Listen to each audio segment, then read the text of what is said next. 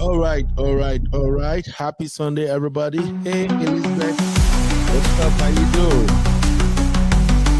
Okay, welcome to Political Roundtable, everybody. I want to believe you are all having amazing time wherever you are. I hope you went to church today, and of course, you give all the glory and honor to God. Okay, we're back at it again. We want to give you guys a quick update on what's going on in Nigeria. Nigeria has dominated the news in Africa for the past 1 month due to the insecurity situations going on. And all thanks to President Donald Trump. Ever since President Trump tweeted about his interest in protecting Christians in Nigeria, the insecurity in Nigeria has captured the attention of people both at home and abroad. And as for us over here, all we can do is to bring updates to everybody. We are sharing this update so that our people in the diaspora, a lot of Nigerians in diaspora, they work too much. So in order for us to make sure everybody is on board and everyone is aware of latest development in Nigeria, we are updating you on daily basis. And that is why we love Political Roundtable. If you're watching right now, if you are watching on the portrait mode, kindly tap your screen to give this stream a like. And if you're watching from the regular landscape streaming, please hit the like button. It's just a matter of 5 seconds and you are done with that. So this show is scheduled to run for 2 hours, and my intention is to actually cover the following topics or issues on this stream. First of all, Pentagon working aggressively with Nigeria to fight jihadist terrorists.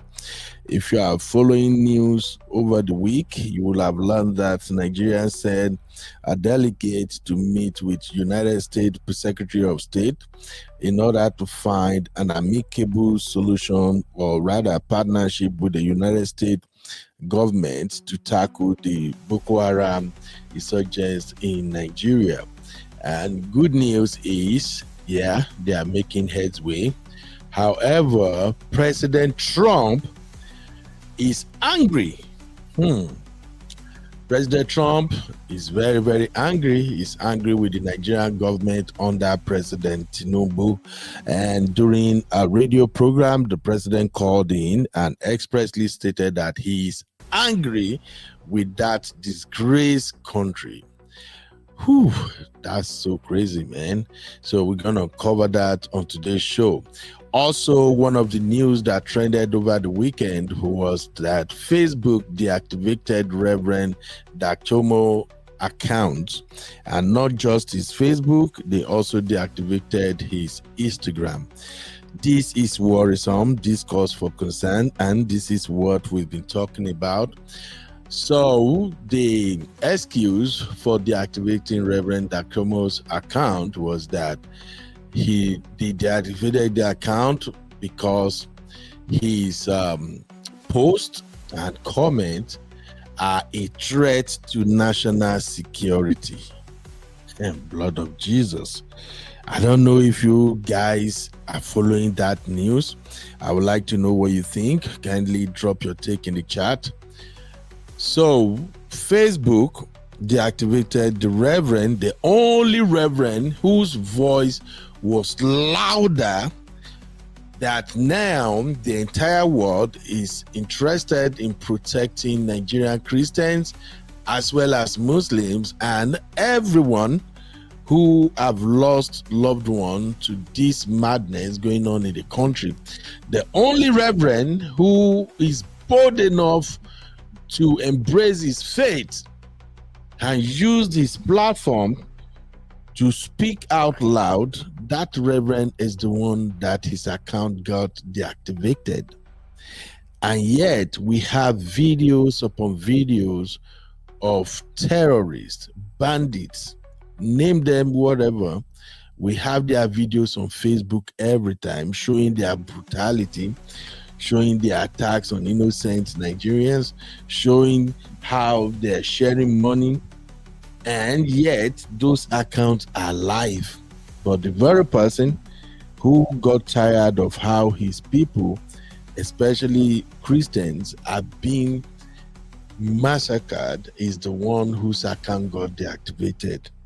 I truly want to know your take as far as that is concerned.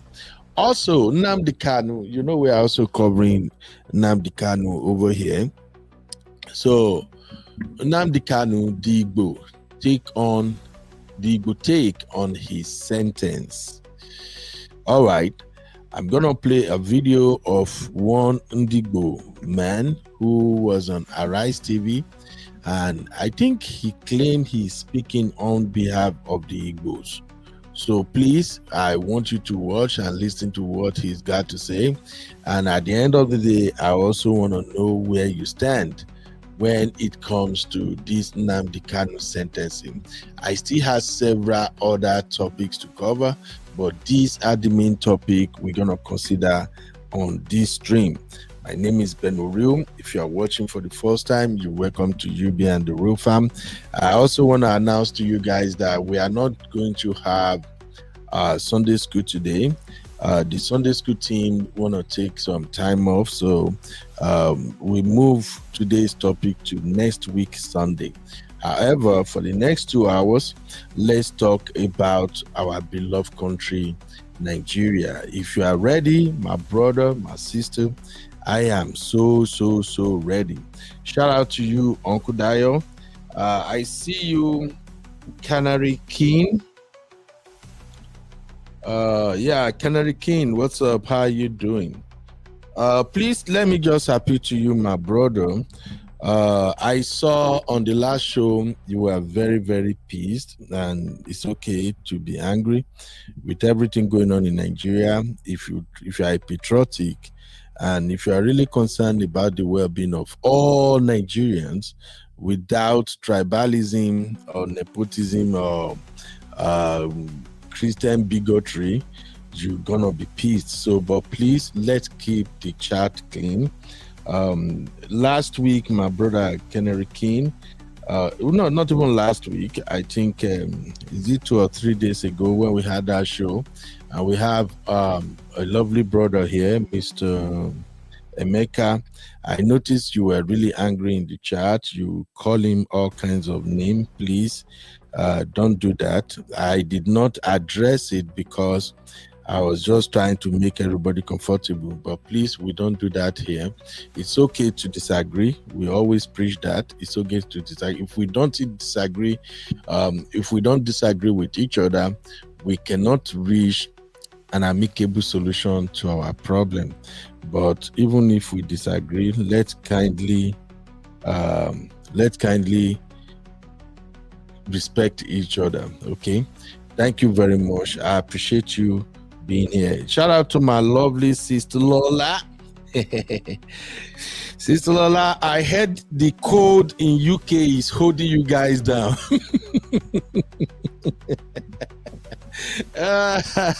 UK people, that's why I can't live with you guys in the UK. Well, now you guys are cold at 5 and 6, but it's always amazing to see you, Sister Lola.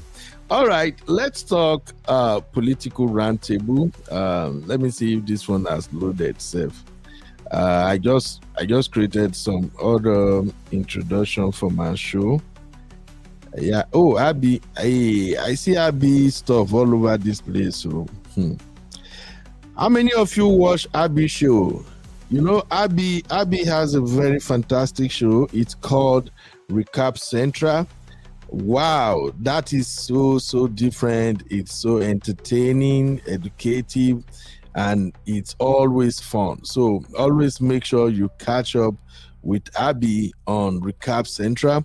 We also have the TSC sisters, where we have my lovely sister Honey Babe, my sweet sister Cece, and of course we have Abby, and you cannot doubt who is there.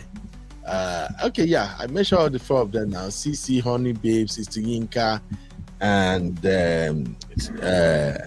Abby. Yes, of course, Abby, our troublemaker. So, I'm talking about TSC. We were supposed to have a show to celebrate my lovely sister, Honey Babe, but unfortunately, the events happening in Nigeria just made me completely forget about her birthday. So we're gonna wish Honey Babe a belated birthday. Please help me give Honey Babe a birthday shout out in the chat. Help me drop flowers. I can see we got like 40 people watching already. I just want Honey Babe to know that we celebrate her, we love her. If you have been here for a while, you know that Honey Babe is one of the pillars of this channel. You know, they always co-host with me, and of course when they have their own show, you all saw the flavor. You can tell that this is classy, this is different from the usual Uncle Ben Basbo. So please help me give a happy birthday shout out to my Honey Babe. Please just spare me 1 minute. Let's celebrate my sweet sister Honey Baby. And in case if you don't know it's Honey Babe, I'm gonna play our regular intro, and when you get to Honey Babe, I will pause so you will know it's Honey Babe. Watch this.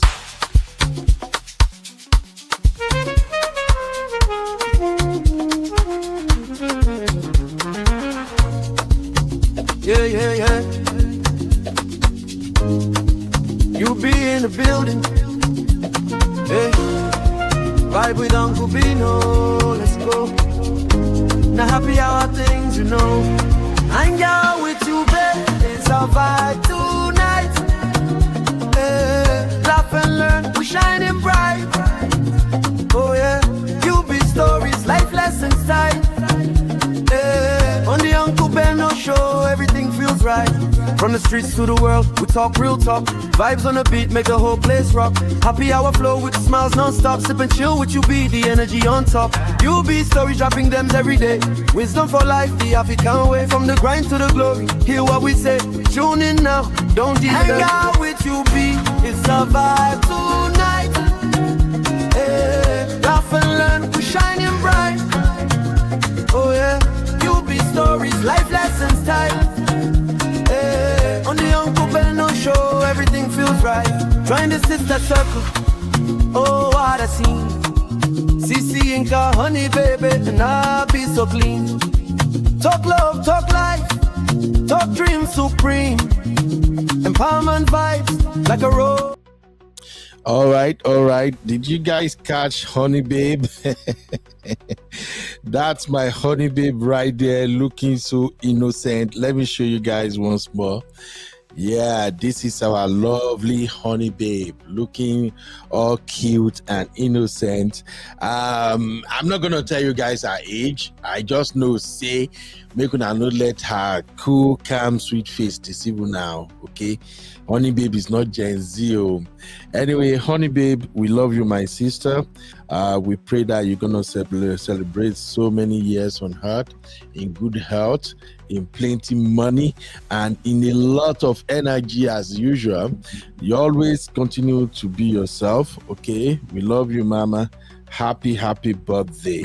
Thank you everybody for celebrating my lovely sister Elizabeth. Thank you. Abby, what's up, mama? Happy Sunday, Abby. Thank you everybody for celebrating my Honey Babe. Yeah, Canary King, thank you. All right, let's go back to political roundtable. This is gonna be lit, it's gonna be fire. I'm ready to go all the way. It's just that there are too many videos. I can't even count all of them, but somehow let's get started, guys. You are watching Political Roundtable with UB. Like, subscribe, and leave your thoughts in the comments.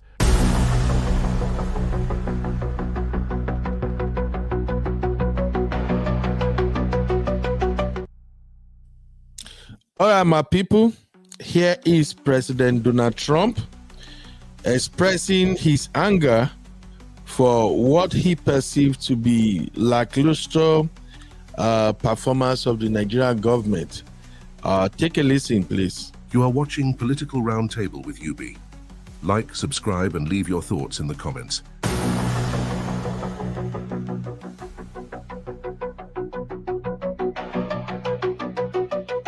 Disgrace. The whole thing is a disgrace. They're killing people by the thousands. It's a genocide, and I'm really angry about it. And we pay, we give a lot of subsidy to Nigeria. We're going to end up stopping. The government's done nothing. They're very ineffective. They're killing Christians at will. And, until I got involved in it 2 weeks ago, nobody even talked about it. Well, President Trump is reacting today to what we've been covering for a couple of weeks now, but really. Now, first off, I think we have to give President Trump his credit. If you listen to that audio, he said, "I'm really angry about it." And President Trump he's never ever economical with his words. He's gonna tell you exactly how he feel, what he think, and no filter. He's just gonna say it. All right. So if you listen to President Trump closely, he said nobody was talking about this until I tweeted about it. And for that, I want to give him his flowers. Whether you like President Trump or not, the fact remains that he is the only one in this whole wide world. I'm going to be honest with you. In my opinion, President Trump is the only leader that can talk about these insensitive killings in Nigeria, and it will actually get the attention it's getting right now. No one else can talk about it, and the world will take it seriously. Not even our own president. I'm sorry, but we got to say it. Even our president won't even budge. You see the way they're going about the killings right now? Did you see Nigerian government, even the president, making any serious comment about all of this? No. And it's been going on for years. So for those who are not fans of President Trump, it's okay, it's all right for you not to be his fans. For those of us who have families and friends and people living in Nigeria, especially in those states where the Christians are constantly under attacks, where children are being... I want to go there today, Sunday. But the point is this.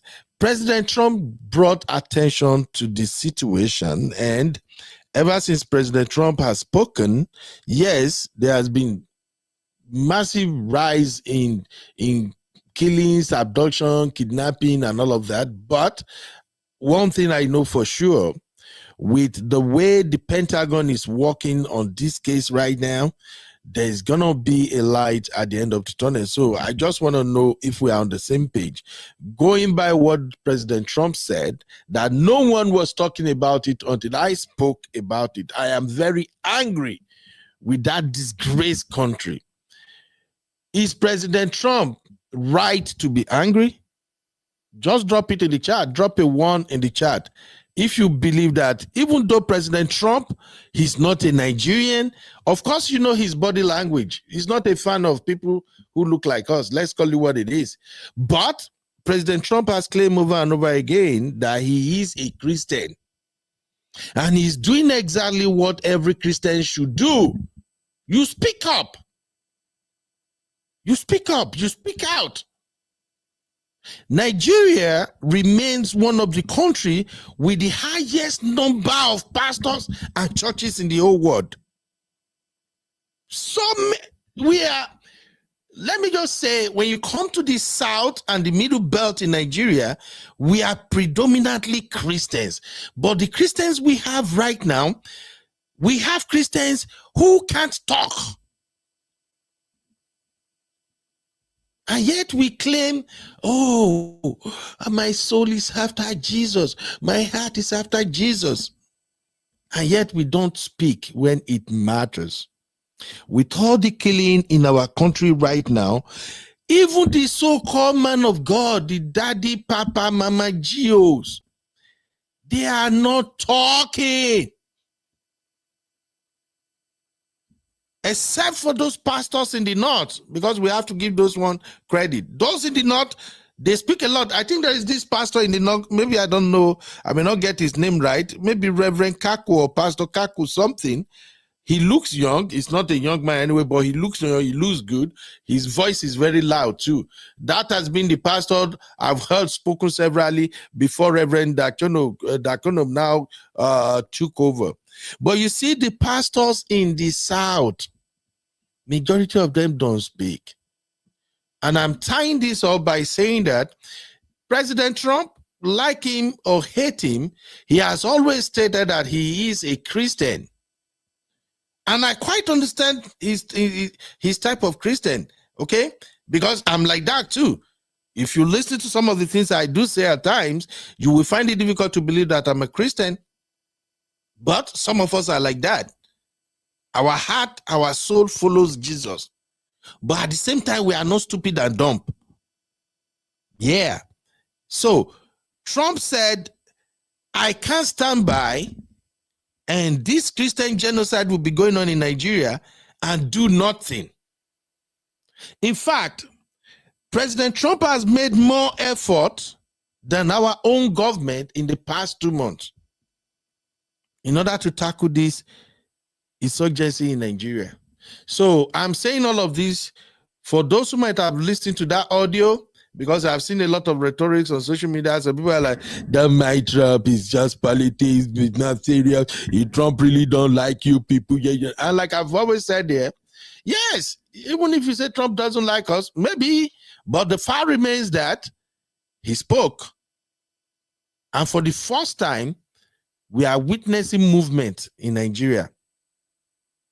For the first time, a delegate came to the United States to talk about insurgency in Nigeria. So please, if you agree, thank you for the people who drop one. Thank you. If you agree that President Trump deserves his flowers for bringing attention to this matter, drop a 1. If you disagree with President Trump, drop a 2. Thank you, Lizzie. Oh, my she thinker, fine sister, happy Sunday to you. All right, Shitika say 1. Mr. Dio said 1. Good. So I'm going to continue playing the audio. Hey, Peanut, how you doing, my lovely sister? You're welcome. Country First, how are you? How you doing? Country First say, Trump gearing up for a big failure in Nigeria and the Sahel. Well, let's see how he's going to fail first, bro. All right. I've seen many people try to water down President Trump's effort. A lot of people, there are so many narratives out there. Oh, America is coming because of the resources. Oh, America is coming. They have a hidden agenda. For me, as Uncle Beno, I don't give an F. Hidden agenda or not, the fact that they say they are coming, the fact that they decide they are coming is a welcome development as far as I'm concerned. Because the government in Nigeria, they were supposed to act, they're not acting. They are doing nothing. I'll play a lot of videos for you. You go shock. The video plenty. The people who lives in the areas where bandits and terrorist attacks are prominent, they are speaking out now. They are even accusing the military, that the military will even fight them when they try to fight back. They don't have sophisticated weapons, but they have locally made weapons that they use to defend themselves. They are claiming that the Nigerian military will actually fight them and confiscate those guns from them. So what are we talking about? So whether America is coming for resources, they are coming for anything, the fact remains that humans are not supposed to be dying. This week alone, in Kebbi State, the number we got was that 25 girls were adopted. We are still talking about that. Before you know it, another school was attacked, St. Mary Anglican School or Catholic School or something. It was attacked.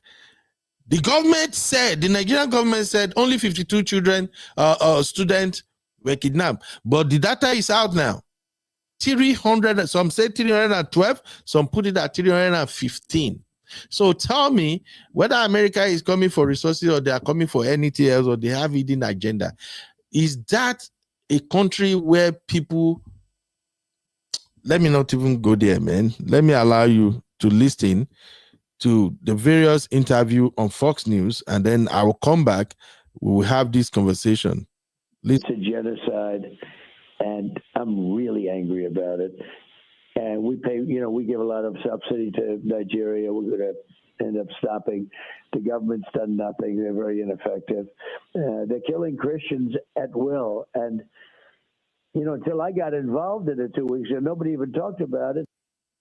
Well, President Trump is reacting today to what we've been covering for a couple of weeks now, but really leaned in with my panel that I hosted at the UN at the request of Ambassador Michael Waltz. And he also invited superstar rapper Nicki Minaj, because she has a pastor who's Nigerian and has jumped into this as an advocate for those under attack. Horrific violence in Nigeria against mostly Christians, and a third mass kidnapping this week alone. So it's getting worse under President Tinubu over there. In this attack, gunmen targeted a Catholic school just days after that attack on a Christian church. Islamic terrorists in Nigeria. There are now 22 of those groups, including Boko Haram, and some of them are aligned with ISIS.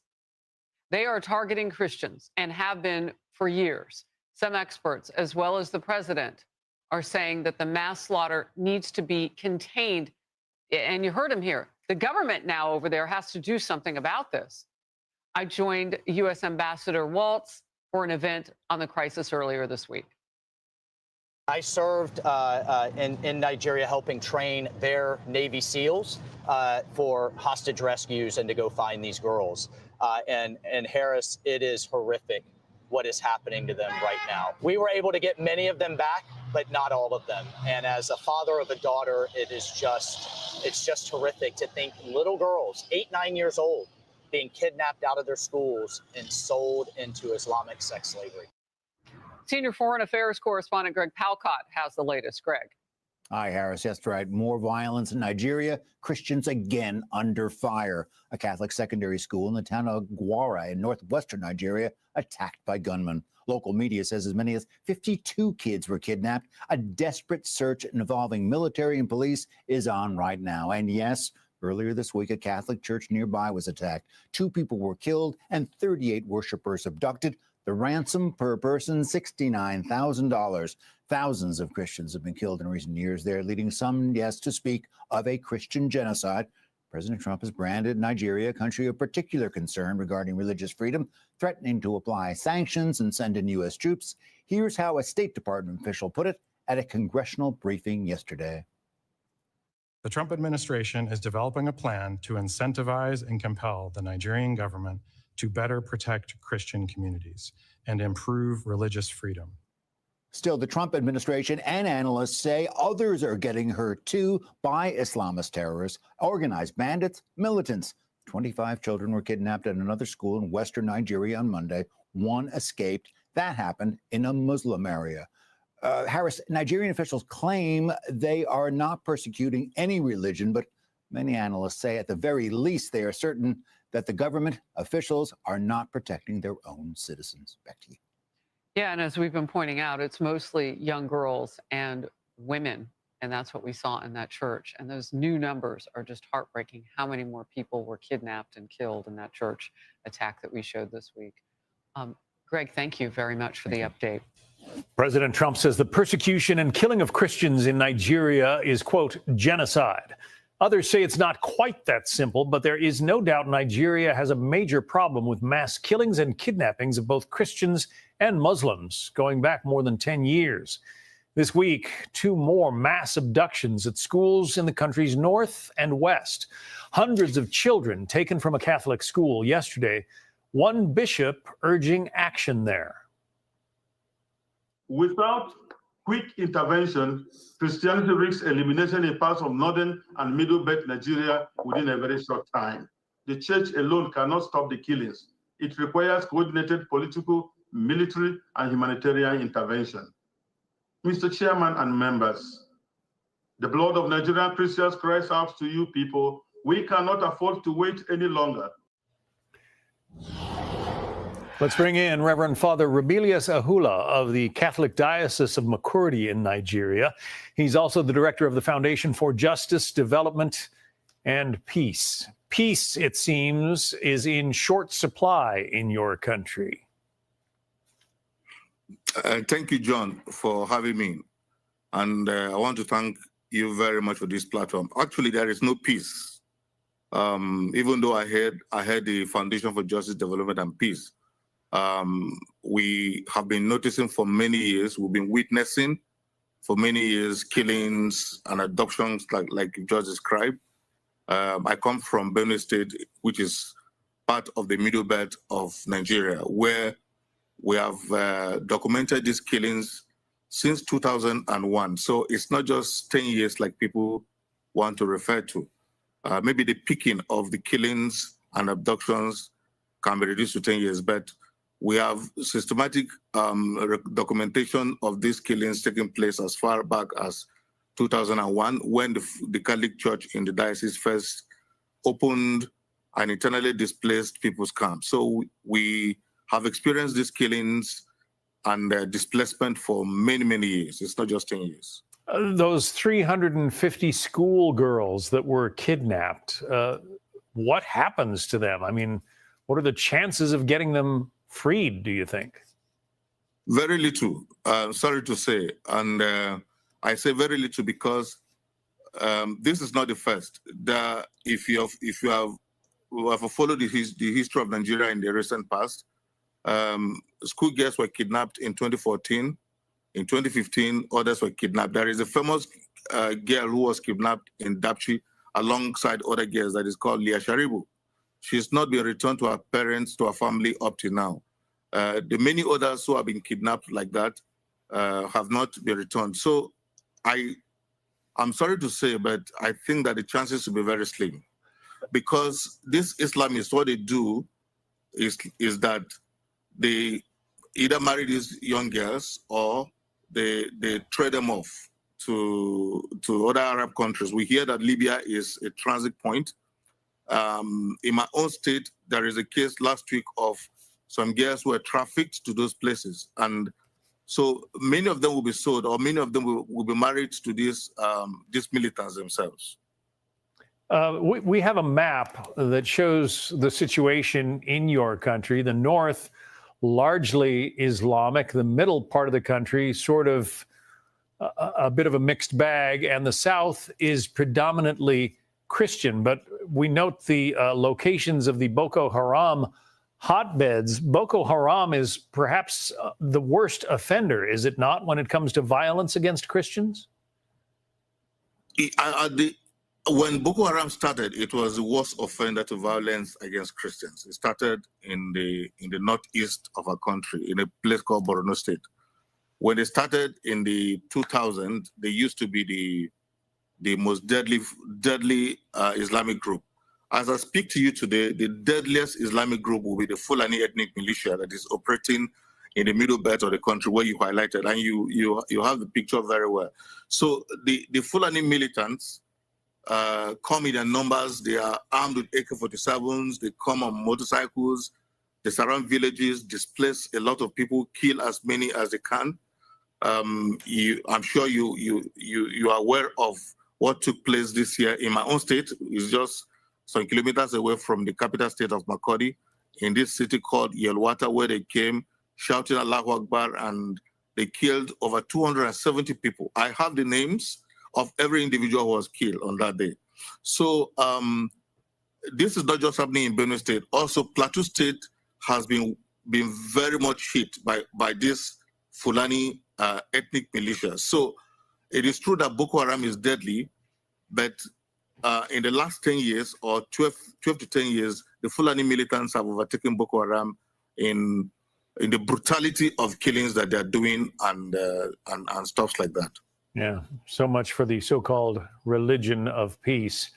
Reverend Father Remilius Hula, we wish you well, and we urge strength and prayers as you continue. Thank you, John. I thank you for giving us this platform, because many times our stories have been stifled and no one wants to take our news. Yeah. So I thank you for giving us this platform. And please thank President Trump, who has brought this to the attention of the world. I think by his intervention, Nigeria is discussing this issue and the world is getting to discuss this issue. Thank you very much for The this. President of the United States is on your side, and that certainly helps. You are watching Political Roundtable with UB. Like, subscribe, and leave your thoughts in the comments. All right. You're welcome back. I hope you guys understood what we discussed right there. Let me see if you can hear me. Can you guys hear me? Please, if you can hear me, drop a 1 in the chat. It's just me alone now. Everybody kind of went to church. I'm the bad guy who stayed back at home, so nobody to confirm. So drop a 1 if you can hear me, please. All right, thank you, Mr. Dio. Okay, I'm going to share my link right now for those who would like to lend their voices. Please, when you come in here, I don't want us to start fighting each other. Rather, I want us to discuss solutions, okay?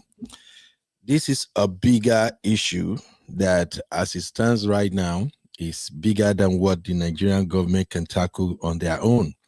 And the reason for me saying that is because there are several exposés out there now. I watched a video by this Nigerian journalist in exile. His name is David Hundeyi. How many of you know David Hundeyi? I'm going to give you the title of his documentary. I want you to go and watch that documentary at your own leisure and tell me what you think. The title of the documentary is Conflicts for Jihad, the Boko Haram origin story. All right. I see a lot of you know David Hundeyi.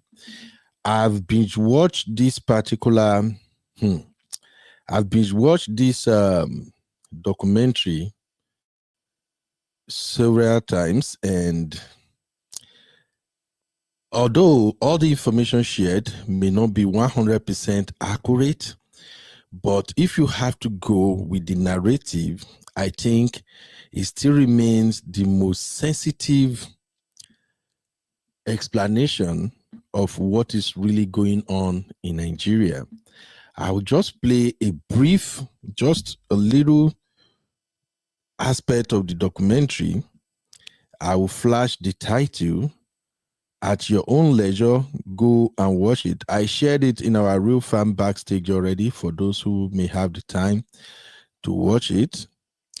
It exposed everything that is going on in Nigeria as far as this insurgency is concerned. Okay.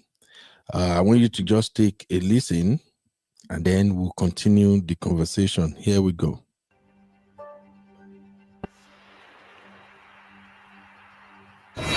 In May 2021, a 96-year-old businessman died in Rome, Italy.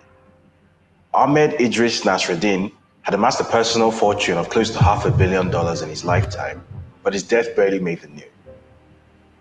Nasreddin was an Eritrean who moved to Jos in Nigeria's Plateau State and grew his father's small manufacturing business into a $460 million conglomerate involved in everything from breakfast cereal and confectionery to pharmaceuticals, real estate, and energy. After many years of growth and success, he eventually handed his sprawling business empire over to his son, Atia Nasreddin, and retired at an old, satisfied age. In an official statement released after Nasreddin's death in May, Plateau State Governor Simon Nalong said, NASCO has over the years remained a major employer of labor in Plateau and continues to contribute to the economic prosperity of the state and Nigeria at large through tax revenue and corporate social responsibility. Well, that was the cover story anyway. In reality, as is so often the case in Nigeria, the gap between the facts and the information released to the public was so wide as to be scarcely believable. What on earth could this shrewd, respectable businessman who looked like he could not hurt a fly have done to put him in a story about the world's deadliest terror organization? Why would the brand he built, which to many Nigerians evokes memories of a beloved childhood breakfast cereal, appear in the same sentence as Boko Haram? To answer these questions, our story begins on another continent in 1955, some 8 years before his father would move to Nigeria and establish NASCO.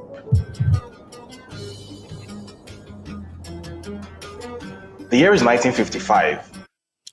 All right. For copyright purposes and the fact that I cannot take this as a kind of a confirmed account of how Boko Haram started, I won't play the full video here, but I encourage you to go and watch for yourself and then decide if you want to run with the story or not. This documentary painted a picture of how an Islamic cleric by the name Gumi went to Saudi Arabia and make a lot of friends. He made a lot of friends in Saudi Arabia, and the Saudi authorities were impressed with his academic prowess. More importantly, his ability to translate the Quran into Hausa language. And while that was going on, he established a kind of Islamic school where he taught so many students about the Islamic Sharia doctrine. To cut the long story short, this cleric is the father of Sheikh Gumi. And according to Hudain, he is the one who actually started this Boko Haram movement. Although it was not called Boko Haram movement at the time, they gave it an Islamic name. I need you to watch the documentary and then form your own opinion. But again, as far as I'm concerned, I am not taking that as the true picture of what's going on. The only thing I took away from that documentary is to establish the fact that, yes, these Boko Haram have their men in the government in Nigeria. And that documentary explained why it is difficult for Nigeria government to fight this insurgency. In that documentary, David Hudain, he will always do his research and he will back it up with a lot of receipts. It seems like President Buhari was kind of in the whole thing, allegedly. But that is not the focus of this stream right now. The focus of this stream is for us to look at what is actually going on in Nigeria as we speak. So therefore, I'm going to move on to share some videos with you now from X, what people are saying about this insurgency in Nigeria, especially those who are affected directly. All right. But first, I'm going to start with this.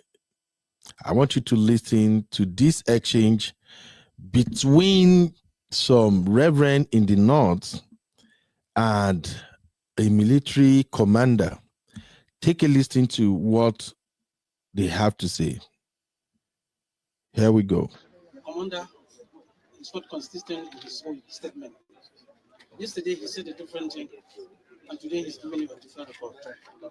What the youth leader said is what he said yesterday, that the Fulani that we are coming here overpower their men and they block their men so they don't have entrance to this community, and that led to this massacre.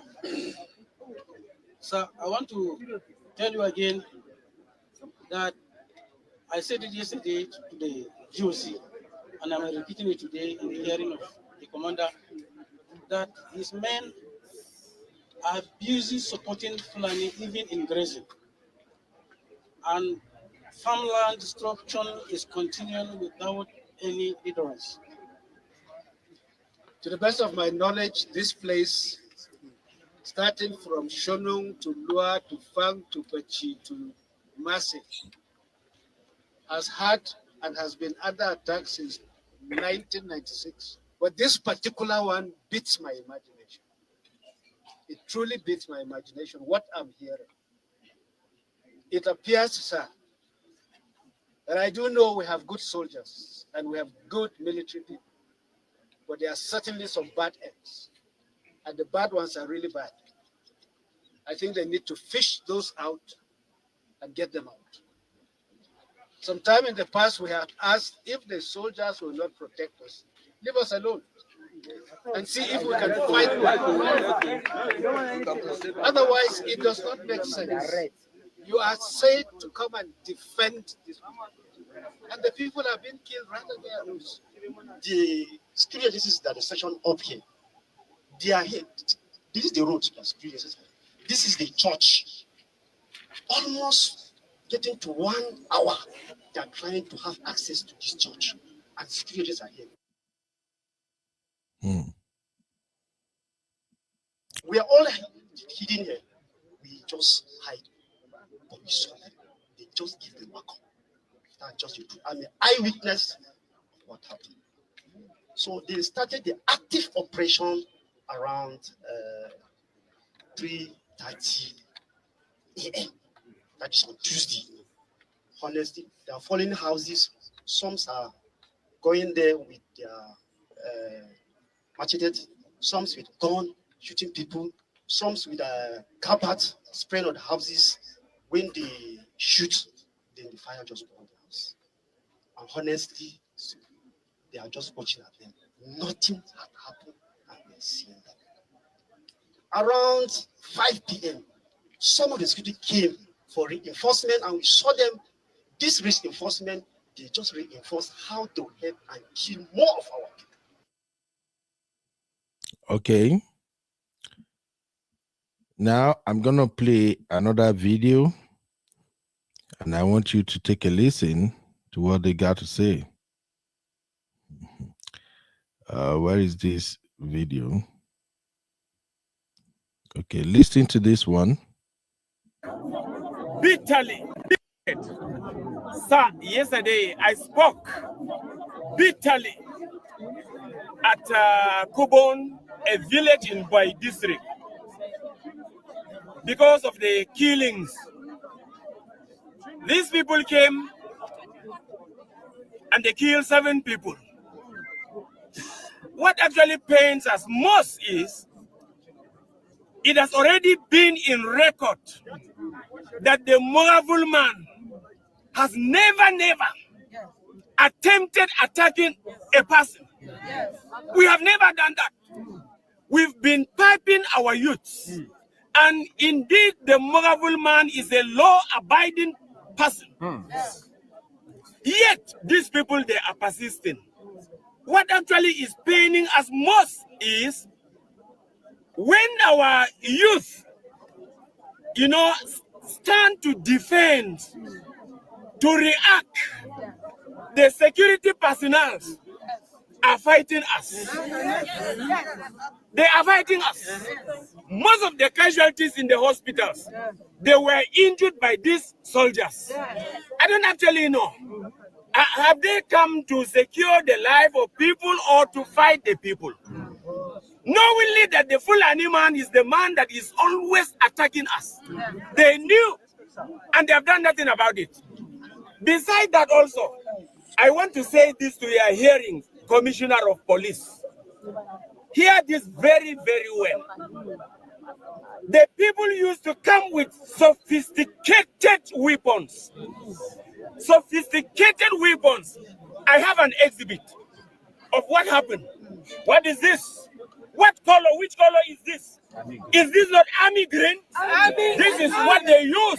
But when our boys will stand with their local, I say local, just local made gun to protect their land, your people will fight them and will also collect it. We are bitter about that one. We are bitter about that one. And so we want to say this categorically, that if these people will not, if they will not support us, if they will not support us, clear them away.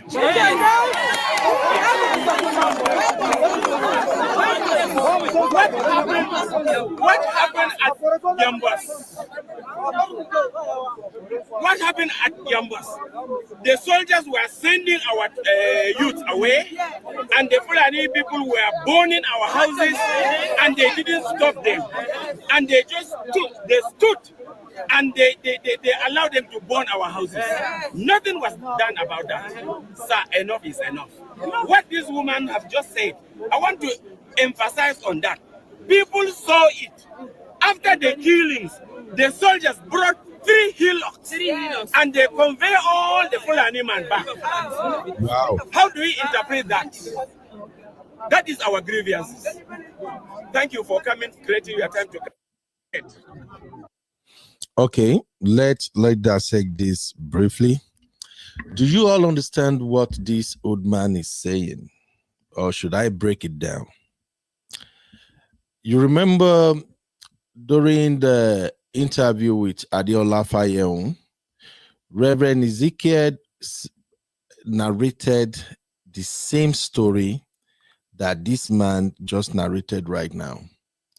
Reverend Ezekiel said, when the Fulani headsmen came to attack their village, after burning, unaliving people and all of that, the villagers decided to fight back. And as they were fighting back, the headsmen took off. While they were running away, the villagers, the youth, everybody, they were chasing them. Reverend Ezekiel said, the military came and double-crossed them. They blocked their path from chasing after the bandits. This old man has just repeated the same scenario in their own community. And in case you don't heard the last part, he said, as soon as the Fulani bandits were done, allegedly, the military brought trucks, 3 trucks, to convey them back to wherever they came from. And he also alleged that the military are actually attacking the people that are defending themselves, and they are taking their weapons away. And that is why he said, if the military are not there to help them, they should go away. My people, we have a bigger fish to fry in Nigeria. We really, really need help. These people need help. In case you don't understand the magnitude of what is happening to these innocent folks, imagine you living comfortably in your own town, in your own ancestral land, and these Fulani headsmen or bandits, they came and they tried to chase you away from your land. From home ownership, you now become somebody who is living in IDP camps, internally displaced people's camp. Just think about that for a minute. That is what they have to contend with. So where are we going? Exactly. The more story we hear coming out of Nigeria, the more we can sense that there is a bigger conspiracy ongoing. And this is getting out of hand. So this brings me back to where we started. Should Pentagon intervene? Should America come to the people's aid? Because our president is not doing as much as expected. We got to be honest. We got to be honest. So I'll take you through what went down when Nuhu Ribadu delegates went to Pentagon to meet with Secretary of War, Hegseth. So let's dive into that briefly, my people. I see you, Uncle Dayo. You're welcome, Uncle Dayo. How are you doing today, sir? Can you hear me? I'm fine, sir. Thank you very much. It's so good to be here. Thank you so much, sir. Happy Sunday. Happy Sunday, real fam. All right. Let us quickly examine what went down between Luhu Ribadu-led delegation and Pete Hegseth and what Nigerians are saying about it. Give me a minute. Let me share my screen with you. Okay. I'm just going to become a news reporter right now. Sorry, I have so many tabs open, so I'm trying to clear the tabs gradually. All right, let's dive into what went down. You are watching Political Roundtable with UB. Like, subscribe, and leave your thoughts in the comments.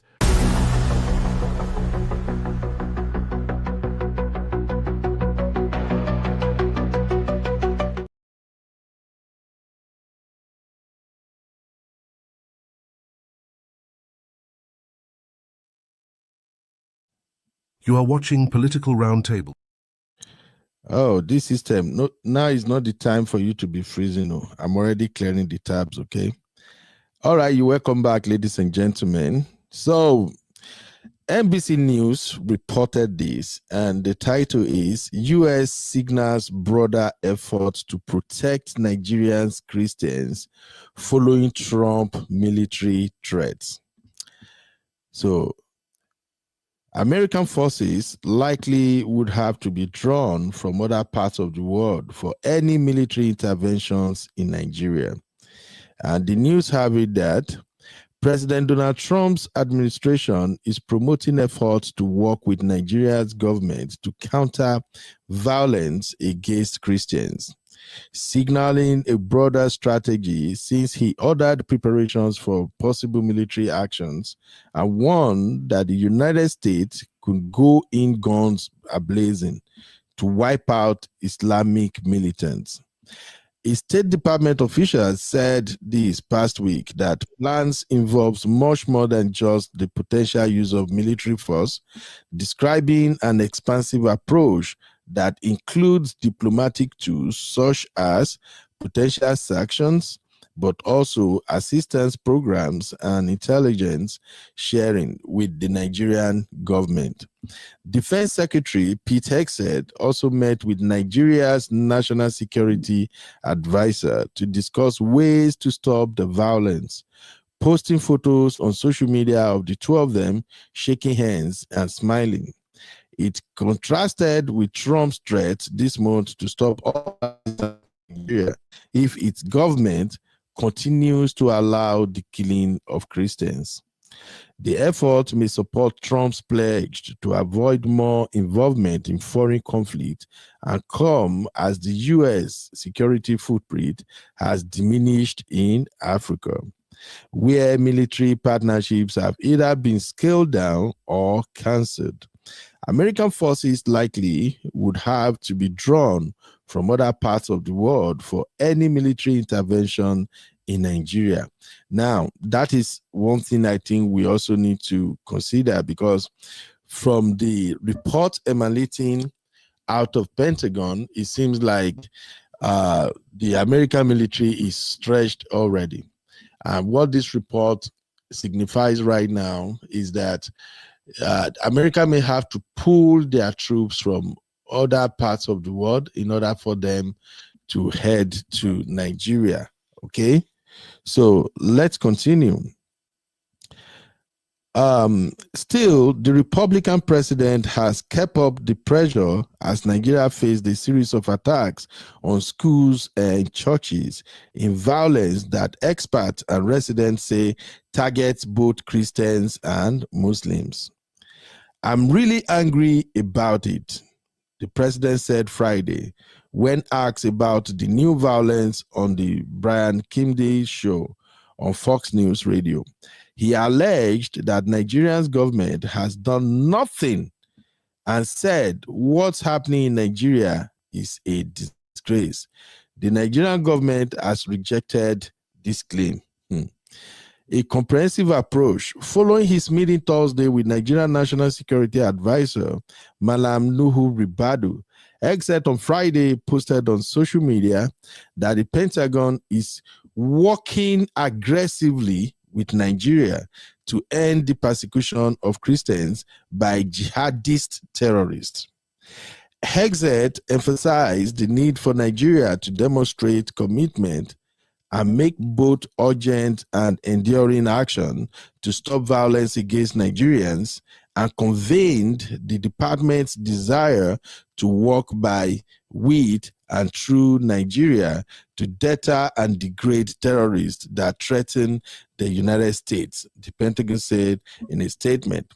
Jonathan Pratt, who leads the State Department Bureau of African Affairs, told lawmakers Thursday that possible Department of War engagement is part of the larger plan, which the issue has been discussed by the National Security Council, an arm of the White House that advises the president on national security and foreign policy.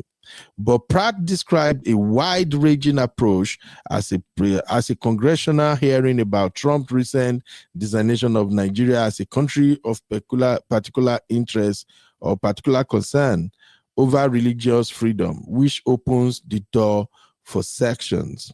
This will span from security to policy to economic. He said, "We want to look at all of these tools and have a comprehensive strategy to get the best result possible."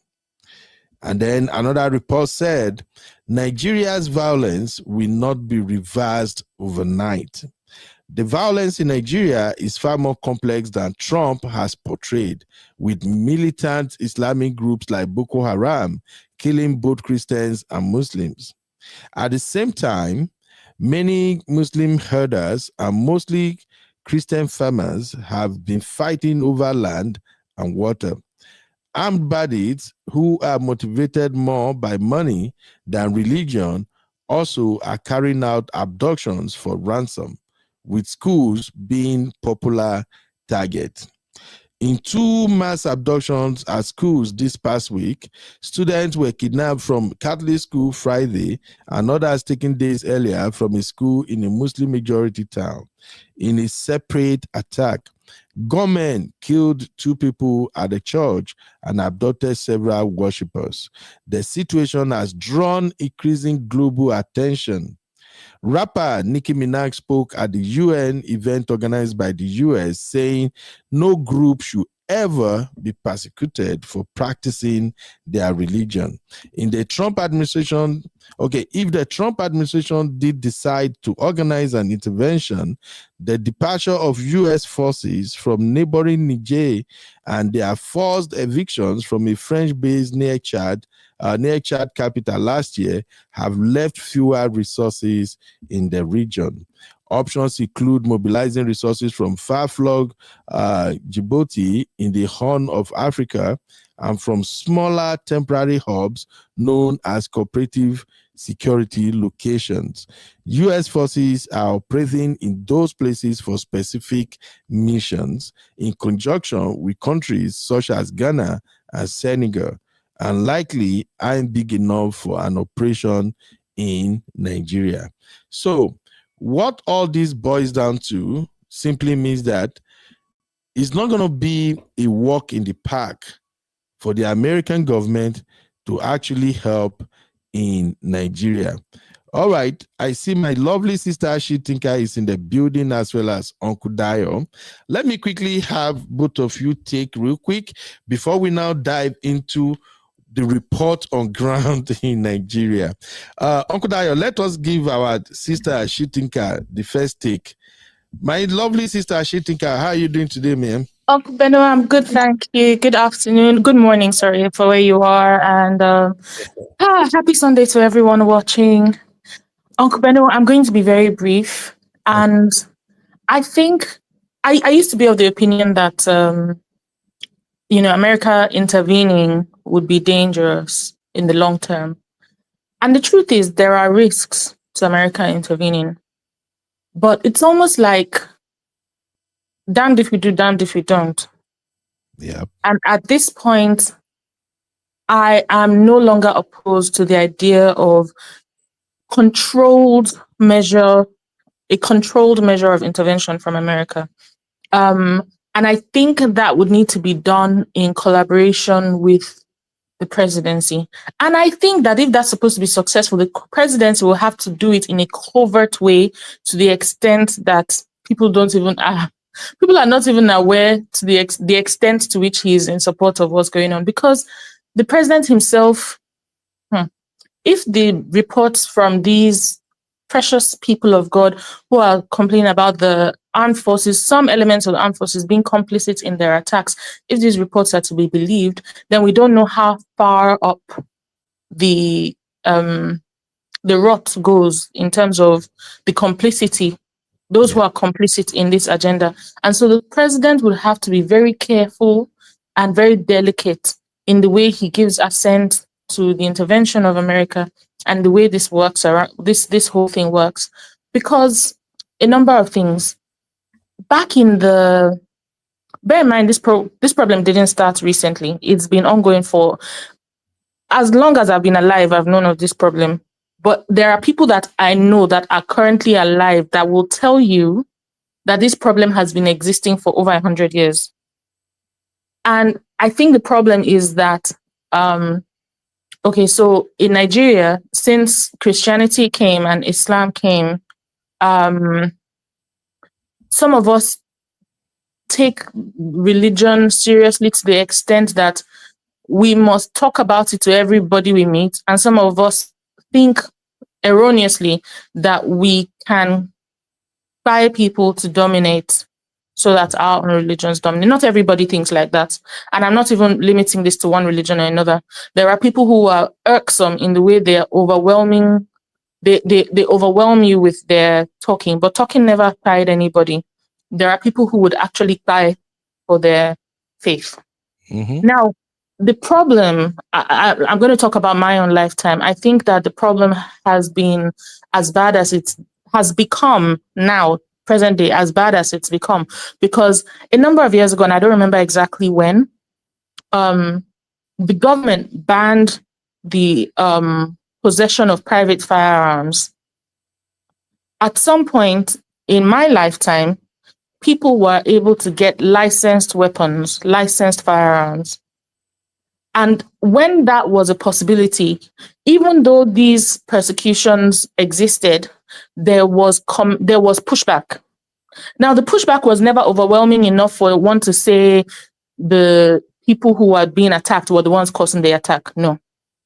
But there was a reasonable effort of aggression to resist these kinds of intimidation.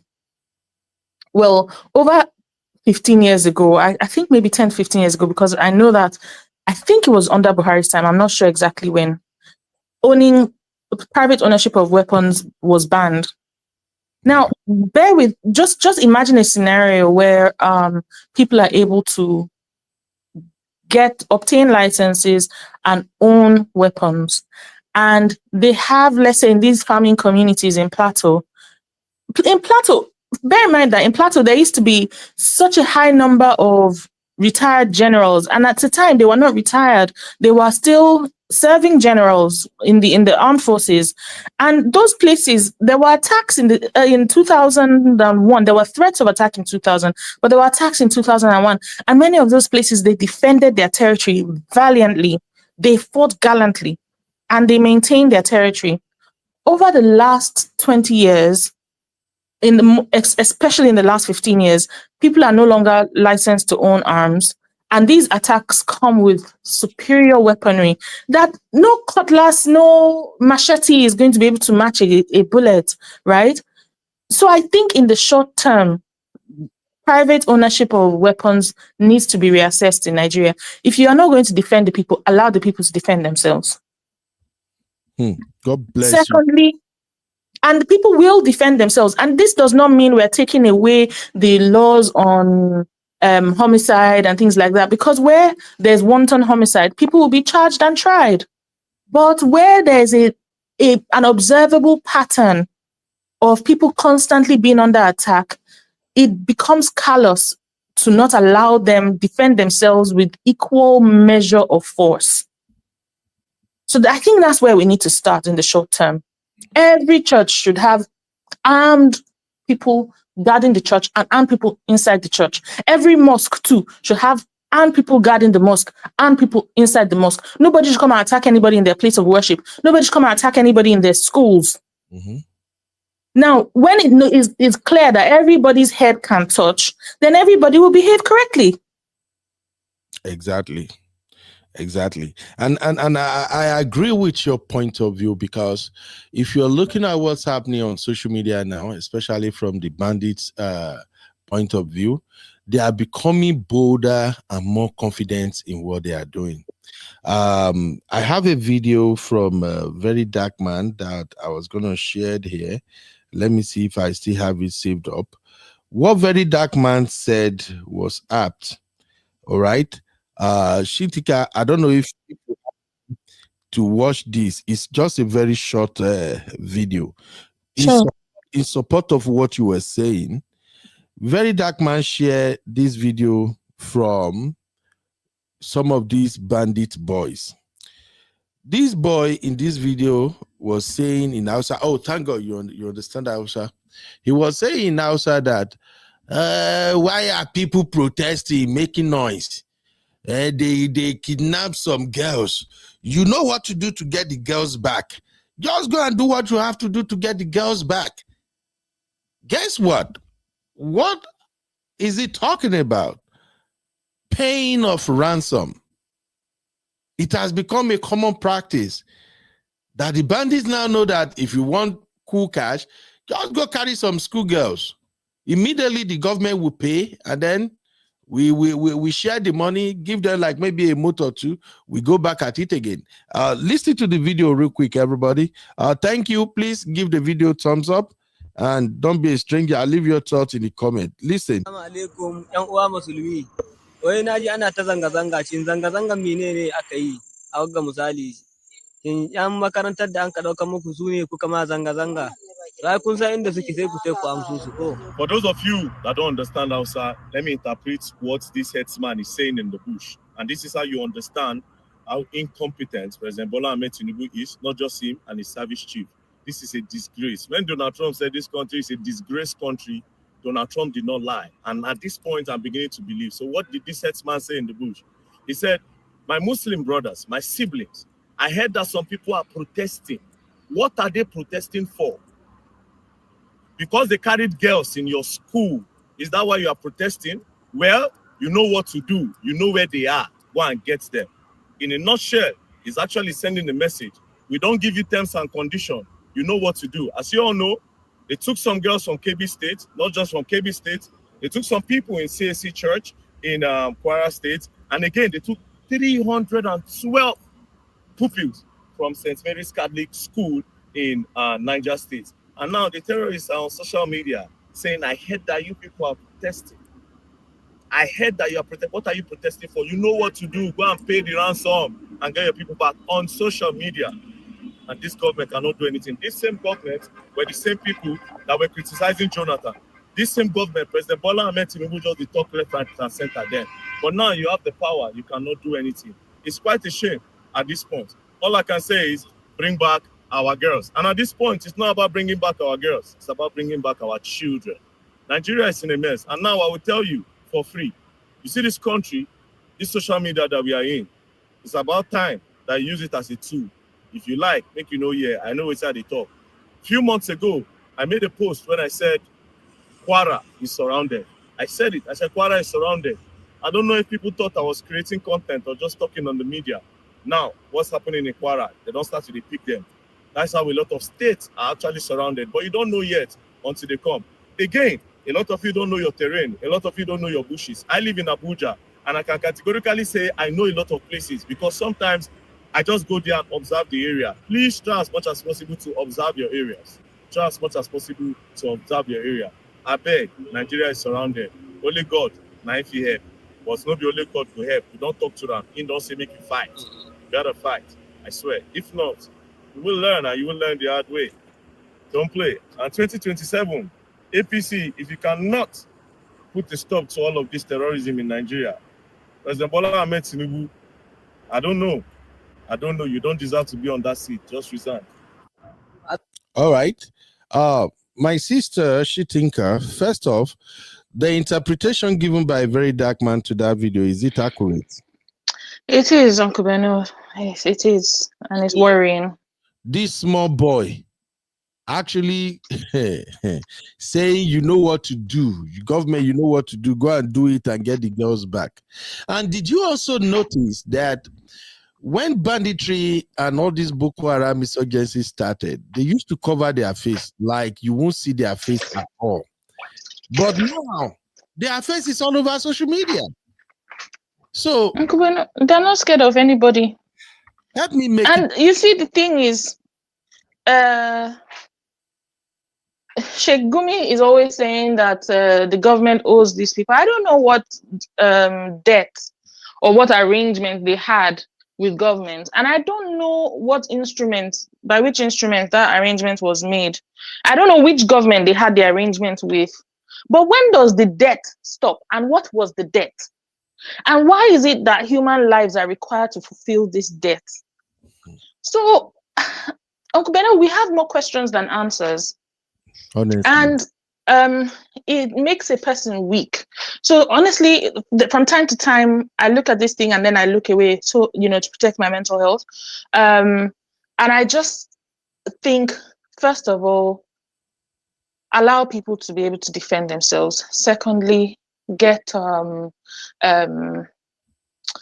America intervene, because how do you stand up to an AK-47 with thoughts and prayers, or with a stick, or with a, it's just not fair. And this is, for instance, you think about America, this is why the Second Amendment exists, because there are people that live in rural areas in America who are farmers, and these are the people that ensure the food security of a country.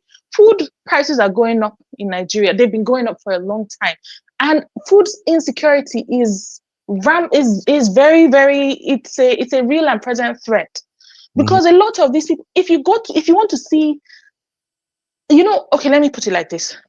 I have a thing for looking at raw produce, food. If you just see open markets with tomatoes, beautiful tomatoes stacked, the okras, the variety of pears alone in Plateau, the variety of food, and Plateau and Benue. But Benue is literally, the tagline for Benue is food baskets of the nation. Plateau, the tagline is home of peace and tourism, because it has some of the most breathtaking scenes and some of the most beautiful fruits and vegetables. All of these things serve the entire country, including the far north, which has less arable land because of its proximity to the Sahara. So when we affect these farmers, these people who are providing the food that we eat, even the herders eat the food that the farmers. There was somebody who was my junior in secondary school. She's a farmer somewhere in Plateau State, and she talked about how she decided she's just always wanted to go into agriculture. So she got some land, a number of hectares, and she planted, I can't remember what it is she said she planted. I just saw her post a couple of days ago on Facebook, and she said she planted some, I don't know whether it was beans or something, but she said the first time she did it, her farm was attacked by Fulani herders. At first it was, I don't know whether it was violent, but they destroyed everything she'd planted. It happened another time. And she said one day she was in the market and she saw a Fulani herder, because you see, the thing is, when I was learning Nigerian history, I was taught that there are Fulani herders and there are Fulani city dwellers.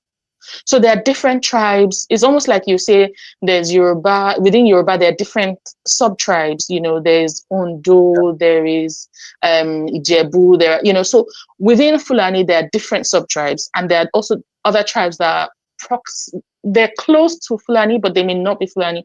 So in the north, they call, for instance, some people Turankawa, which are the Tuaregs.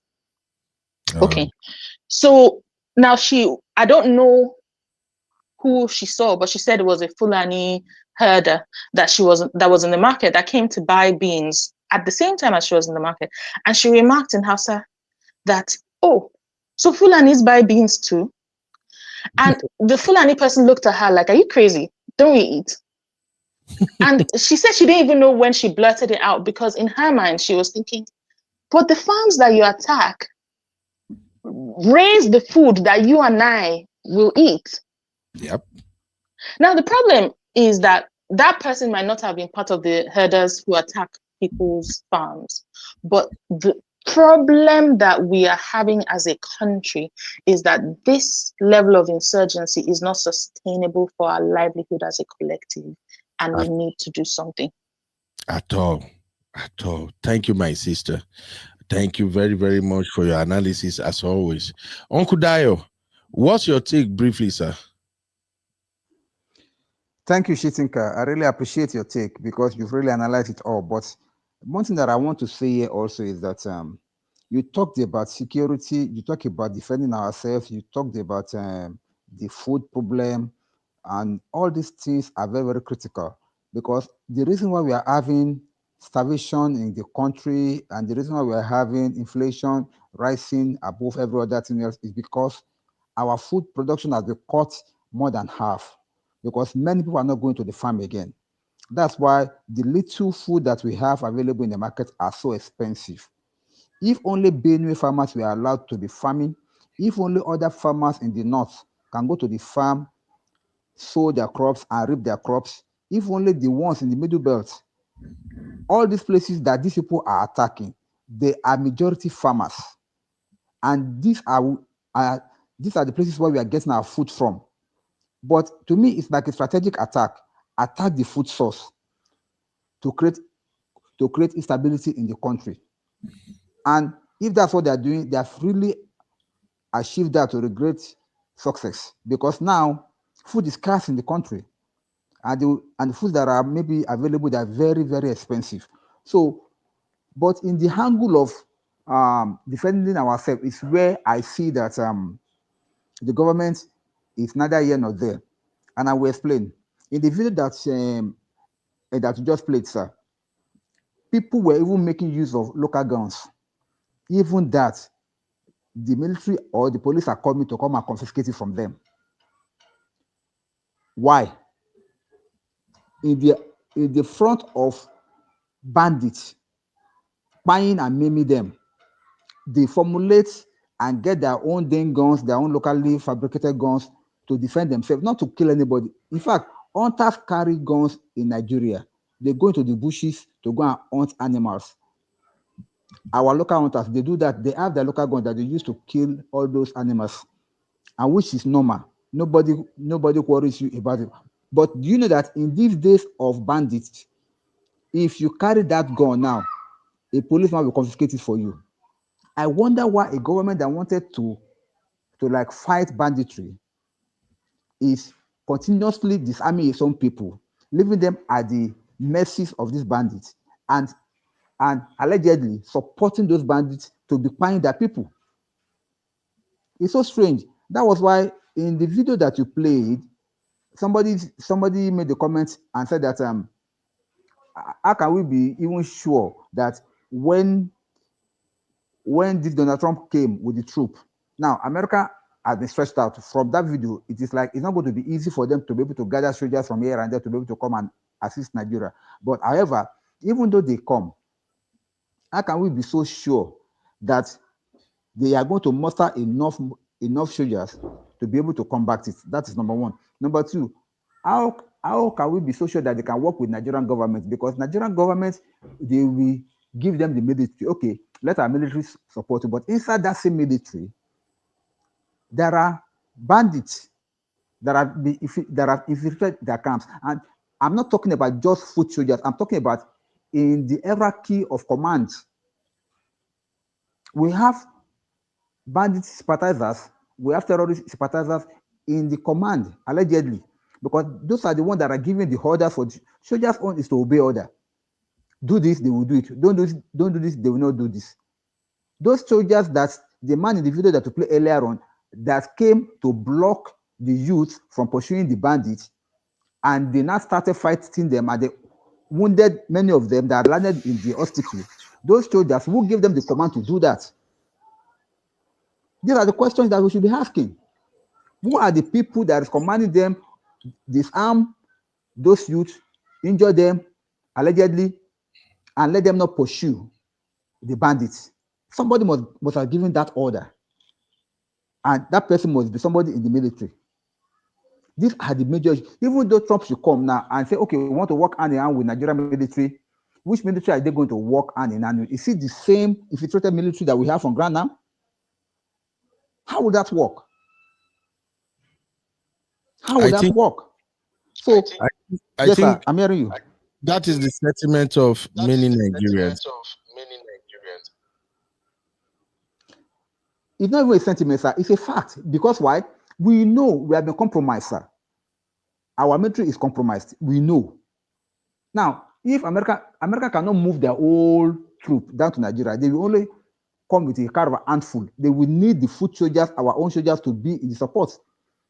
I remember during the time of GEJ, President Goodluck, when they brought in the mercenary, some of these American soldiers too came to like assist, but they had to leave because they said that among Nigerian army, they were leaking so-called tactical info to the enemies. They knew, so they left. That they could not work like this. It's like working with the enemy. How can we guarantee that? Now, even that time, it was not as bad as this. Now that Nigerians are now recruiting repentant Boko Haram into the system of the military, and they're all there now working. Which military are Trump's going to work with when they come on ground? It's a complex situation, sir. And I don't know how we are going to overturn this, but whatever it is, I want to go with Shitinka on one thing. Let them allow people to have arms to defend themselves. Once they do that, these Fulani people or these so-called bandits, whatever, they don't have two heads. I used to say something. A thief only attacks you because you know that he has an advantage. But if he knows that you have what he has, even though he wants to attack you, you know that it's a 50-50 chance. Yeah. So he will not just come, he will not just come at you anyhow like that. So that is the issue. At least give the people fair chance to defend themselves. But now it is 0 to nothing. And that's not good. Thank you, sir. Thank you, Okudayo. Thank you very much. I see you, my Misty. How you doing, Misty? All right, I'm going to read a few comments, and then we'll go back to a more critical aspect of today's conversation, and that is going to bother us on President Tinubu, because there is this report from People Gazette. Is it People Gazette or no? It's actually from Tinubu's own media house, TVC News, that says Tinubu reaffirms commitment to crush terrorism, banditry nationwide. And they just published this today, November 23. Now, I'm going to go to comment and then we'll come back to continue this conversation. Thank you, everybody. Now it's time for you to drop your take on everything we have covered so far, because I'm going to read a lot of comments. All right. Misty said, at UD, the military is compromised. Even USA won't be successful. And this really got to me somehow, because I've seen so many sentiments like this on Twitter, X. And I'm going to show you right now. The image you see on the screen right now is those pictures were taken when Nuhu Ribadu led his delegation to United States to meet with Secretary of Defense Hegseth. And this is what Hegseth got to say, and I want to read some reactions from Nigerians to that. So Secretary of War Pete Hegseth said, yesterday I met with Nigeria's National Security Advisor and his team to discuss the horrific violence against Christians in their country. Under at POTUS, for those who don't know, POTUS simply means President of the United States, okay? Under at POTUS leadership, Department of War is working aggressively with Nigeria to end the persecution of Christians by jihadist terrorists. This is where the fun begins. trust Nigerians. So Nigerians went there and they started dropping their own take. Egina Shoaibu said, "Sir, with all due respect, nobody in the current Nigerian government is trustworthy.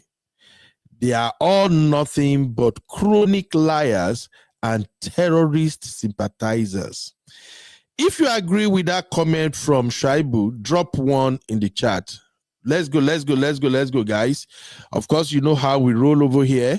It's interactive and it's political roundtable, so everybody bring in your take. Do you agree with that comment that coming from Shoaibu?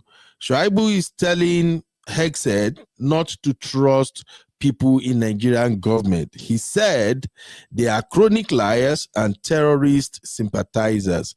If you agree with that comment, drop a 1 in the chat. If you disagree, drop a 2. All right, let me check the vote real quick. Okay. Afri Farmer said 1. Douglas 1. Thank you. Danny Salah said 1.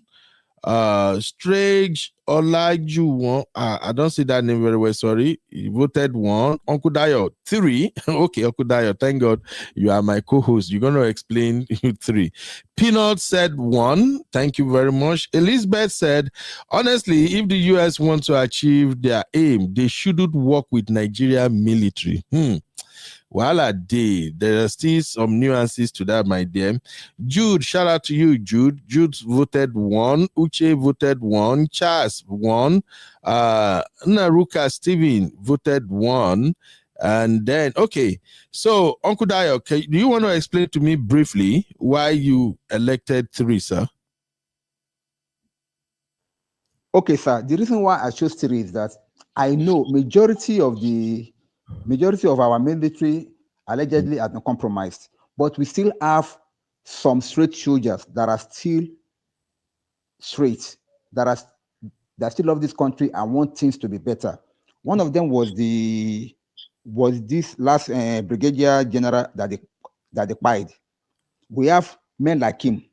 They may not be known, they may not be like pronounced like that, but we still have some of them there that are sincere Nigerians that are still willing to go to war and destroy these bandits. However, it's like they are being surrounded by a lot of people that don't want them to succeed. That was why even the firing of that brigadier general was because of compromise within the military rank that they were able to get him. Okay, so not that all of them are corrupted. We still have some that are still working actively in the defense of the country. Then the question is, how do you separate the corrupt from the incorruptible? Okay, sir. That is the question now, because the ones that are corrupted, they are not, it's not written on their faces. We cannot know them.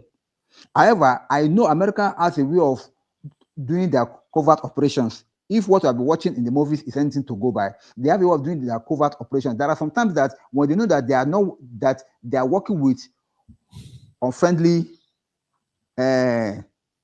team, they don't divulge information until the last minute, and they make sure that nobody can leak it because they'll be guiding everybody. Everybody will be eye upon each other, so they can still work with them, but in a very, very special way, so that they will not give out any information. They will not tell them where they're going or where they're going to strike or when, until they move. And when they move, they'll be watching everybody that is going on. That they've done this several places, and they can still do it here in Nigeria. But for them to come to Nigeria and say, okay, this is how we are going to do it. We are going to go like this. We are going to go like that. They will never succeed. And they can even use that as a trap. Give them a general idea of what they want to do, which actually is not what they want to do. Of course, they'll go and tell their mentors, they'll go and tell their bandits that, oh, they're coming this way. But last minute, they will change, they will go this other route. That's how they can easily manipulate and get their ways done. Thank you. All right. Okay. I don't know if a lot of people agree with you on that one, but I get what you're saying exactly. Oluwakunle also voted 1. Christ Generation TV 1. Elizabeth 1.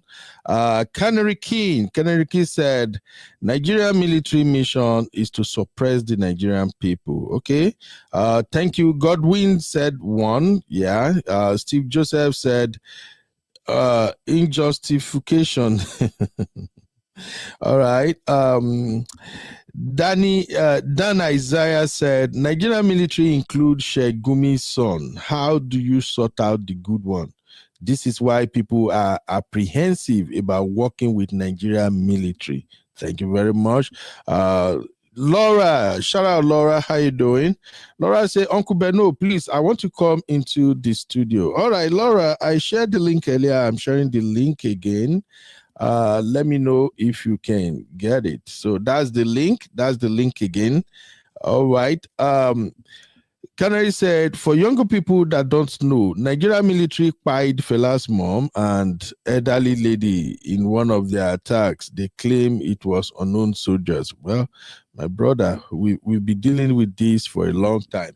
All right, I'm going to take some more comment from Nigerians who are replying to United States Secretary of Defense, and I think they're right. So, Positive King actually shared this video. He said, listen to what the former governor of Benue has to say. The government is working with Turkey, Saudi Arabia, and everything to Islamize and take over Nigeria.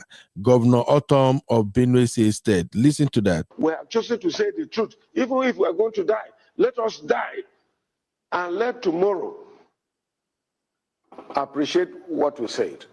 And so, as far as I'm concerned, the federal government is complicit. The day they want this insurgency to finish, it will be done. Actively, they are working with Turkey, they are working with Saudi Arabia, they are working with everything to Islamize. But the real agenda is to take over Nigeria. And all these insurgents that you see happening is from Mauritania, is from Senegal, is from Cameroon, is from all over the place, trying to ensure that the indigenous people of this country do not have a say, but the Fulanis have a say. We are not against Fulani people. In government here in Benue State, I have Fulani people who are in my government. I have no issue about Fulanis, indigenous people. Everybody in this country, Nigeria, comes from somewhere. Even the Tiv people, where I govern today as governor, they come from somewhere. But we have settled. Today, because of the rise in population, there is nowhere you can say that the Tiv people or Benue people should leave Benue State to go to Cameroon. Where is the land? To go to where? Where is the land? And so this is the main problem that we're having in this country. If this government will appreciate and stop deceit against the people, we shall all work as a team. Nigerians, wherever we come, let us cohabit and live together. But where a particular ethnic group wants to take over the country and make some of us slaves, I can never be a slave to anyone. It is better I die and not be alive. I cannot be a slave to any Fulani man. All right.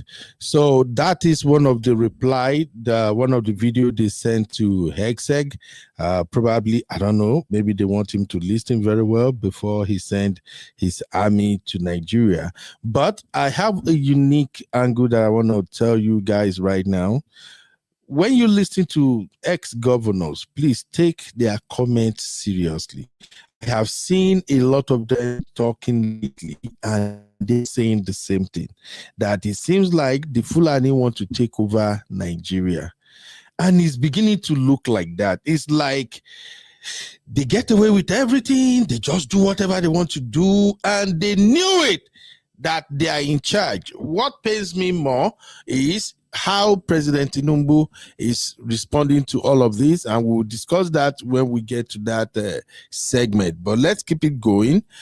This is Reverend Ashimolowo, or Pastor Ashimolowo, also giving a take. The rich one. This video was also dropped on that thread for the Secretary of Defense to also listen to.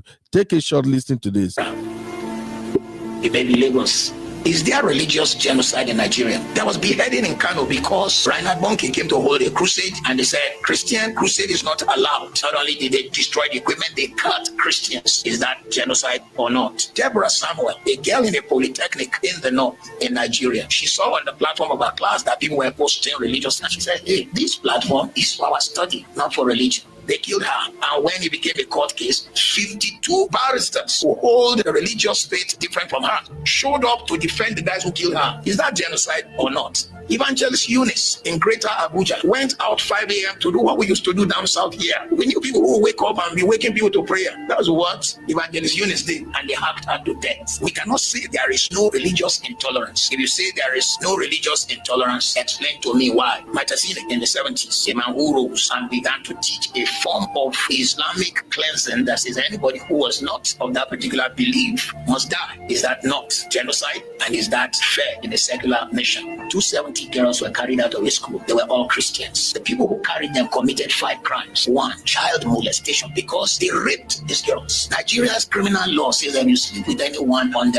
18, which is the age of consent, it's a crime. 2, if you carry a person against their will across border, it's trafficking. I thought we have human trafficking laws. 3, you force these people to change religion. 4, you force them into marriage. That is the 4th criminal offense. 5, some of them were violently raped. And then 6, some of them were killed. The same people who committed this crime, you said you forgave them. Who forgave them? Where were they forgiven? Which court of law? Is it the government that said, okay, we suspend the criminal laws of Nigeria in the case of Boko Haram? Who did it? If you now say you forgave them, where are they? It is rumored that some of them are now repented and you brought them into the army. How can a man who killed and committed all this crime now qualify to be a defender of the nation? It is rumored that some of them are in the Air Force. How can a man like that defend the Federal Republic of Nigeria? How can we entrust him in the country where I live at the moment, in England? If you touch a child, you know, rape and you touch a child in an indecent way, you will be in the register of child molesters. And the moment you change local government, you must go and report yourself as a child molester so you can be on the books of child molesters. You don't need the police to do it. You have to go and report yourself. Once the court have passed a case against you that you molested, there are jobs you cannot get. But in our own case, we said these guys are forgiven. 1, who forgave? 2, where were they forgiven? 3, where did we see their repentance? 4, where is the fruit of their repentance? So we cannot say that there is no genocide. In case you don't know, what you know as Kaduna State was once including Katsina, and on grounds of religion, Katsina State was cut off because the majority of Katsina State was Islamic. And what remained as Kaduna State was majority what we call Southern Kaduna. And despite cutting and now having Kaduna State, the south of Kaduna State is 99% Christian, producing Professor Ishaya Audu, first Vice Chancellor Amadu Bello, producing General Ishaya Bameyi, producing former Deputy Governor Central Bank Melafia. But somebody was still not satisfied and wanted their land. And particularly under the watch of a particular governor, probably 23,000 of these people died. Is it not so? And the people of that number died. I mean, Zangukata, people were being hacked, cut like animals because you wanted their land and because they didn't follow your religion. Is that genocide or not? You will have to answer. I haven't answered any of your question yet. All right. You can go and listen to the full clip, but these are the videos some Nigerians are sending to the Secretary of State. Here is another governor of Plateau State. Listen to what he's got to say. What has happened on the plateau is not a clash between farmers and herders. Please hear me and hear me well. What has been happening is genocide, and I want the international community to note it. We think we know those behind it. We are coming after them. Already a number of arrests have been made, and we know that those arrested are only agents of the masterminds behind these attacks. And we know that there are powerful forces behind them. By the great. All right. What has happened on the plateau is not a clash between farmers and herders. That is another. Please video. hear me and hear me well. That is another video sent to Secretary Hegseth. Jude Saul said, sorry to break this to you, but you just met one of the architects of the violence against Christians. He literally commands his generals to stand down during attacks against Christian villages. Who? now, in case you don't know what that Jude is saying right there is that this same Ribadu, remember, Ribadu is what's his position now? Is the Minister of Defense, right? National Security Advisor. National Security Advisor. Okay. So he's the National Security Advisor to President Tinubu. And the question, just like Uncle Dayo asked here, which everybody has been asking is, anytime these soldiers come out, when they came out and say, hey, when we have these terrorists in front of us and we are about to eliminate them, take them out, there's always going to be somebody somewhere giving directive that we should let them go.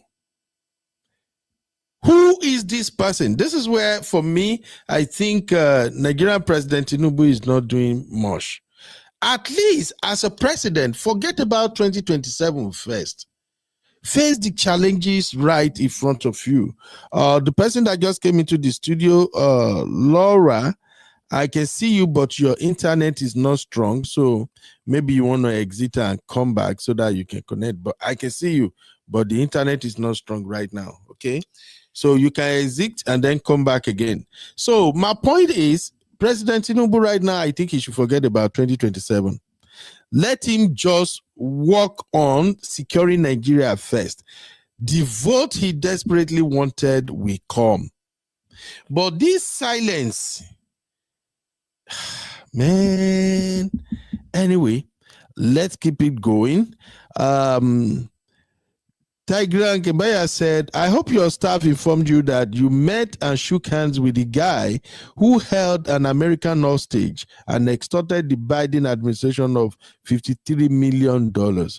These are all allegations against Ribadu. I don't know where they are getting all of this from. I'm not going to lie, okay? But these are some of the replies that people left for the Secretary of Defense. Adetutu said, we warned you not to trust the Nigerian military. We have shown you several videos about why you shouldn't trust the Nigerian military. The Nigerian military is heavily compromised, and that is why the Fulani Islamic terrorists can confidently go around and spy people, especially Christians. The Nigerian military protects these terrorists. We have warned you people several times. Now, there are tons and tons of comment there. I can't read them all. I want to come to the chat and read comment from the people who are watching right now, and they are dropping comment. But before I do that, Laura, how are you doing? You're welcome to a political roundtable with UB. Can you hear me? Please unmute. How are you doing? Hello, Laura. Hello, Uncle Beno. So this is my first time using StreamYard, I know. Can you hear me? I can hear you. I can hear you. Let me welcome you officially, okay? Yeah. All right, my sister. I can hear you. How are you doing? Where are you calling from? I'm calling from the UK. Can I double check? Yeah, I can hear you. I can hear you. I think everybody can hear you. I keep hearing you twice, so I don't know if there's something I'm not doing right. Okay. Do you have YouTube open on your phone? Oh, no, I have YouTube open on the other. Okay, I think. Let me mute it from the other end. Yeah, so you can just mute it. Okay, that's fine. So I've muted you from the other place, so I can only hear you via StreamYard. Can you hear me? Yeah, I can hear you. Go ahead, my sister. So good evening. You are from UK, right? How is the code first? We are loving it. Oh my God, you are loving the code, eh? Yeah. Okay, make a note. I'm actually wearing short sleeves, so that says I'm loving the code. Really? Yes. Okay. Give us your take, my lovely sister. Uncle Beno. Yes, ma'am. Thanks for your show. I listen sometimes, but the time difference does not allow us all the time. I know. Nigeria is a truly disgraced country. I'm one of those people who I'm not a fan of Bola Ahmed Tinubu. The election he stole from people like me, as far as I'm concerned, he stole the election from me. In 2022, we worked hard. We gave our money. I was not on ground, but I supported. We stayed awake till middle of the night. We fought for the country. But one thing we told people We said, look at the character of the people you want to vote for. Is it because it's Nigeria and we look at it because we don't have a sense of statehood the way Ghanaians will say, I'm a Ghanaian. A Ghanaian does not first say I'm a Twi. If a Ghanaian does not first say I'm a Ghan, if it will first tell you I am Ghanaian. But a Nigerian, just like Kemi Benenoch says, oh, I'm Yoruba, I'm not really Nigerian, I don't have an affinity with the North. So there isn't a sense of statehood.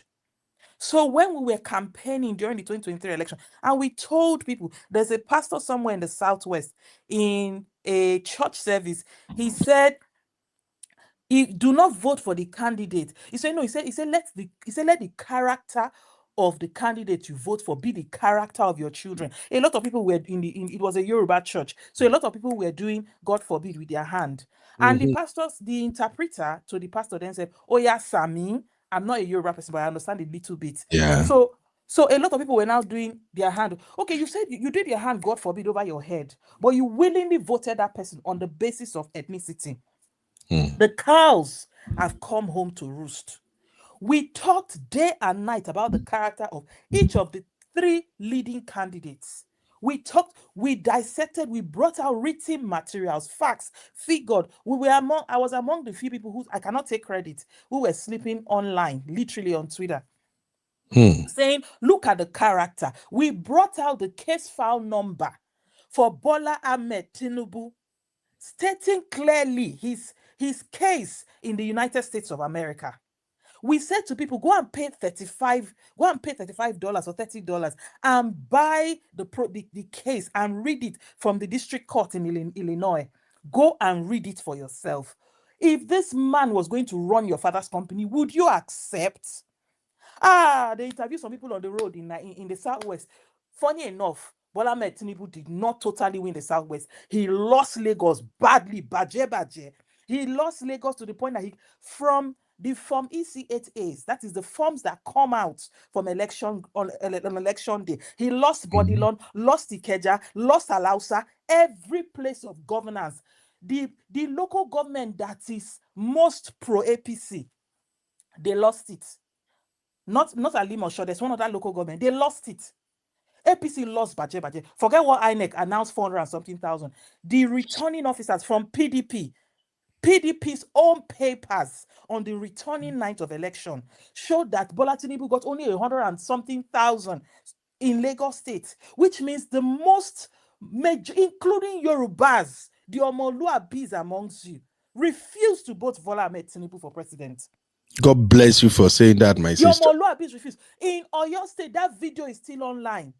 When the man will lift up the ballot paper, he will say 75, the children will shout no structure. These were mostly around University of Ibadan, Ibadan cosmopolitan area. So the real Omoluabi, those who embody the spirit and the character of Awolowo, they did not vote for Bola Ahmed Tinubu. But the lesser educated areas, maybe parts of Ekiti. Ekiti used to be a place of every family has a professor. But let's not go into all of that this night, because I don't want to make this an ethnic thing.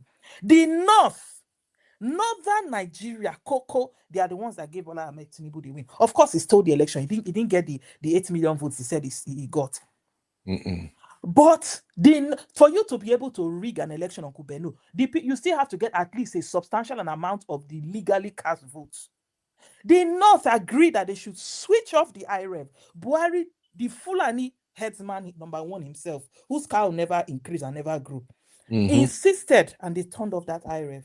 The cows have come home to roost. But Uncle Beno, let's begin to look at a few things.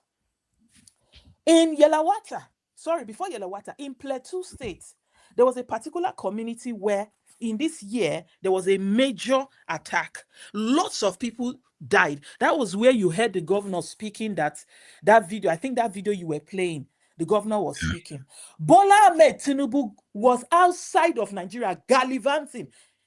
He has spent almost 1/3 of his term as a president abroad because he's the Minister of Foreign Affairs.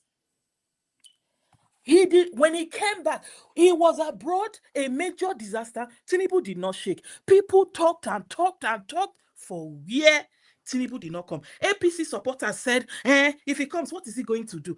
Everybody was saying, no, now. It's not, it doesn't suit the eyes. How can the president of a nation, a major disaster has happened, and you are out of the country? He didn't come. His supporters supported him. When he came back to Nigeria, Bola Ahmed Tinubu did not go to Plateau State. Then came Yelawata. The army was denying. The police was denying. They were dumping down. Actually, the Nigerian media have been told since 2023, since Buhari's tenure, that they should stop reporting on killings in the Middle Belt. But those people have been meticulously documenting all the dead, honoring them by documenting their names. Yelawata, it took Very Dark Man to go there and record the freshly burnt corpse. We know. Pastor Paul Enenche went there with his wife. I watched the video to donate relief matter because he's from Benue State. He was touched by the killing of his people. My sister, please give me just 30 seconds, okay? Just give me 30 seconds. Please hold that thought. Canary, I think you and I, we had a conversation at the beginning of today's show. Here we are building a community and we try as much as possible to respect everybody. I've said it earlier on and I'm saying it again for those who are watching us for the first time. This platform, we don't tolerate insult, we don't tolerate trolling. It's okay to disagree with a speaker or somebody who dropped comment in the chat, but we don't encourage people to use some languages against whoever is speaking. If you are speaking and people are calling you naive, you're not gonna like it. Out of respect for you, I'm gonna give you this one more shot. I will appreciate if you apologize for that comment.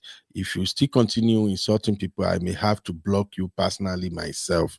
We don't block people here. We always encourage them to just kind of read the room and understand how we roll. But if you continue to do it, I will block you. So please don't do it. It's okay to disagree, but I don't support anybody using any kind of denigrative language or derogatory language on anybody. Okay, thank you very much. Noves, my sister, please continue. Thank you, Uncle Beno. Yes, ma'am. Bola Ahmed Tinubu did not go. Yelawata happened. People talked. The sound was becoming too much. Atiku, everybody was talking and calling Bola Ahmed Tinubu out. He didn't go. When the sound was becoming deafening, Tinubu went to Makurdi. He went to the state capital. He said he cannot go to Yelawata because the road is bad. Bola Ahmed Tinubu lacks empathy.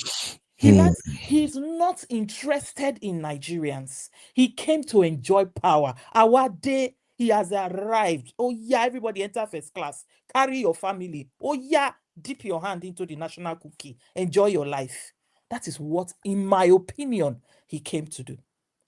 After he did not go to Plateau, he did not go to Yelawata. When the new APC chairman was appointed by Bola Ahmed Tinubu, not long after the man's appointment, either his father or his mother, I can't remember which, he lost one of his parents and he was doing the funeral. Tinubu went to Plateau State for the funeral of the new APC chairman. Are you hearing? One person. Tinubu has no interest in anything else other than 2027. Nobody who steals power will use it for good. Nigerians, we are a people without dignity, without respect. During the elections and after the elections, I spoke on Twitter many times. I said, Nigerians, you've not dignified yourself. From marriage, I listened to you, I listened to Auntie Brie. From marriage to the way the government treats us, we have degraded and disrespected ourselves. We've not said to our government that you must treat us with respect, with dignity, and with honor. Therefore, our political class take us for granted, which is why the entire country backed that young man, that lieutenant, that Navy lieutenant, when he stood up to the braggart Obiakpon Hitler in Abuja. He was just embodying the level of dehumanizing disrespect. Nigerians are treated less than a chicken. A chicken has better human rights in the diaspora than a Nigerian has.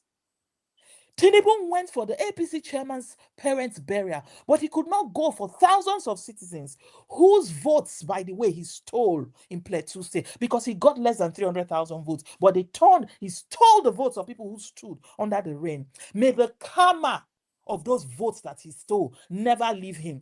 For me, the US must come. And Nigerians must organize. If we miss this opportunity, we will become Iran. If Tinubu should come in 2027, you people will never get the chance of an election in Nigeria. You will become another Uganda where Museveni has been for how many years? That's where we are headed. Bola Ahmed Tinubu has destroyed the entire tenets and pillars of democracy in Nigeria. The entire political parties, he has destroyed all of them, put in moles, sabotage every political party that can stand him to produce a candidate. Bola Ahmed Tinubu has crippled the entire structure of our democracy. Going to the Trade Union Congress, he has compromised, destroyed the Trade Union Congress. These are arms and tools of governance. That is how we got to know people like Oshomole back in the days that withstood Obasanjo. Yes, behind the scene, they did all their conniving and stuff, but people still had a means, even if only symbolic, to withstand their government. They not born you as president in those days. If NLC call for a national protest, right from when I was in primary school. Once we are coming back from school, we see leaves on cars. We know NLC has called a national protest and for everybody to strike. Today, the Trade Union Congress, the National Labour Congress, all these are all arms of democracy. Forget about the judiciary. It is inside the pocket of Bola Ahmed Tinubu. Look at even the student union government. Sheyi Tinubu has been accused by the young man from Niger State to even conduct a free and fair student National Association of Nigerian Students national election. Sheyi Tinubu went there because why? A devil cannot give birth to an angel. And the young man had to quickly, they did the elections, they had to quickly swear the young man because Sheyi Tinubu had already gotten a country and another person who they were going to say there are two elected chairmen in the National Association of Nigerian Students. Never in the history of Nigeria do we have two different, PDP, two different chairmen, Labour Party, two different chairmen, ADC, two different chairmen, National Association of Nigerian Students, two different chairmen. What Bola Ahmed Tinubu cannot destroy does not exist. Now he has come to president. We want people as bad and as corrupt as the Colombians. When Escobar contested for election, they refused. That just tells us the stench of we as a people. This comes to our doorsteps. The average Nigerian is fantastically corrupt. We are one of the most rotten nations on earth as a people. I have had to go deal in the Federal Secretariat, Federal Ministry of Lands, to sign a paper. Somebody who is a permanent secretary will tell you to bring 70,000, 10,000, to sign paper to move your paper from table to table. Federal Ministry of Lands. I experienced it. Fantastically rotten people. The cow has come home to Uncle Benno. I want to also point to something here. The people who were saying in the 2-3 weeks ago, oh, let America not come. And I know Dovin Hunde in the sense that I've followed him online for a while. And I understand what people say, oh, America should not come. The countries they've gone to, Libya. I was on another show and I mentioned 17 countries in the Middle East alone where America is. And those are one of the most prosperous nations on earth. From Kuwait to Jordan to Saudi to Qatar, name them. Bahrain, they all have American military bases. Why has America not destroyed those nations? America does not go into a nation to destroy the nation, except there are warlords already in that country, corrupt politicians who collude to destroy their own nations from internal. Is it America that destroyed Syria? Yes, they empowered one of the groups to do something. But there was already a warring faction. There was already a corrupt Bashar al-Assad and his family. There were already corrupt groups of people looking to cause Syria to implode. And America simply backed one. Nations must take responsibility for their own nation. If you are doing your people well, you will not give chance for a foreigner to come and take your country. After all, they say in Nigeria that it is the rat that is inside the house that we invite the rat that is outside to come. I will not be so, Uncle Benu. Yep. And let me begin to round up. You see this what is it called? This charade that Bola Ahmed Tinubu says he's doing that is stopping insecurity. You cannot stop insecurity. That it is part of the deal to give him the votes in the north. It is part of the part and parcel. Go and criticize Tinubu online right now in Nigeria. DSS will come and look for you. The young man who said he supports military coup, just by tweeting it, they arrested him, they are trying him in court. But bandits are doing giveaway online on Instagram. There was a picture that someone put on social media among one of the bandits. I think they expanded the picture and they show Starlink ordered on eBay. Sorry, not on eBay. Starlink ordered on Amazon. The packets that they used to deliver it, you could see the Amazon stamp on it. Is it bandits in Adamawa or Zamfara Bush that ordered that Starlink from abroad that had Amazon label on it? Bola Ahmed Tinubu's cabinet from the top to the bottom is packed full with people who collude with these terrorists. His very minister of state, Matawale, that has only a secondary school certificate, and yet he's the minister of state for what is it called? For defense. Yeah. He was the immediate past governor of Adamawa, right? This current sitting governor, Dauda Lawal, has accused him time and again on TV and said, my immediate past governor is colluding with bandits. And Tinubu has heard this man, Dauda Lawal, current governor of Adamawa, say it multiple times that the man in your cabinet, the very minister of defense, is a backer of these people. It's not me. It is all on TV. Has Tinubu done anything? No. Do we want to count who do we? And you see the irony of it. When Tinubu was loading his government up with people of questionable character, people were complaining. Americans are accusing you of Christian genocide. You send people to go meet Pete Hegseth. Look at the list of people. In the full list of people, about 80% are Muslims. They are telling you that Muslims are killing Christians. Because of all the positions you practice with people that you collude with. Now you are sending a delegation led by a Fulani Muslim to go and defend that Fulani Muslims are not killing Christians. Because it's been led by Nuhu Ribadu. Nuhu Ribadu is a Fulani man and a Muslim from Adamawa State. Your very minister of, how can you say you want to fight terrorists when the very minister of defense has been accused by his own statesman? I don't know if Dauda Lawal is Fulani, but same Adamawa man that he colluded and he still colludes. Soldiers are making videos, crying, complaining that they see bandit, they want to shoot. Other will come, don't kill them. Bandits will be making Nigerian soldiers will be making advance. The next thing, if they get stranded, like the brigadier general that was killed, as soon as they make contact with headquarters to give their location, who will find them? Not their fellow soldiers, but bandits. Who, until they gave their location to headquarters, nobody was able to know where they were. So, as a soldier, I saw the video of a soldier's wife who was complaining that soldiers fall. There is nothing.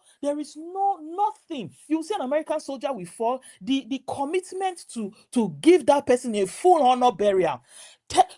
Since Tinubu came to office, with his legs, has he reached any of the funerals of any of our fallen soldiers? Capital no. It hurts me. It hurts me that weaklings that we call politicians, some of them who just have only primary 6 certificates, are using the Nigerian army like handkerchief, like pad, that a woman has used for period. This same our gallant soldiers that have gone to fight to qualify, and our unqualified politicians.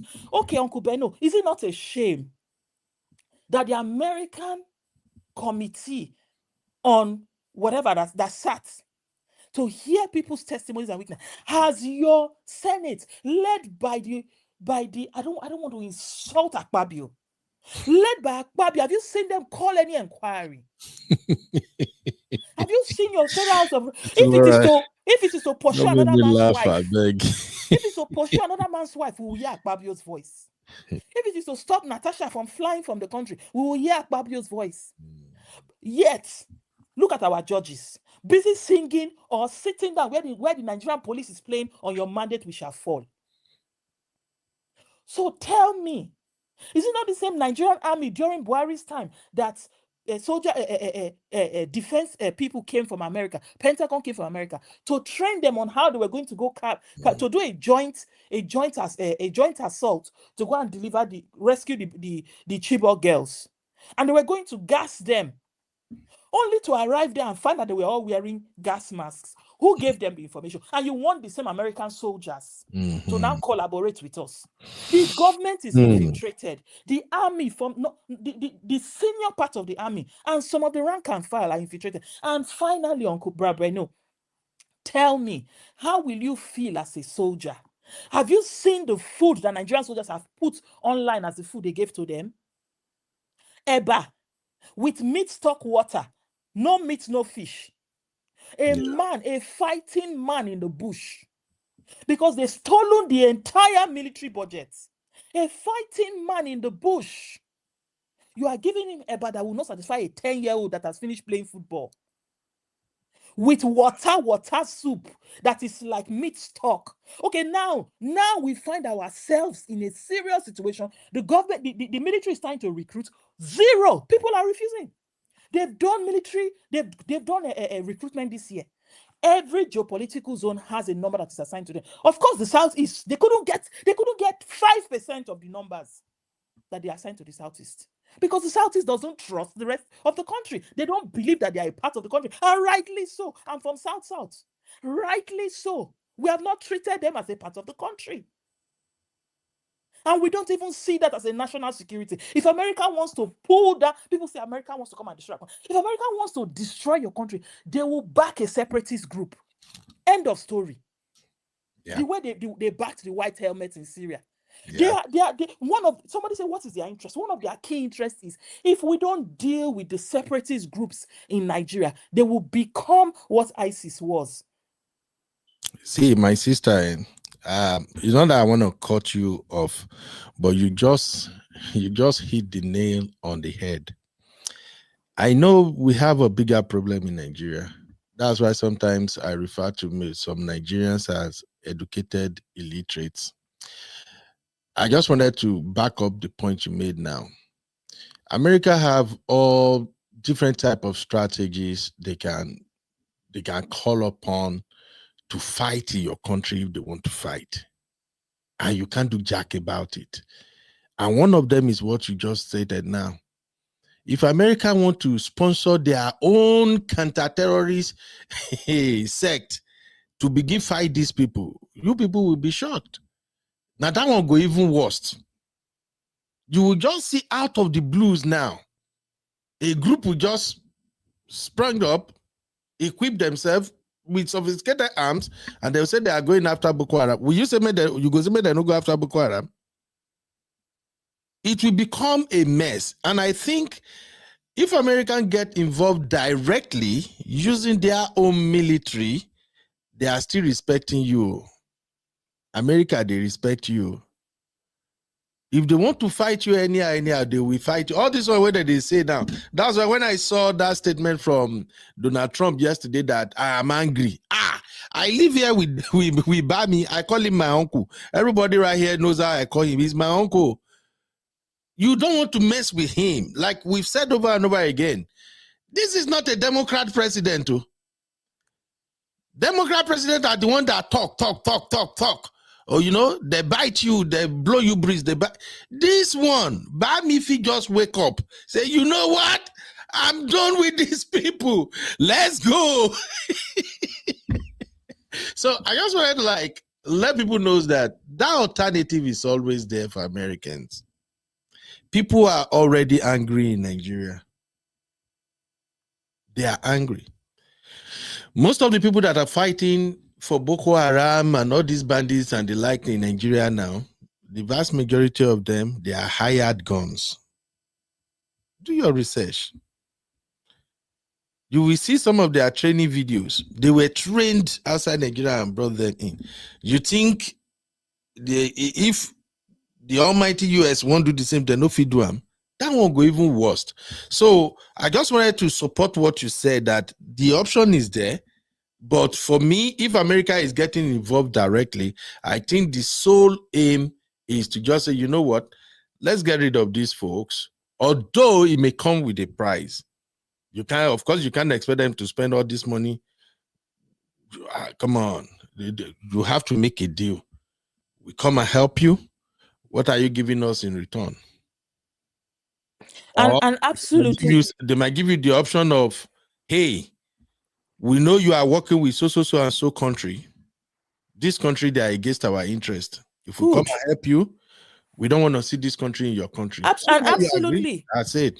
And absolutely, they are within their rights, because this notion that America will be dishing out free of charge to everybody, you think they don't have things to do with their own money for their own people in their country, but they have a foreign policy. So that notion that are the Chinese not taking a californium and other minerals in Zamfara state? Are they not? They are taking. So what are we saying? And they are taking, they are not supporting, they are alleged to be arming. Uncle Benno, so that I will give other people a chance. Let me wrap up. You see, I've talked about the state of the army. Uncle Benno, let us all not forget that it is this same Nigerian army that fought as 70 to 80% of ECOMOG to defeat to help to win the civil war in Liberia, in Sierra Leone. They say, I googled online, and they say we spent close to $8 billion. War is very expensive, but Nigerians don't even realize that we are at war. Most of the country has been surrounded. These Fulani herdsmen who have been described in one of the videos you played as the most dangerous. They are regarded as even more dangerous. If you see that Reverend Father that was speaking to that Fox News person, he said they are regarded as even more dangerous than the Boko Haram. They are in my state, Delta State, kidnapping people.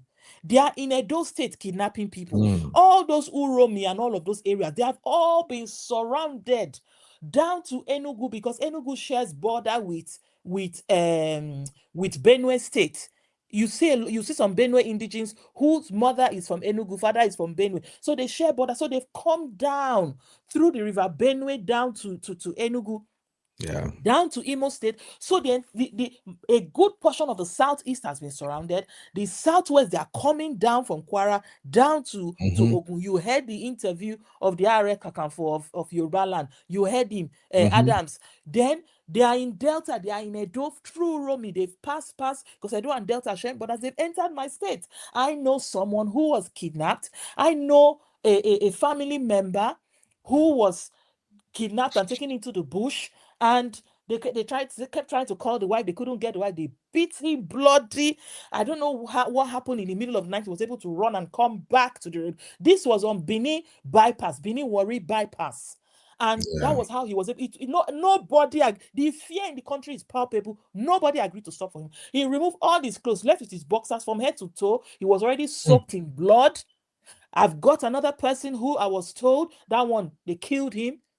So the Fulani herdsmen are taking over the entire forest of Nigeria. And let me wrap up in 30 seconds, Uncle Benno. I want to talk about the selfishness of many Nigerians.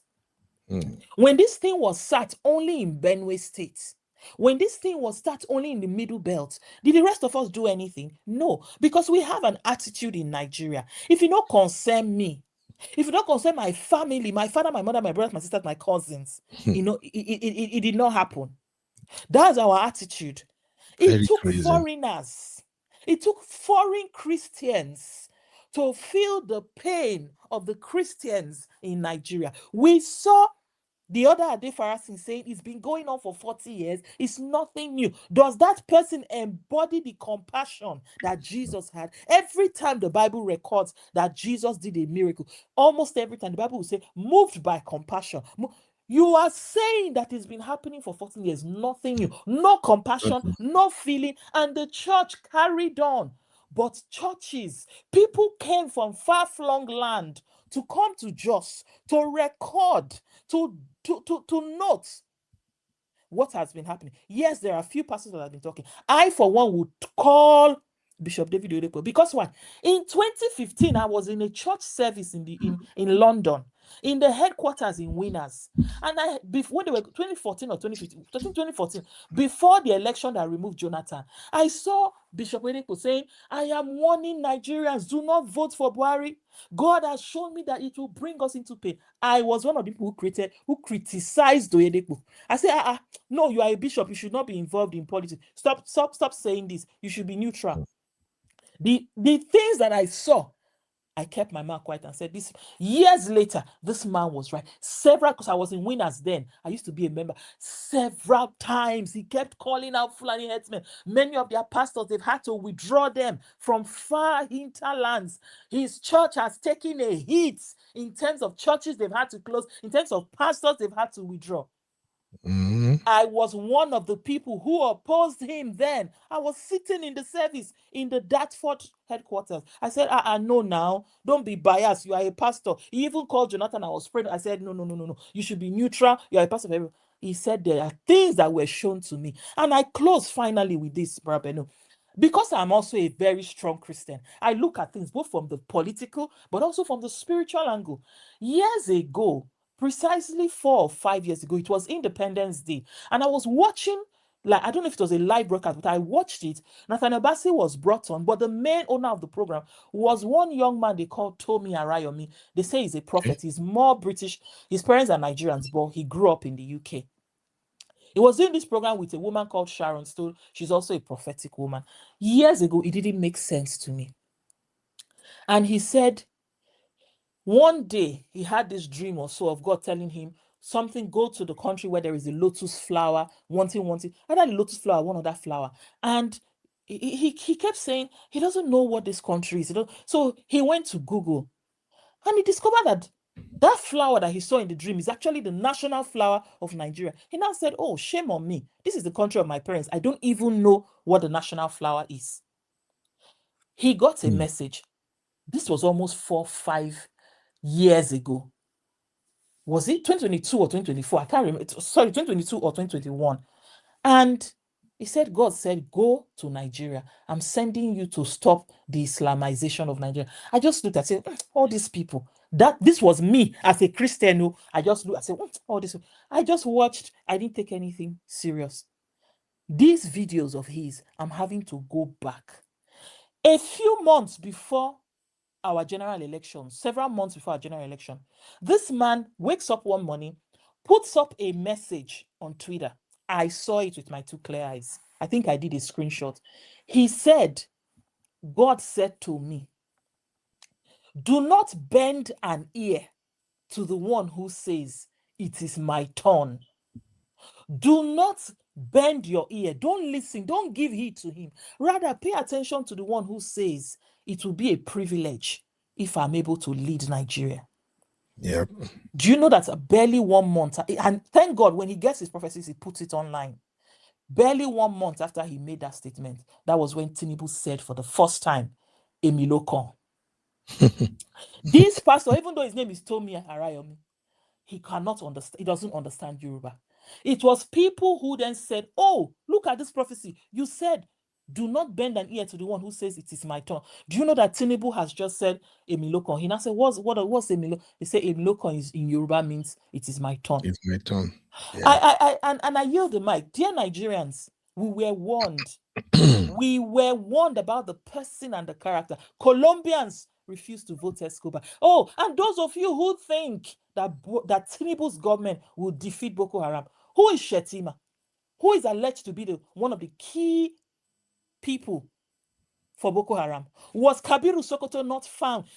Madam Najatu, you Google her, Madam Najatu, a Muslim woman who wraps her entire body, who is a politician, said it that the main sponsor and second key founder for Boko Haram is the former governor of Borno State, Boni Haruna.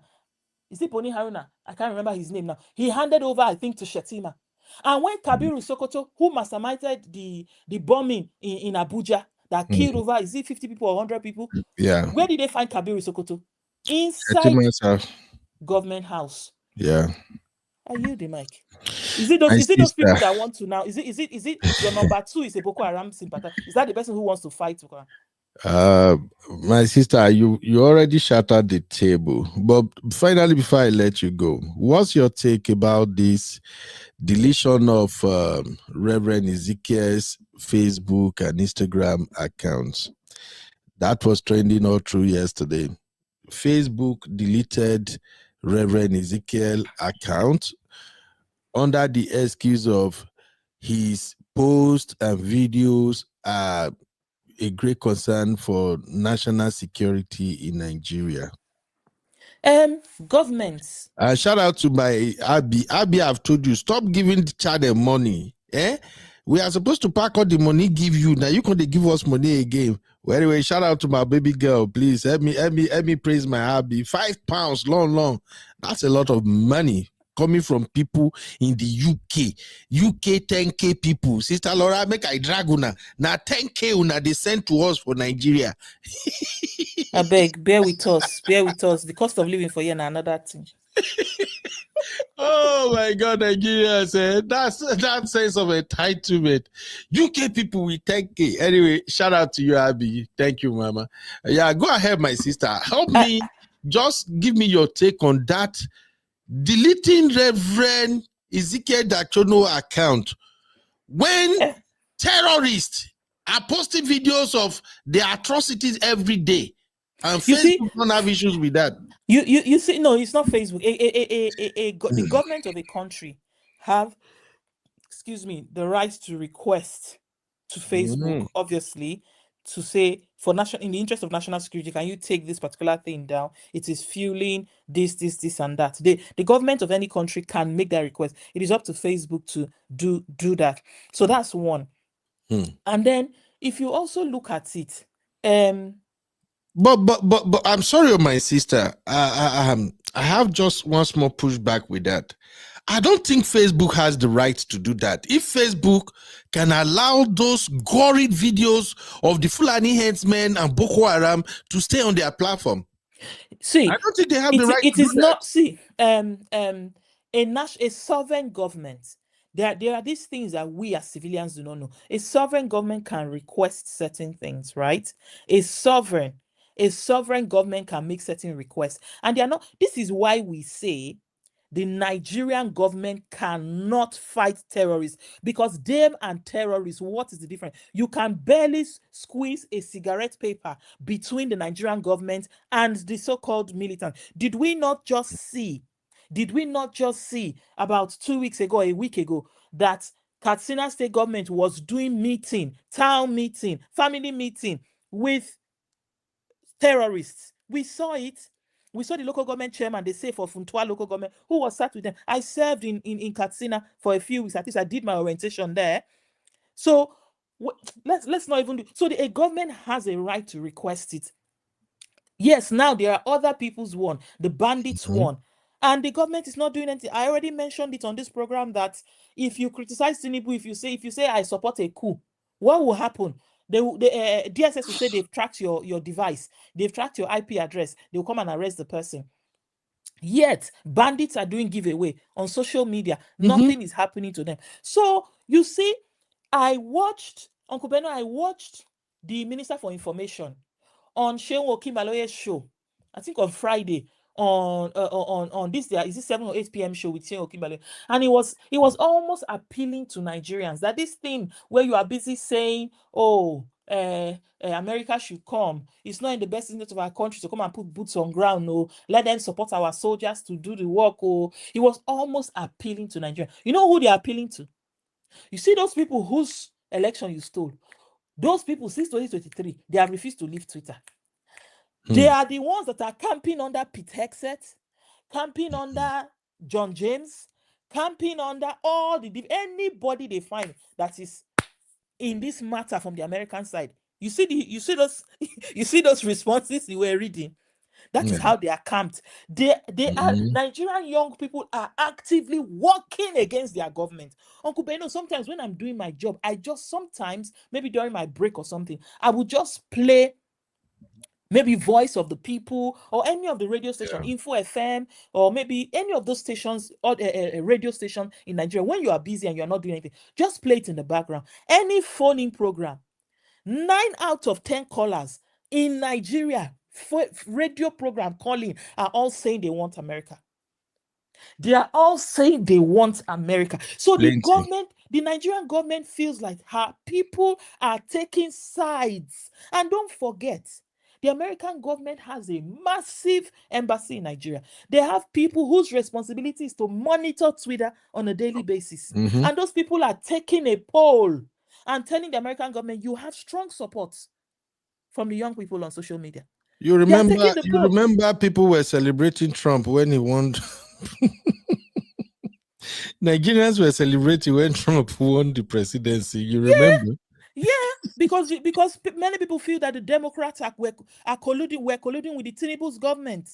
What did they not call Yoruba people who supported who did not support Tinubu? Omale. My sister, don't even go there. I lost. There's nothing they did not call other Yoruba people who did not support. Lost now that the thing is in sizable Kwara number State, of Yoruba friends because of me supporting Peter Obi. And if you have been watching me, you will know that I respect Tinubu a lot. I explained it to our people several times that look, Tinubu, I like him, I admire him. In fact, when it comes to some business principle and the likes, I pick some from Tinubu and some from Trump. But I don't like their political ideology, especially Tinubu. I don't like how he plays his politics. And I've explained it over and over again that the reason I don't like Tinubu's style of politics is that as somebody who grew up in Lagos State, I've seen how Tinubu play politics in Lagos State. Tinubu don't care for the generality of the people. He cares for his loyal supporters. If you can connect to any of those chains of supporters that he's got, if God you bless can be you. part of them, Tinubu will be the best person to ever happen to you. Baba Sokwe kind of politics. Yeah, Baba but Sokwe.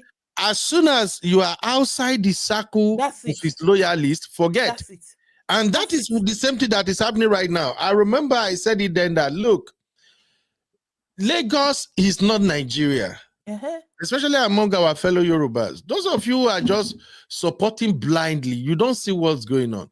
Lagos is not Yoruba. Lagos is just a very small state. In the whole state in Nigeria, Lagos is the smallest. See, Uncle Beno, just imagine that as you run this show. Imagine that as you run this show. Let's say there are 10 people who support you and you are running this show that you run. And let's say it's a company, you are running it. You are negotiating with businessmen. And imagine that 7 of the 10 people who run this show with you are going behind your back and briefing other people, say, don't follow him, he's part of the terrorist members. That is the problem that the Nigerian government is facing. Nigerians camping under Pete Hegseth. You think the Americans are not reading that? You think a junior staff in Pete Hegseth's office is not picking up the responses? They are reading it. They are telling him that this is a deeply unpopular president. Tinubu has all the killings this year. I saw a video yesterday of Nuhu Ribadu, this same Ribadu that has gone to meet Pete Hegseth, talking in the United Nations Convention and saying that all through 2023 and 2024, that Nigeria did not record one incident of terrorism. I saw it with my own eyes. He said all through 2023, also 2024, Nigeria did not witness one. But the people you are speaking to, they have people on ground in Nigeria recording because they no talk. Now, the thing don't enter Trump. My prayer, I wrap up with this, Uncle Beno. My prayer is that things will happen in America, the local politics in America will be such that it go affect Trump so negatively, go affect his rating to the point when he be say he go do anything to rally his base, his MAGA evangelical base. Make God run out for us.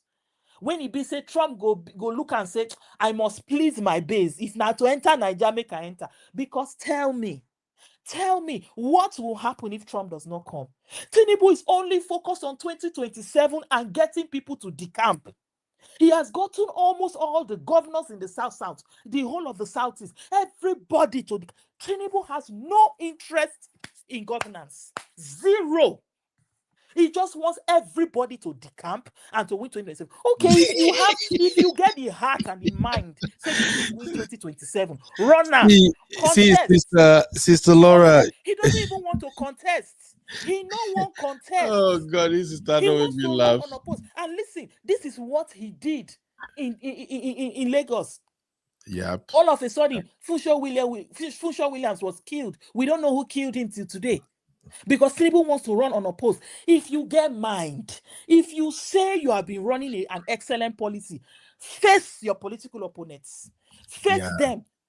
Go to the election, go to the polls and face them. Don't destroy all the political parties. Because you will come, you will go. Must you destroy the police, the army, the same gallant army that defeated, that fought Liberia, nine that they used take, they do.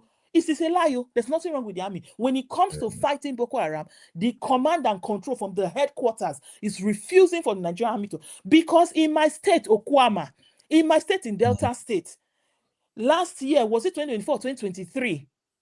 There was a skirmish between the youth and some soldiers, and the youth took up arms and they fired at the soldiers, and about 4 or 6 soldiers died.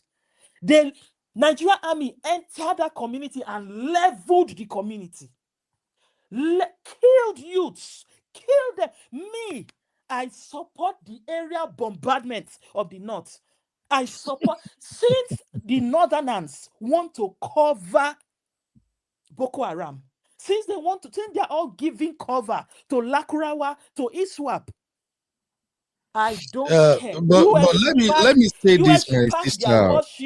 US should pack their worship in the Guinea-Bissau or whatever peninsula and do correct area bombardment. Sister Laura, I need the mic. Let me just give you this little pushback. There are a lot of Northerners now that are speaking out. A lot of Northerners, even some of them are Muslims, they are speaking out. Their voices are also very loud. What they are doing is that they are clamping down on them. And again, I know how majority of Nigerians feels right now about this Boko Haram insurgency and what is happening in the north. The idea of dropping bomb on them, I really don't. I don't support that, because the innocent will be the one that they are going to lose massively. The innocent will lose their life, their means of livelihood, home, and all of that. So I really Uncle don't support Uncle Beno, that. I have a quick question for you. Yes, ma'am. With regards to what you've just said, the innocent will lose their lives, right? What about the 3 points, the over 3 million Nigerians who have been living in IDP camps, some for over 10 years?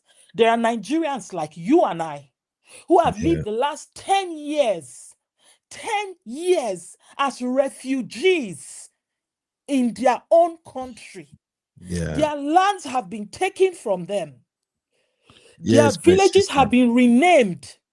Their identity has been wiped out. We know in Nigeria that most Nigerians do not identify by our nation because we don't have a sense of nationhood. If you meet the average Yoruba man, he will tell you, I'm a Yoruba person. An Igbo will tell you, I'm an Igbo person. A Hausa will say, I'm a Hausa person. Very few Nigerians identify as Nigerians, except when we are passing through borders. So when you say that there will be damage, there will be this, there are over 3 million Nigerians who are already experiencing this thing that you and I are afraid to experience. Many of us, our fellow Nigerians, have been dying.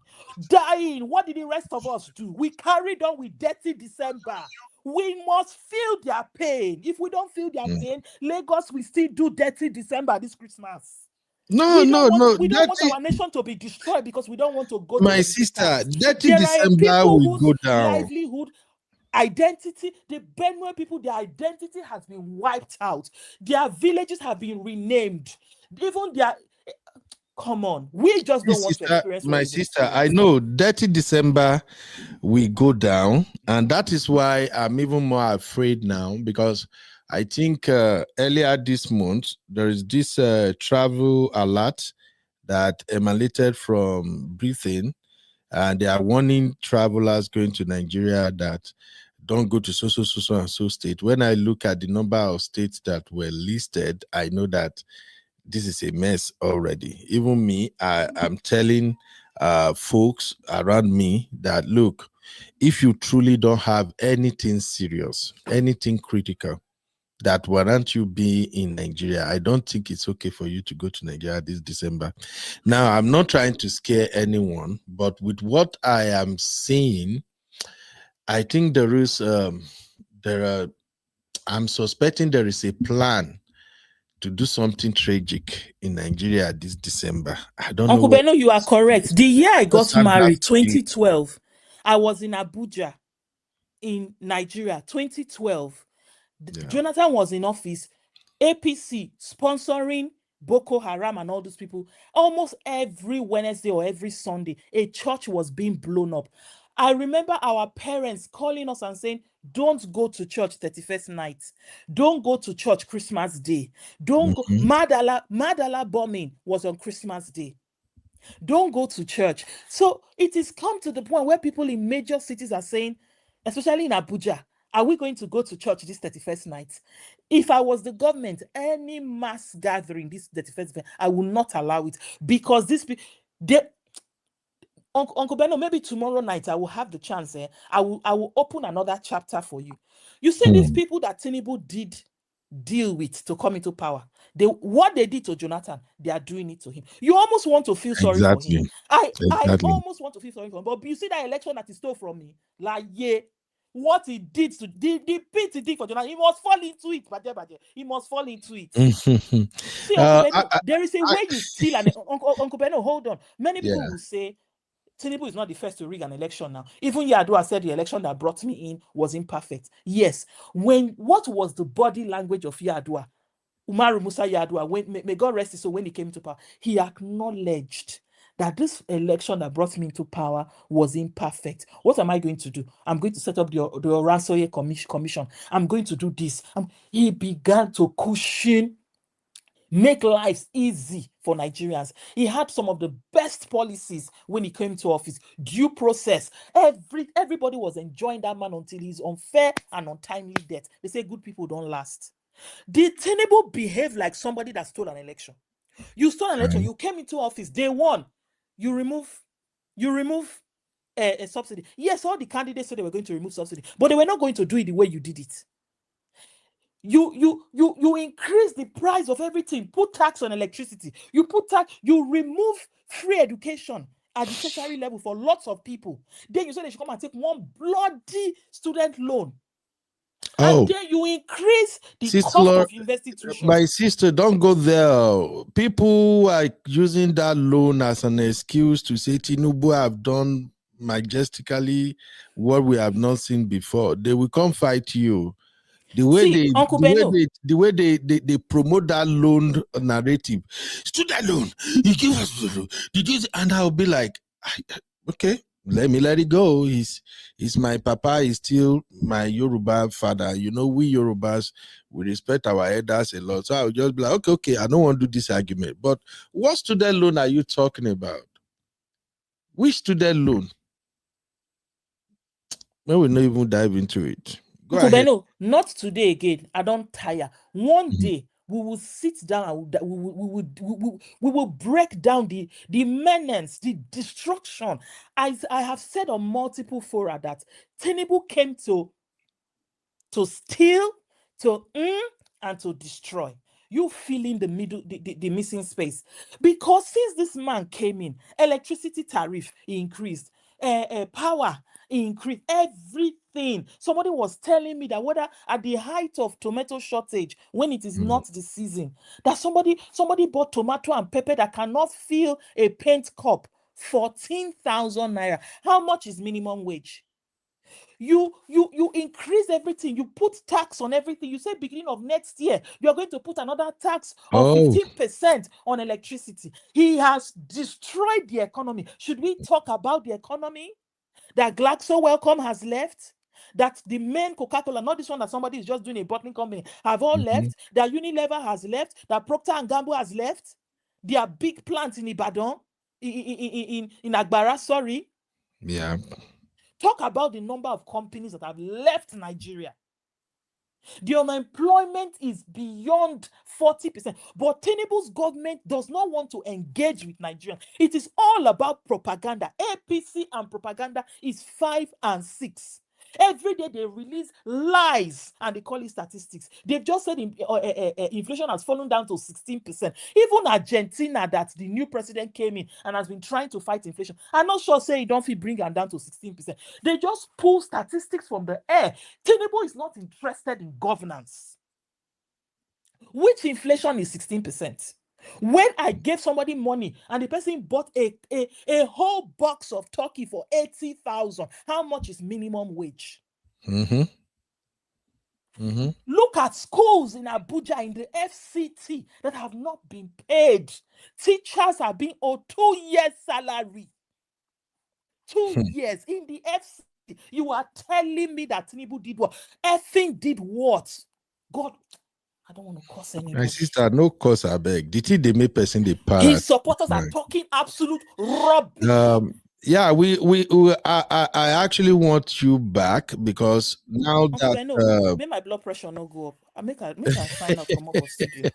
Yeah, now that INEC has published the calendar for 2027 election, you can imagine in the midst of all of the madness we got going on, INEC is publishing timetable for election 2027 election, where we have not even let it go, man. Thank you, Sister Laura. Please, if you enjoy Sister Laura in the studio, help me give her flowers in the chat. Thank you very much. Please help me drop flowers for her. She really makes my job a lot easier. I enjoy all her takes. I don't even know that we still have people like this who can actually hit the nail on the head. Thank you, Sister Laura. I need you to come back, please.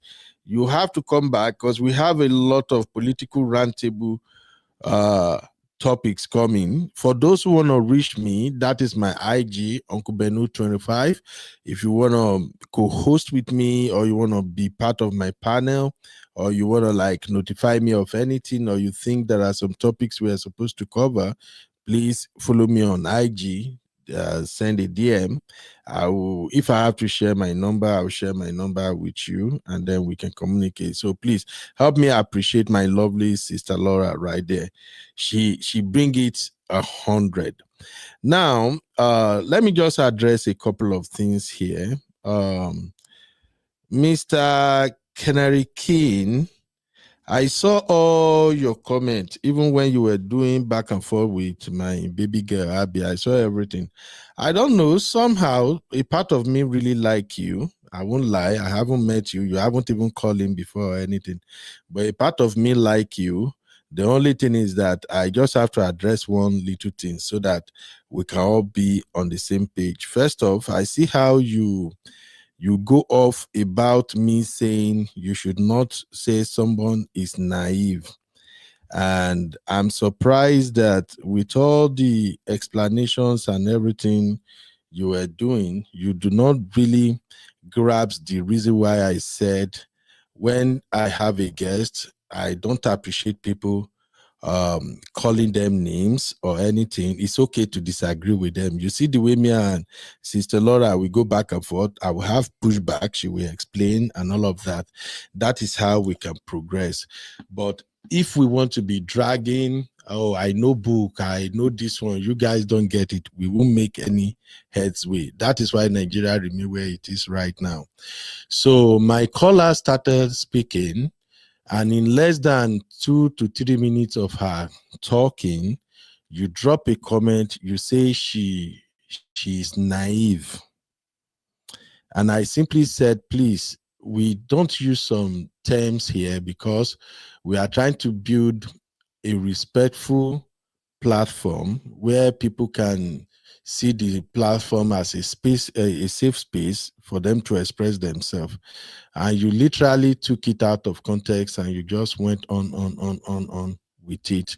I get it. You were trying to prove that you were right, that the word is actually not bad. I agree, it's not bad. If you use it among your colleagues and friends, it's really not bad. But when you use that type of words in a public space like this, especially in a call-in program, and in case, I don't know if you have called in on shows like this before, when you called in using StreamYard link and we add you, you will actually see everyone's comment in the chat. Some people join shows, when they are speaking, they don't look at the comment. People like me, if I call in on any show, I don't even check the comment. If I look at the comment at all, I'm scanning the comment for positive comment that I can connect with. I will ignore the negative. But there are some callers that a negative comment can set them off on a different target. So that is why over here we don't do that. And for everybody watching us for the first time, this is UB and the Real Fam. This is not a YouTube channel created for the purpose of making money. Since I've been here now, I don't think that I ask anybody to give me super chat or anything. So we don't create the channel to make money. Rather, we created the channel for us to address issues, you know, and those who know us here, we are like family. And that's why every member of the Real Fam, we strive to ensure that when people come to this platform, they don't go back feeling hot. So no matter how you explain naive, you even attack me, you say you were surprised, I don't even know the meaning and all of that, but this is it. I asked Bruno real quick. Everybody can Google it. Naive describes someone or something lacking in experience, knowledge, or sophistication, after often appearing simple or childlike. So, bros, I really like you. I've not met you, but I really like you. That's why I did not remove you. I've removed like 3 people on this stream while my guest was speaking. So please don't do that again. They call me Coconut Head for a reason, but those who knows me, I respect everybody. So please don't do it.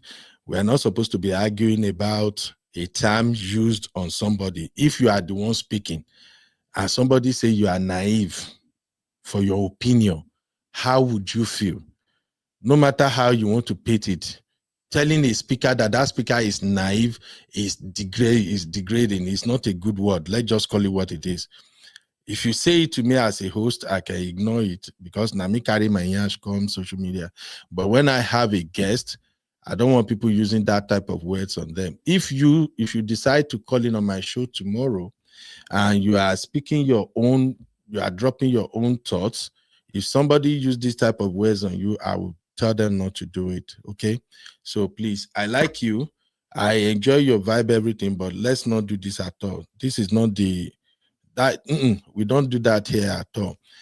All the people I have here on the Real Fam, if you take your time to get to know them outside of YouTube, majority of them are professionals. They are people at high top levels, okay?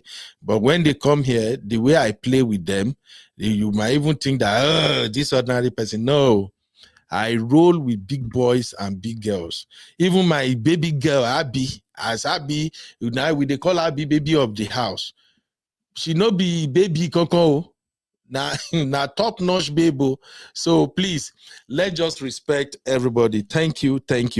Now let me move to the last part of today's show. Okay, shout out to Momo 5. How are you doing? Shout out to Misty. You know, I told you you're gonna become a Nigerian. You cannot roll with us without becoming a Nigerian. So Misty is officially a Nigerian now. All right, let's move on to the last part of today's show. Wow. So we cover Pentagon working aggressively with Nigeria to fight jihadist terrorists. We also cover Trump. My uncle is angry. Angry with the Nigerian government under Tinubu. So we've covered Reverend Ezekiel. He told you that Facebook deleted his account and his Instagram. So now let's talk about Nnamdi Kanu. Now, this is the part I want to appeal to everybody. I want to beg everybody, please make una no verse. This Kanu conversation, we're not going to sweep it under the rock. It's not possible. We have to bring it back. And I appreciate the fact that a couple of people on today's show actually see that we are not all tribal bigots. No matter how our activity in Nigeria want to make us look at, oh, Nigerians are so tribalistic, Yoruba tribalistic, Igbo tribal. It's not all of us. Actually, there are some of us that we no send anybody. We are just humans. We just want everybody to live in peace. We want everybody to live their life. And we want everybody to live in fairness, in peace and harmony. Many Nigerians are like that. It's just that those few Nigerians that are so tribalistic, they are the ones that are loudest. So that is why sometimes people tend to put all of us under the same umbrella. Okay? And that's why I kept saying that here on UB and the Real Farm, I've never even seen this type of dynamics before. We get Igbo, we get Hausa, we get Yoruba on this platform. Data, all of us, we did here.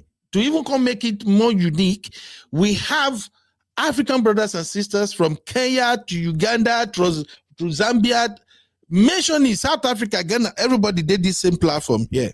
And anytime we're treating any issue, nobody even think about tribe, we just look at it from human perspective. So this Nnamdi Kanu case that I'm going to dive into right now, please let us look at how we can manage this situation, that it will not deteriorate into a bigger chaos than what we are dealing with.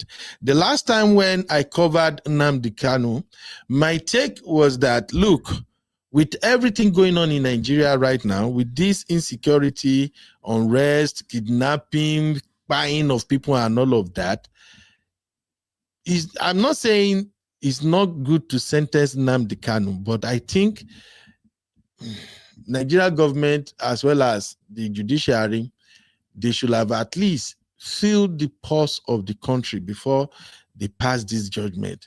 Now, having sentenced him to life imprisonment, they immediately took him to Sokoto.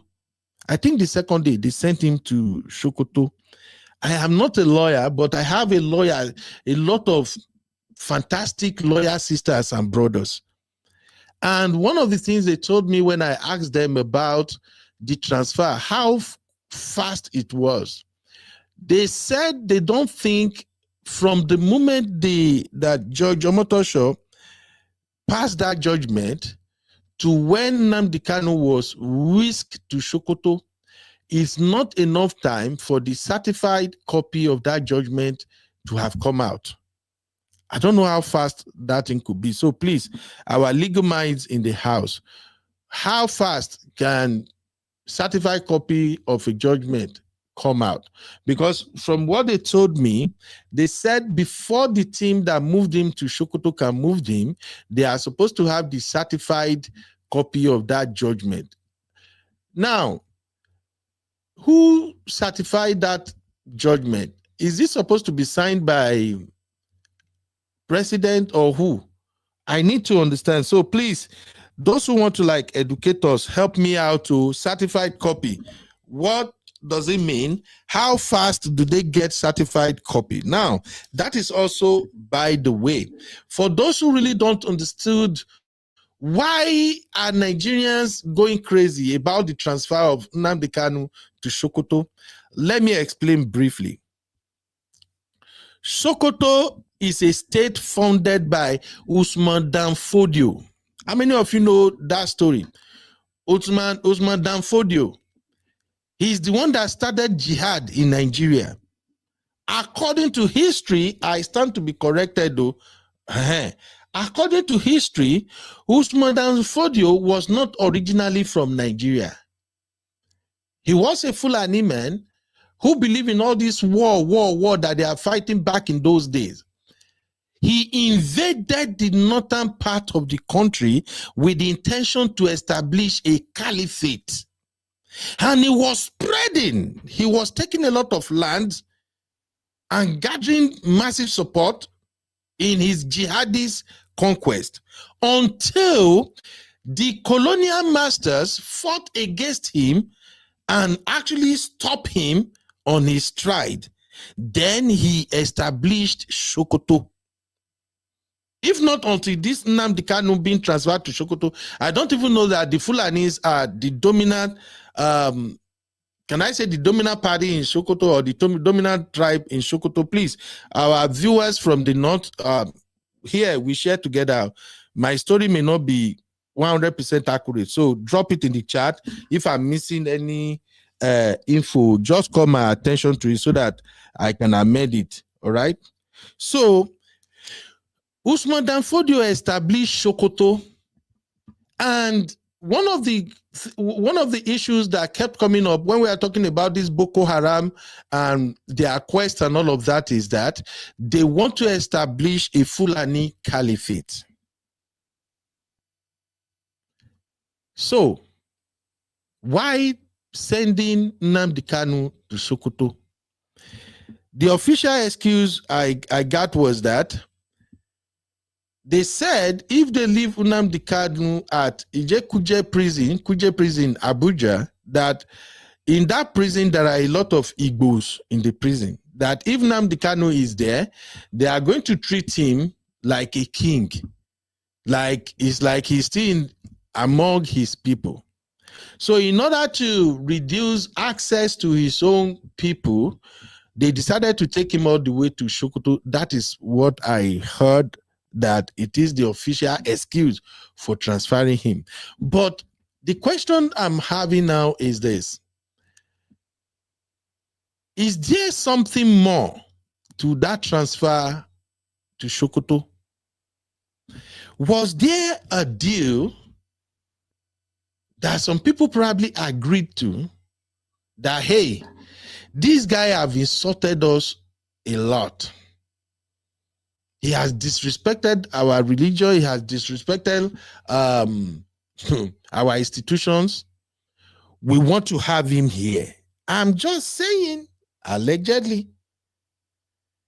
It still don't make sense. There are several prisons in Nigeria that they can send Nnamdi Kanu to. Why Sokoto?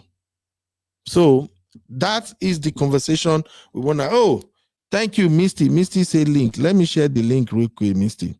So that is the conversation. And then the video I'm going to play for you guys is a video of an Igbo man that came to Arise News and tried to give us, can I say, the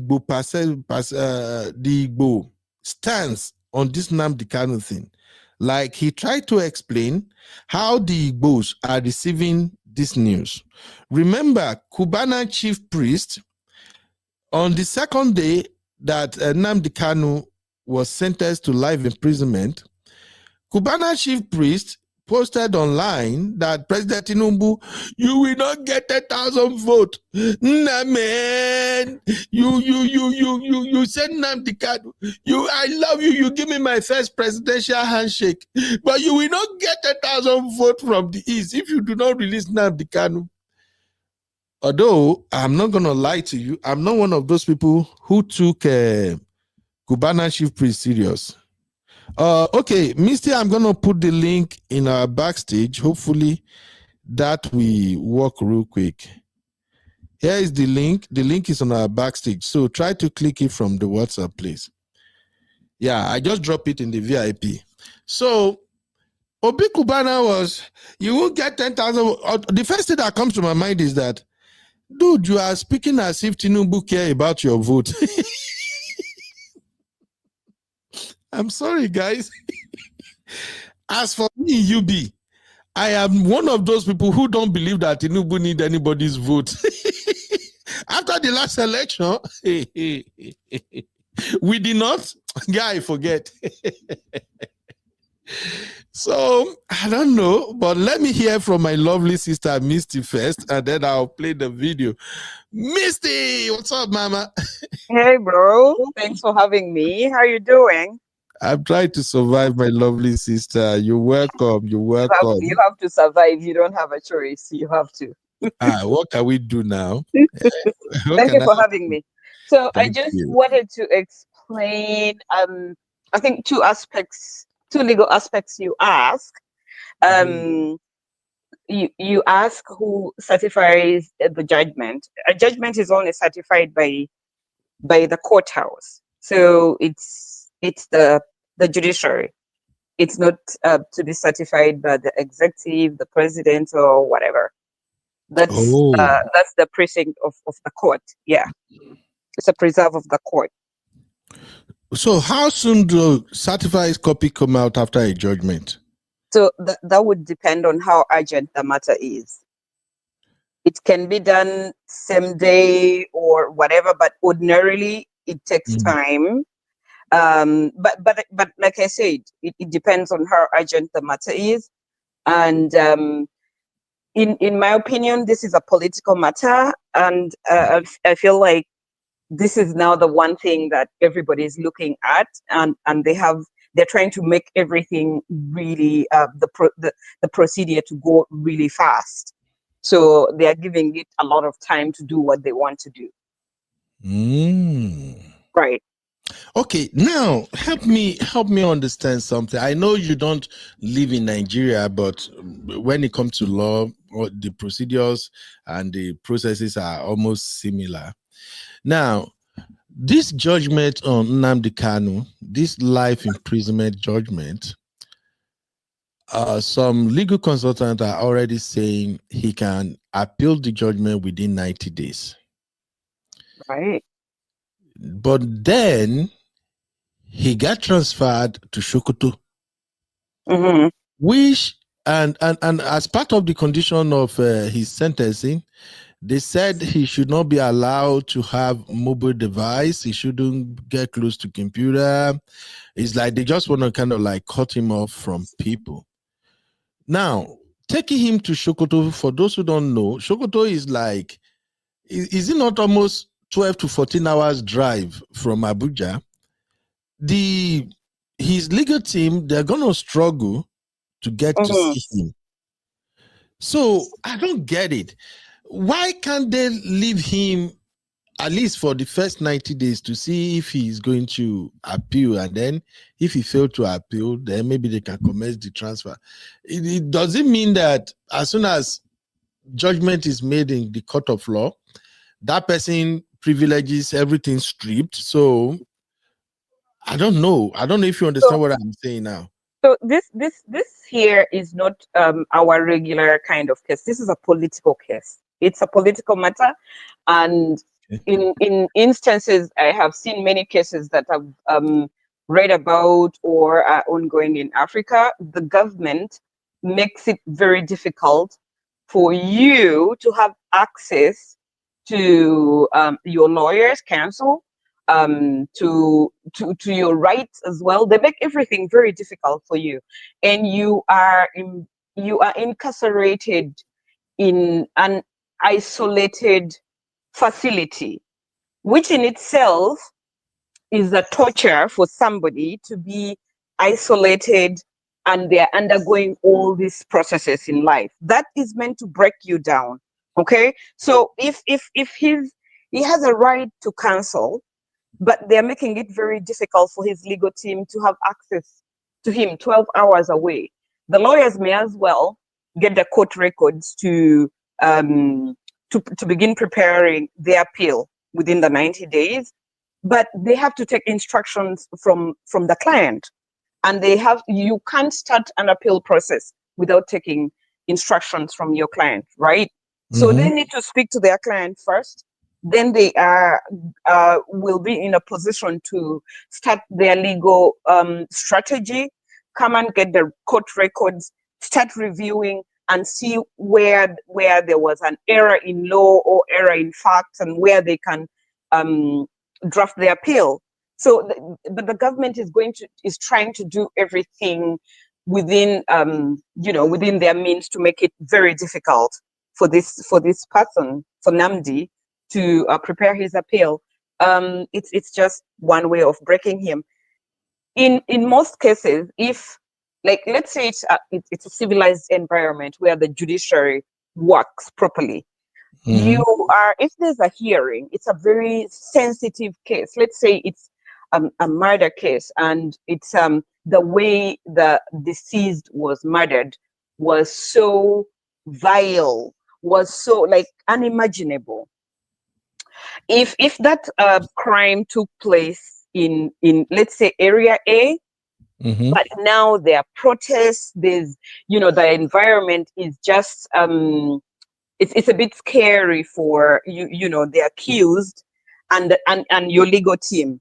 Then your counsel can prepare a motion to court requesting that they transfer your case to another jurisdiction where it's a bit safe for them to defend you.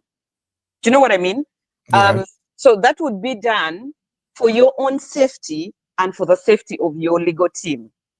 That is where a proper environment, like a civilized environment where the judiciary works, that would happen. Also, the judiciary, if they deem it fit that your security is at risk because of the crime that you committed in that area where the crime took place, they can either your counsel or the court can take the initiative to have you transferred to another facility which is deemed to be which is deemed to be safer for you.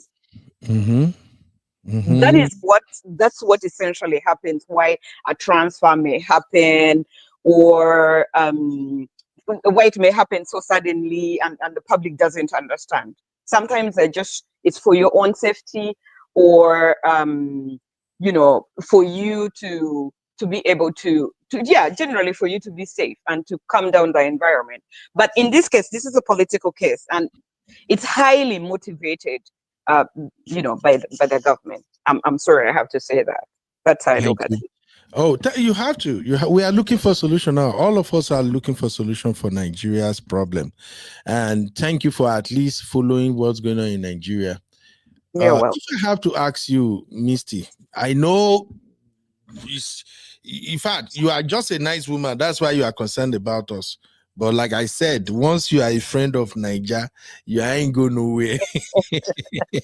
That is why our case has become your case, Misty. It's falling on my head. But I tell you, Uncle Benno, I take the interest not just because I'm friends with many of my brothers and sisters from Nigeria, but these political cases like this are very common in Africa. Very common in Africa. And if you follow, you see them happening all the time. And so I constantly pay attention to cases like this. And sometimes it's for the judgment that I'm interested in, like, you know, jurisprudence or a precedent has been set somewhere. But for Nigeria's case, it's become a very common thing. And you may not, I think maybe I haven't expressed this to you. What is happening in Nigeria now happened in Uganda, so much in northern Uganda, where northern Uganda had its people being abducted, raped, murdered, name it, for 20, 23, 24 years. But the other parts of Uganda seem to have been at peace. So when I share some of the experiences, it's not that I'm not coming from where I haven't been. I have seen some of these things happen. And so there are people who, the northerners in northern Uganda, were marginalized for so long. And the government, you could literally see that what the government of Nigeria is doing now was done in Uganda. You know, they had the power to stop all that and stop everything, but they really hardly did a thing. So yeah, they were just condoning a lot of this. At some point, some people actually believed the government was compromised and they were partaking in all these atrocious activities. Yeah, so it's very relatable. Yeah. So Misty, I'm sorry. Please don't send me invoice. I just want to ask. You know I will ask anyway. The judgment, this Nnamdi Kanu judgment, as somebody who is an expert in this field, just tell me, be honest with me and the viewers. Do you found anything out of place in that judgment? Because here it is. Many of us think that convicting Nnamdi Kanu on terrorism is a wrong call. Now, legally speaking, based on Nigeria law, yes, what he did, according to the court proceeding, is tantamount to terrorism. But like I've always said on this platform, Nigerian situation and cases is way different from developed world. It's like our laws, the application of our laws depends on who is who is under review, Right. who is at the receiving end. That's how it seems to work in Nigeria. You know, it's like we have a different law for the rich, different law for the poor, different law to political enemies, and different law to political friends. It's almost like that in Nigeria. But this case of Nnamdi Kanu, of course, you know, I'm a Yoruba. I'm not even an Igbo person, but I've listened to so many Yoruba people too, who are of the concern that for the sake of national peace and unity, this case was not tried. Nnamdi Kanu wasn't tried the way it's supposed to be. What is your take on the whole thing, to the judgment and all of that? I feel like because of the political environment in Nigeria right now, to me, if it were left up to me and if I had a way, I feel like the judge was a Yoruba judge, right? It's a panel. I don't know how many panels sat. I haven't followed through everything, but I think he should have recused himself and let maybe somebody else, even an Igbo judge of the same status and everything, handle the case. He had that prerogative. But if he were somebody who actually felt he was, regardless, he was competent to administer justice, being impartial without any biases, and all the elements of the crime that is alleged were proven, then he did his job. About the sentencing, if all the elements of the crime were met, all the elements of terrorism were met, then he dispensed judgment correctly. Okay. However, I feel like two things. He could have sentenced him to life or to the other, right? The deleting. But I feel like he was being very sensitive to the fact that if he passed the judgment of deleting, the country could have literally gone to war. Yeah. So in his reasoning, my thing is he's thinking, if I give him life, he still has the window and room to go and appeal my decision, and the higher court will prevail.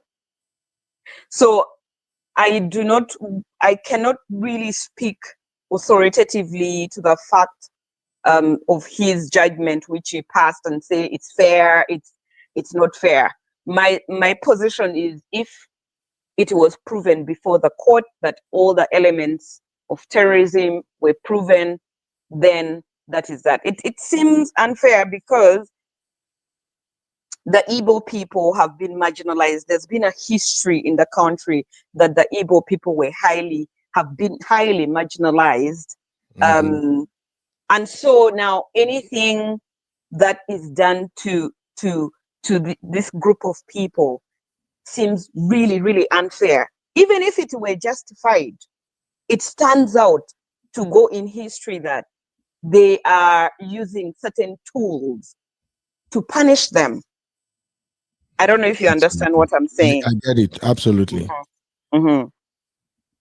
That's my position. All right, thank you very, very much. Just one more last thing before I play this video.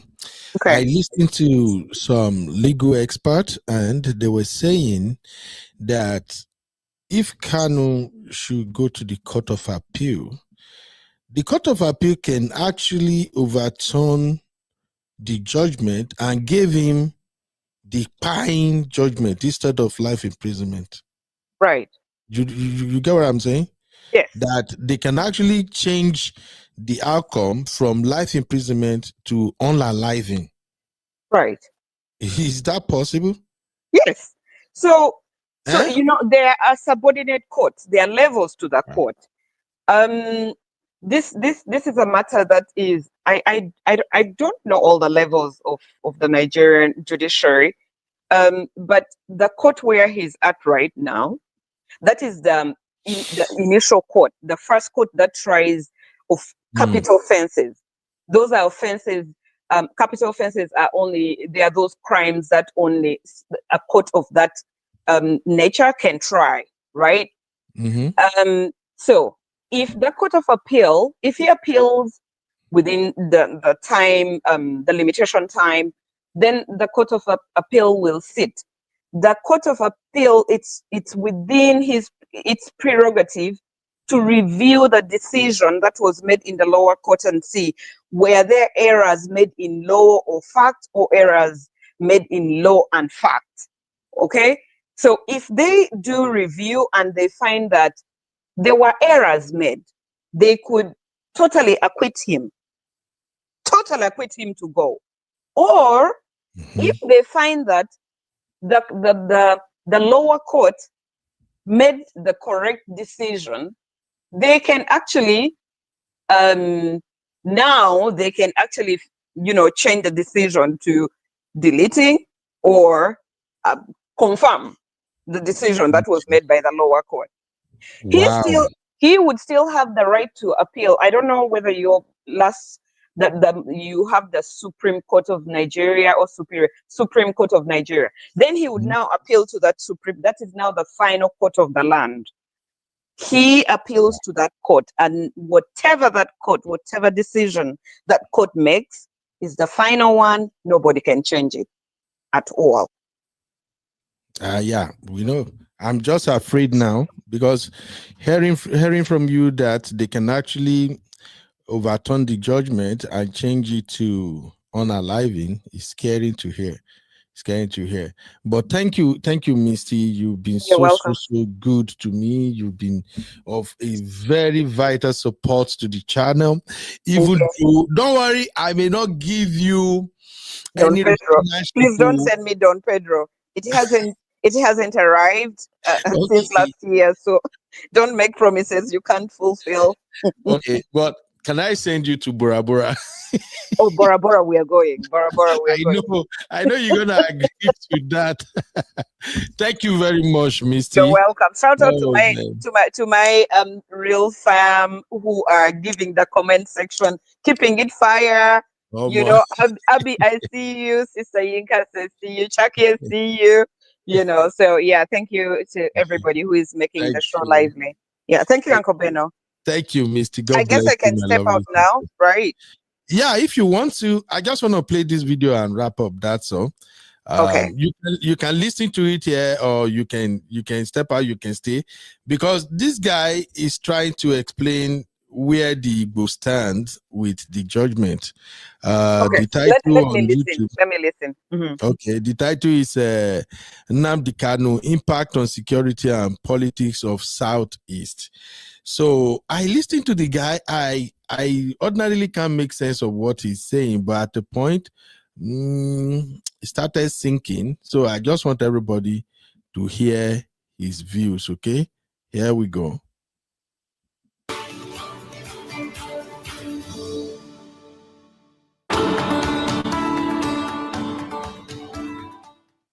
Welcome back to the morning show here on Arise News. The southeastern parts of Nigeria have been something of a boiling pot ever since Nnamdi Kanu, the now imprisoned leader of the proscribed indigenous peoples of Biafra, launched his separatist agenda a few years ago. a turn Now, Allah, for the brother. worse when he was arrested and charged by the Nigerian government for subversive activities.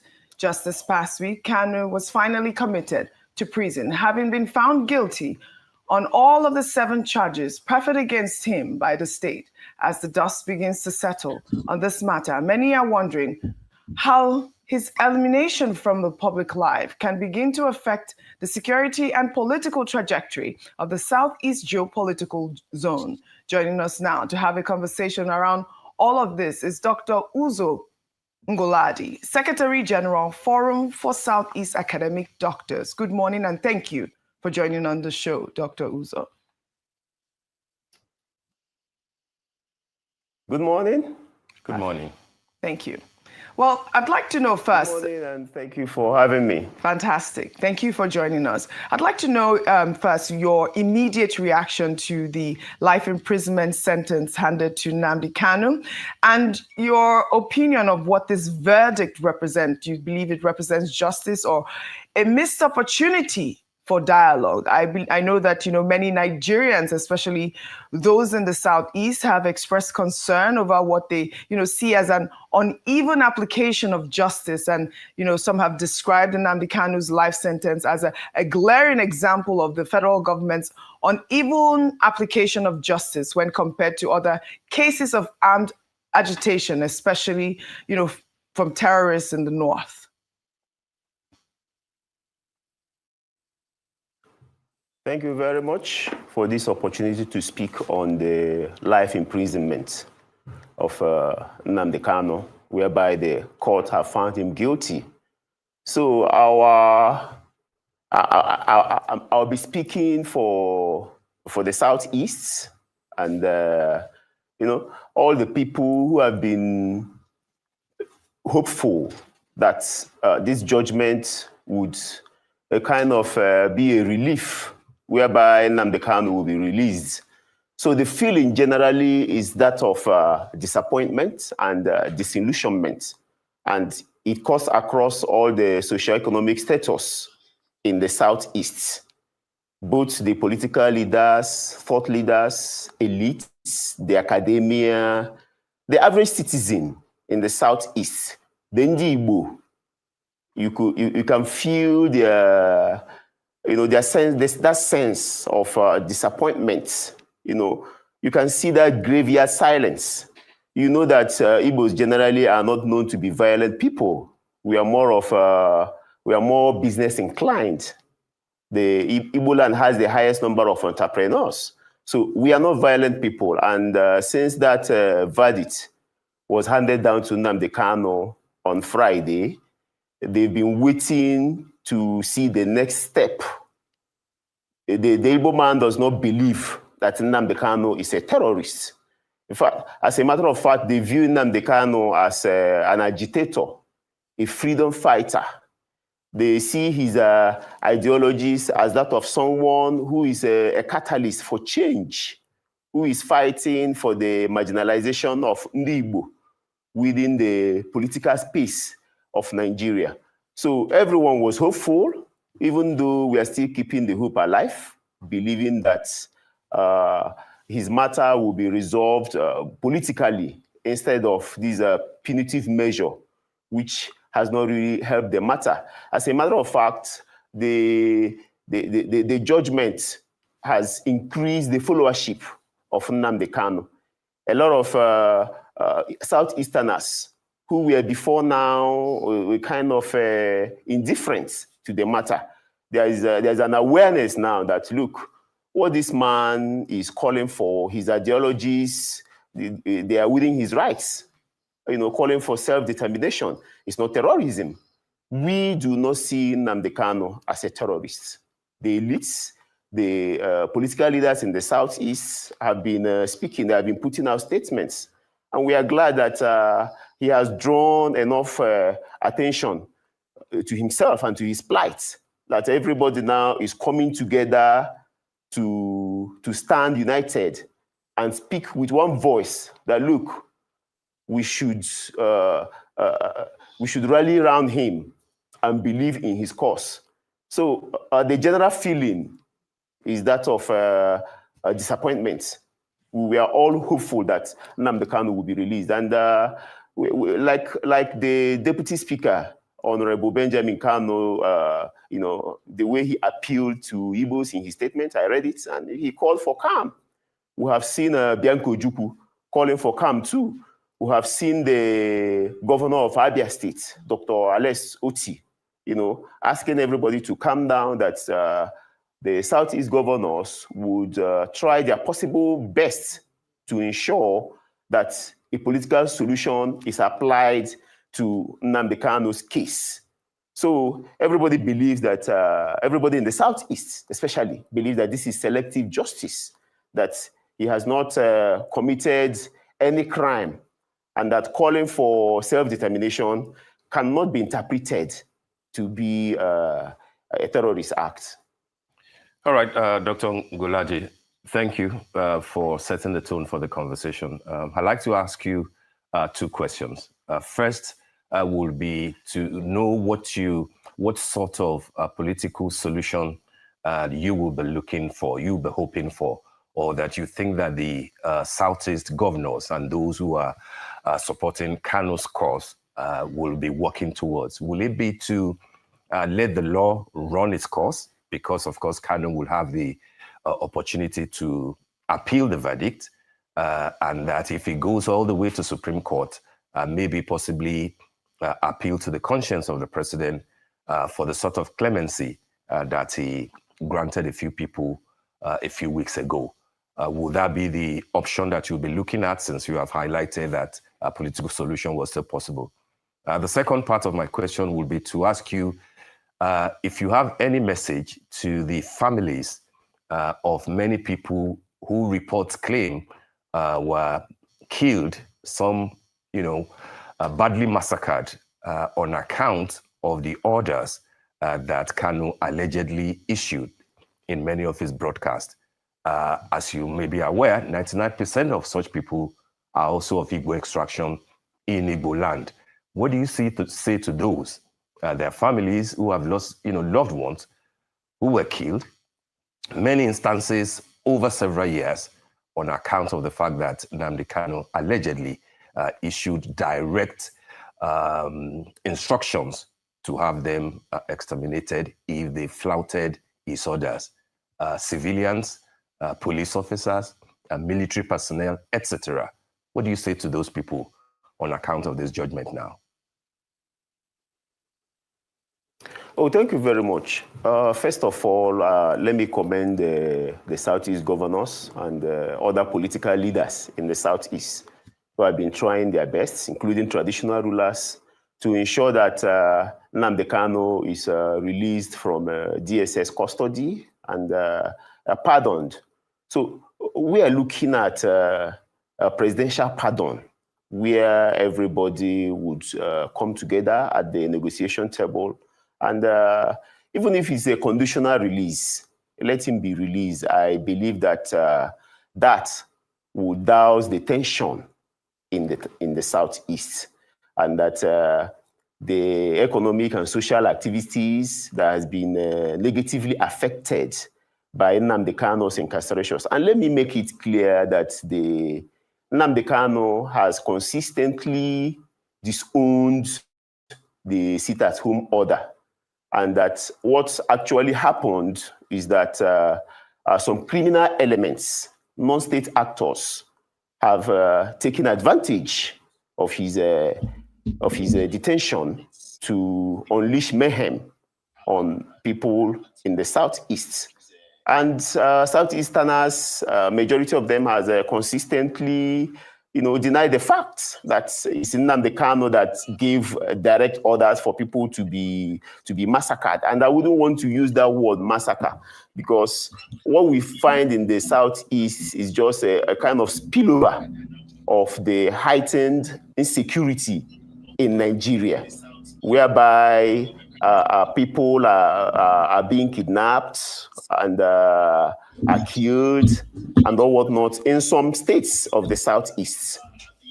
It's the sit-at-home order is more or less like a solidarity to Nnamdi Kanu, who has been in custody now for a couple of years. Well, I sympathize with families that have lost loved ones in the Southeast. But like I said before, majority of Ndibo does not view Nnamdi Kanu as a terrorist.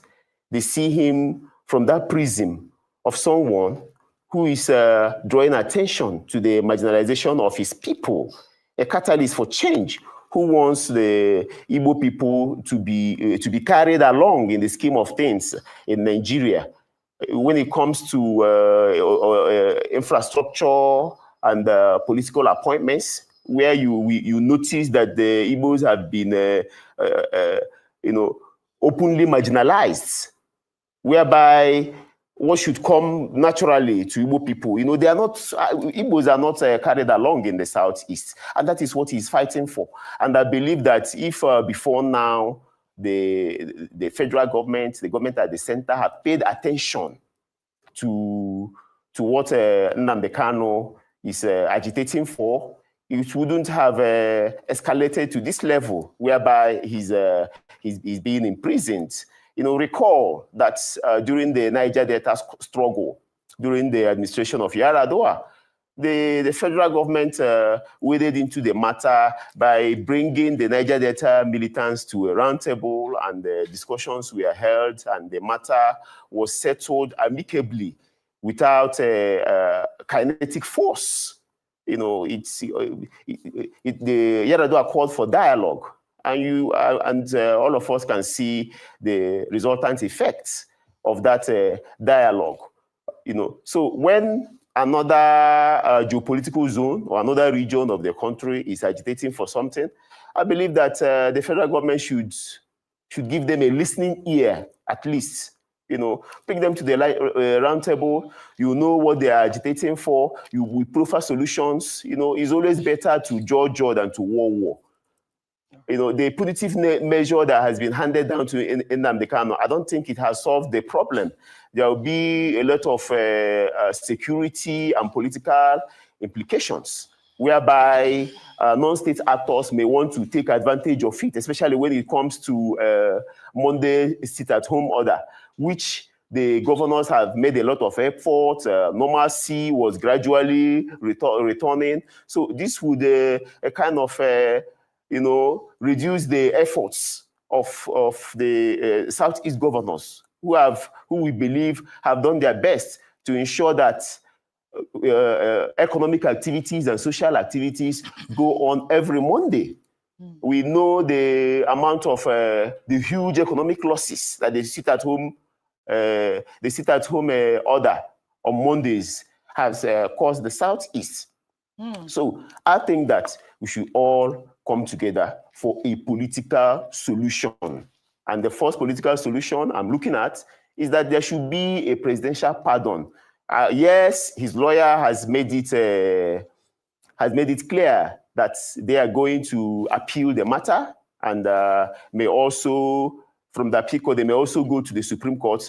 I don't want this matter to continue to escalate to the court and to the Supreme Court. Why don't we come together and listen to Mazi Nnamdi Kanu and say, okay, what do you want? Let's negotiate. That's my point. All right. So do you believe that now with Kanu in permanent custody, do you foresee an escalation or de-escalation of the security challenges in the Southeast, particularly concerning, the Eastern Security Network, a group that, the federal government's prosecutor say they have been condemned to death. They are going to be given a death penalty. And, you made mention about, the Southeasterners not seeing Nnamdi Kanu as a terrorist. Prosecutors cited broadcasts that he allegedly made calling for, a killing of soldiers and, our security forces. Do you see this as a terrorist act? I mean, many soldiers, I believe, died after that incident. Did you see it as a terrorist act? Yes, you're very correct. Yes, you are very correct. But we know the genesis of terrorism in Nigeria. It did not start from the Southeast. We all know how it started. We know that even before now, there has been massacres. There has been massacres in other parts of the country. We know that, okay, for instance, the Chibok schoolgirls who were abducted up till now, and the recent abductions of students in the boarding schools in Kebbi State, in Niger State of recent, and the attack on the church in Kwara State. Then there has been several attacks in Plateau State, in Kaduna. We have seen a situation where bandits were even alleged to be paid. They are under the payroll of the federal government. We have seen negotiation with bandits. And also, we have seen other certain individuals from other parts of the country call for a revolution. We have seen people from Rivers State, from the South, also threatening to shoot down military aircrafts and all whatnot. And the majority of these people, we have seen another individual, also call for self-secession, for self-determination and secession for the Dudua Republic. And all these individuals, they feel in the Southeast now that all of them were, they had a part on the wrist for what they said, though we don't support it. I don't see Nnamdi Kanu as a terrorist. I have to state that again. And I'm speaking for the Southeasterners because we have felt the pulse of the people. They just see him as a freedom fighter, as an agitator who wants the best for his people, though his approach may not be in the right direction. So the punitive measure of life imprisonment that has been handed down to him, we believe that it should not be.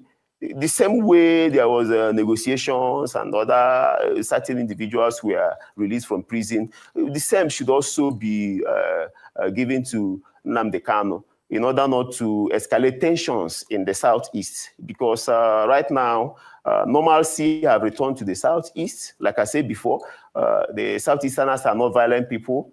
The insecurity challenges that we have seen there is a general insecurity that we have seen in the country, which is caused by the high rate of unemployment and poverty, hyperinflation,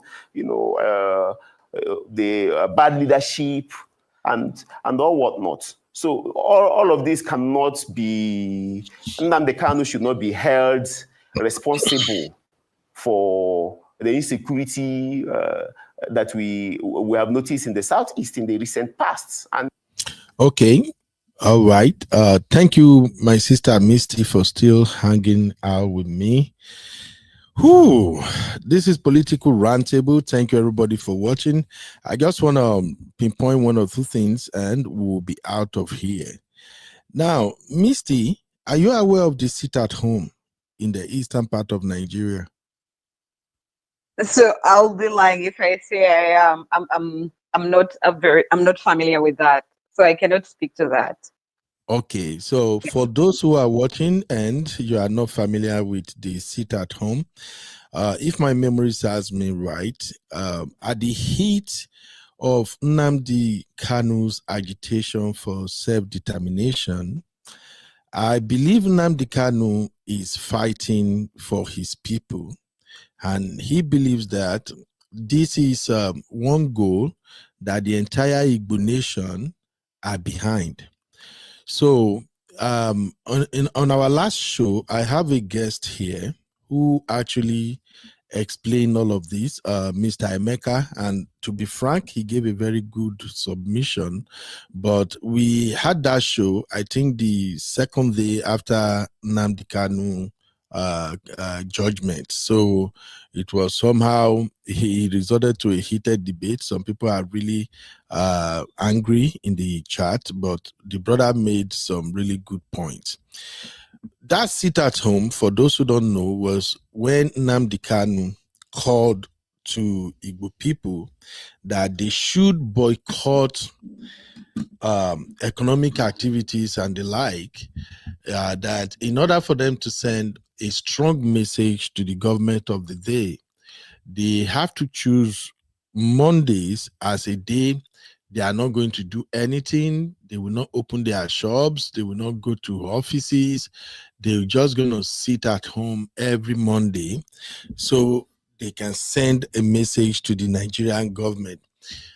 And this was happening under President Buhari. So I think that sit-at-home order was where some Igbo people began to distance themselves from Nnamdi Kanu's agitation. And why?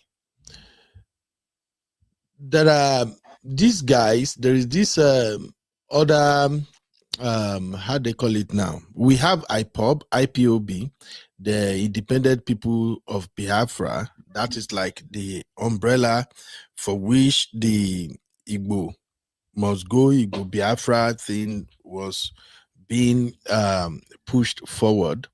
Then they have another arm of that IPOB they call the ESN, I think Eastern Security Network.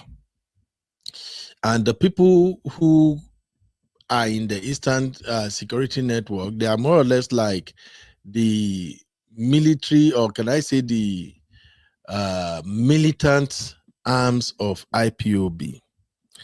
So when the sit-at-home order was in place, some people are not compliant to it, and I can't blame them. Nigeria is a very tough place. People hustle for their daily bread on their own. The government is not forthcoming. They are not helping a lot of people. So many people actually depends on whatever they can make daily. And when you ask them to sit at home, some of them felt like, waiting I go chop, how will I feed my children? All right. So the ESN are now trying to compel people to observe that sit-at-home order. And that is where the ESN took matters into their own hands. Now, there is this argument, though, some people are saying Kanu did not call for sit-at-home, that it was actually Samuel Ekpa that called for sit-at-home. Now, only Igbo people can actually educate us on that one. But however, during the course of this Kanu legal battle, I heard when Kanu actually appealed to the Igbo people to stop the sit-at-home. But that came at the time when Samuel Ekpa was taking over the leadership of IPOB all the way from Finland. And Samuel Ekpa, to me, I think, I'm sorry for those who believe in him, I think his own approach was too aggressive. I can say allegedly, he instigated many of those forceful compliance that were coming from the ESN. So it's not Kanu in particular that get the ESN to start attacking their own people in the East. And at the same time, there are a couple of elections that took place during this sit-at-home, don't sit at home, we want Biafra, we don't want Biafra thing under Buhari.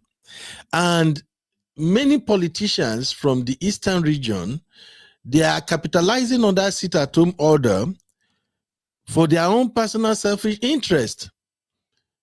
In between, the insecurity situation of Nigeria also got escalated in the Eastern region. We have kidnappings, we have people fighting each other. It was a mess. And I think this is just from my own personal opinion. I think that is when some Igbo people detached themselves from the Nnamdi Kanu struggles, because the Igbos are now, some of them are losing their businesses, some of them are losing families and loved ones, and you get what I'm saying. And the government was not helping matters. So at a point, it looks more or less like it is every man and woman for themselves. So that is how I can explain the sit-at-home situation. So anybody watching right now who is from Eastern part, you can at least help us make it make sense. But that's the way I see it. So coming back to what this guy is saying now, I think he somehow underplay the impact of that sit-at-home order on the majority of the Igbo people. He's not really focusing more on that. It's just making it sound like, that is not really what matters. Let's just focus on this Nnamdi Kanu. And the reason I'm bringing this into the conversation is that since our last show on Nnamdi Kanu, I've spoken to a lot of people. Many Igbo people, on those that I contacted, though, they are not really supporting Nnamdi Kanu like that. It's even shocking to me as a Yoruba person that the way you guys just discard this conversation. So does it mean Nnamdi Kanu was fighting for himself? And as far as I can tell, Nnamdi Kanu doesn't strike me like somebody who is in this for himself, but rather for the generality of the Igbo people. And I said on our last show that I think this battle that Nnamdi Kanu embarked upon is actually in favor of Igbo people, mostly the politicians, because I've seen a lot of politicians using Nnamdi Kanu as bargaining chips for their own selfish interest. But again, with everything going on in Nigeria right now, I think, just like this guy on Arise News suggested, I think a political solution should be reached. But where I want to ask my question, Misty, if you can help me with this one, is that can a political solution come to play at this time that he has already been sentenced and he's still looking towards maybe he's going to appeal? Because when I hear political solution, what I'm hearing is, Mr. President, just disregard the law. Just do what you have to do, get him out. That's what I'm hearing. So how do you understand that, Misty? This political situation this is talking about. So the executive and the legislature, judiciary are the three arms of the government, right? None is supposed to, in an organized state, again, I emphasize, none is supposed to interfere with the duties of the other. So if the judiciary is doing its job and Mr. Nnamdi has a right to appeal up to the highest court in the land, and in case he is imprisoned either for life or deleting, the only political decision I see that could interfere is, which almost every head of the country has, is what they call prerogative of mercy, where the president has the right every year to pardon certain prisoners and let them walk free. Yeah.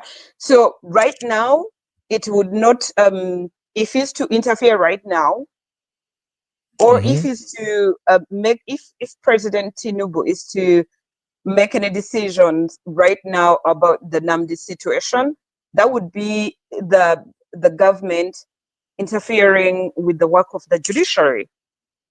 Exactly my fear. So that in itself wouldn't help.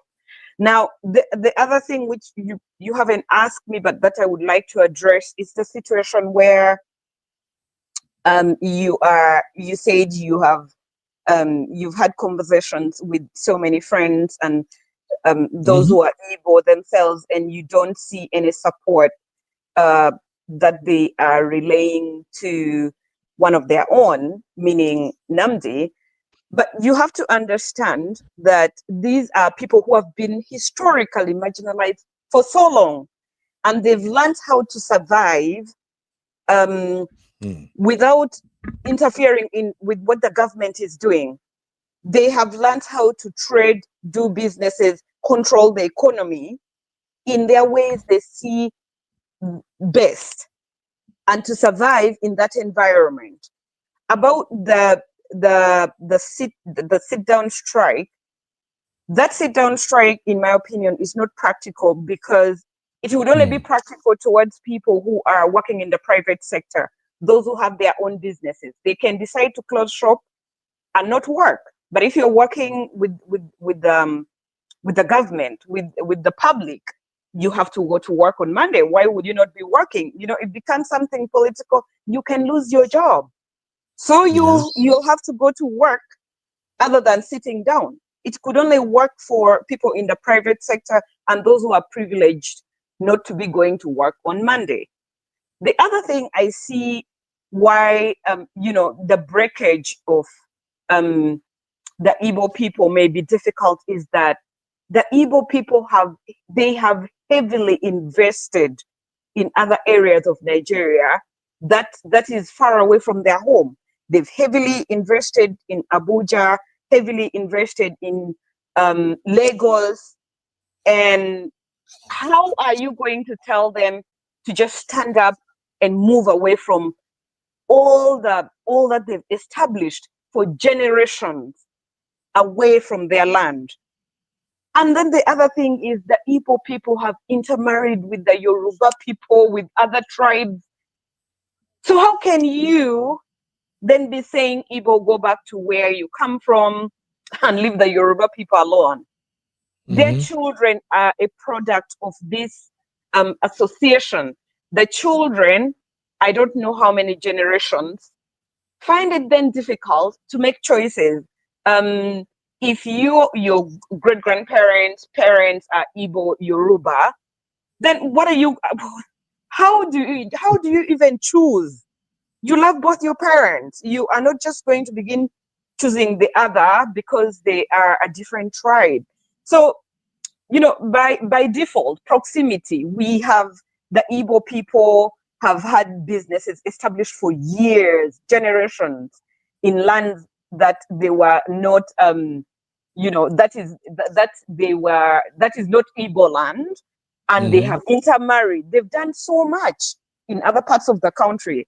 So it's going to be difficult. It's going to be difficult for them to just pick up and go. But I have a feeling since the last election, a lot has been happening, and I've been following. I see some Igbo people have started moving their businesses back home. They're doing a lot back home. Not that they were not doing it before, but it appears that they are now doing it with strategy, just in case. That is really all I can speak to.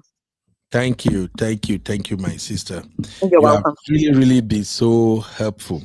Anyway, guys, that's all I can take from the video of Nnamdi Kanu.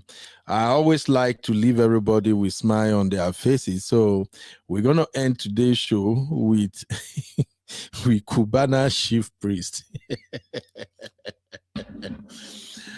Whew. So, Misty, you heard about Cubana chief priest letter to Tinubu, or don't you? No, I didn't. What did he say? But you know who he is? Do you know this guy on the screen right now? How do I not know him when we have a Kenyan sister who comes to insult him every day on social media? Yeah, that is Pascali. Yes. The money, he says money has now become water, right? Manina wata. That one. Manina wata. So, Cubana chief priest completely ignored his son in Kenya, allegedly. He's his son anyway, until he decided to do DNA and tell us otherwise. So, I don't know why Cubana chief priest felt like he need to speak out, but something tells me the urge to speak out is because of his association with the Tinubu. And I think he was scared that now that they've sentenced Nnamdi Kanu, his Igbo brothers and sisters may come for him, because we saw him visited the White House and he shook the hands of President Tinubu. And in this post, he also kind of praised President Tinubu and say, "Sir, Daddy, you gave me my first presidential handshake." I don't know. Do they collect money with presidential handshake? Like, I know, maybe I have to go and hustle to get in front of President Trump. Maybe he can give me presidential handshake too. So The handshake comes with a brown envelope. Usually, there's money. Yeah. Really? Yes. Mister, are you I am. messing with I me now? am very serious. A presidential handshake comes with lots of goodies behind the scenes. Mister. So yeah. Yes. Mister, you know I'm a Yoruba Igbo. I know they hear me. Yes. So you have to learn. Hey, President Trump, here I come. No. Maybe I should start singing President Trump praises now. Maybe one day he can give me my own presidential handshake. No, that one is not happening in the Western world. In Africa, the handshake comes with a brown envelope. Mr. White, now why are you like this now? Really? I'm just giving you information. You need to be enlightened before you make a move. Look at the way you deflected my mood right now. I already started calculating how I'm going to make sure I get my first presidential handshake. You were calculating the zeros. I saw that. Yeah, I'm calculating already. Now, when I say, I'll just say, Mr. President, make America great again. Oh my God. Uncle Benno, you know I'm going to leave you in the studio when you begin talking like that, right? Misty, I will tell Mr. President, make Canada 51 states. Make Canada 51 states. That way, you know how President Trump moves now? He would just say, "There you see him. That's my Nigerian friend. My Nigerian friend supporting me. Come here. I will just go and shake him, and then maybe the money will come." Maybe. Misty, don't mess with me, oh. Yeah, don't mess with me, Misty. So, Cubana chief priest, out of the blues, out of nowhere, he shared this. He posted and said, "Daddy, you have to free Mazi Nnamdi Kanu. If you don't release Nnamdi Kanu, I promise you, you won't even get 10,000 votes in the next election." According to Easterblog Nigeria, Cubana chief priest sent strong message to President Tinubu, insists that the release of MNK is the only way the Southeast will support the government ahead of 2027 election. Now, to be frank, I don't think Cubana chief priest words carry any significant weight when it comes to my Igbo people. Now, any of my Igbo brothers and sisters watching, please help me out. Do you think Cubana chief priest is speaking for all the Igbo people? Because I don't know when he become the Igbo leader that he now made this bold statement and actually share it on social media. For those who did not heard what he said, here is it. Let me quickly read through. So he said, official Asiwaju Bat, as long as MNK remains in jail, you cannot and will never get up to 10,000 votes in Southeast come 2027. So as we are rounding up, please, my Igbo people, this is the last poll we will have. We don't even have any poll today. Okay. Do Cubana chief priest, CP, like they call him, do CP speaks on behalf of all Igbo people? If you think Cubana chief priest is speaking for all Igbo people, drop 1 for yes and 2 for no. Okay, let's have this real quick so we can leave here with at least some smiles on our faces. Is Cubana chief priest representing the entire Igbo people? Is he now the PRO of my Igbo people? Please, let's have this poll real quick. So he went ahead and said, Tinubu will not get 10,000 votes in Southeast come 2027. I will not lie to you, Papa. That's how he called Tinubu, Papa. I will not lie to you, Papa. As a friend of your government, I have no reason to whitewash you. Okay, like from where to where, like how people say. Eh? Okay. MNK is the supreme leader of Southeast. His detention has caused us so much setback, and I am so surprised that all your useless ministers from Southeast can't even tell you the truth because they are all cowards. None of them has capacity and can do anything to make the people love and respect you. As for governors, they will all disappoint. Okay, they will all disappoint you because what will they tell us? Absolute nothing. Only MNK release can save you. This guy, these are strong words. At Sheyi Tinubu, that's the president's son, all those people on that table with you at Deborah Hotel, the other day are just bags of deceit, including me. They can't do anything for you. They can't even go to their hometowns because of MNK detention. So how can they help you? They only want lands from you to develop and sell. You know me, I don't need anything from you. Villa, na hotel, na few more days. Okay, villa, mini house rock, na hotel, na few more days. Your checkout time go reach, and only MNK can guarantee you real vote from Southeast. Look out for Governor Alex Oti.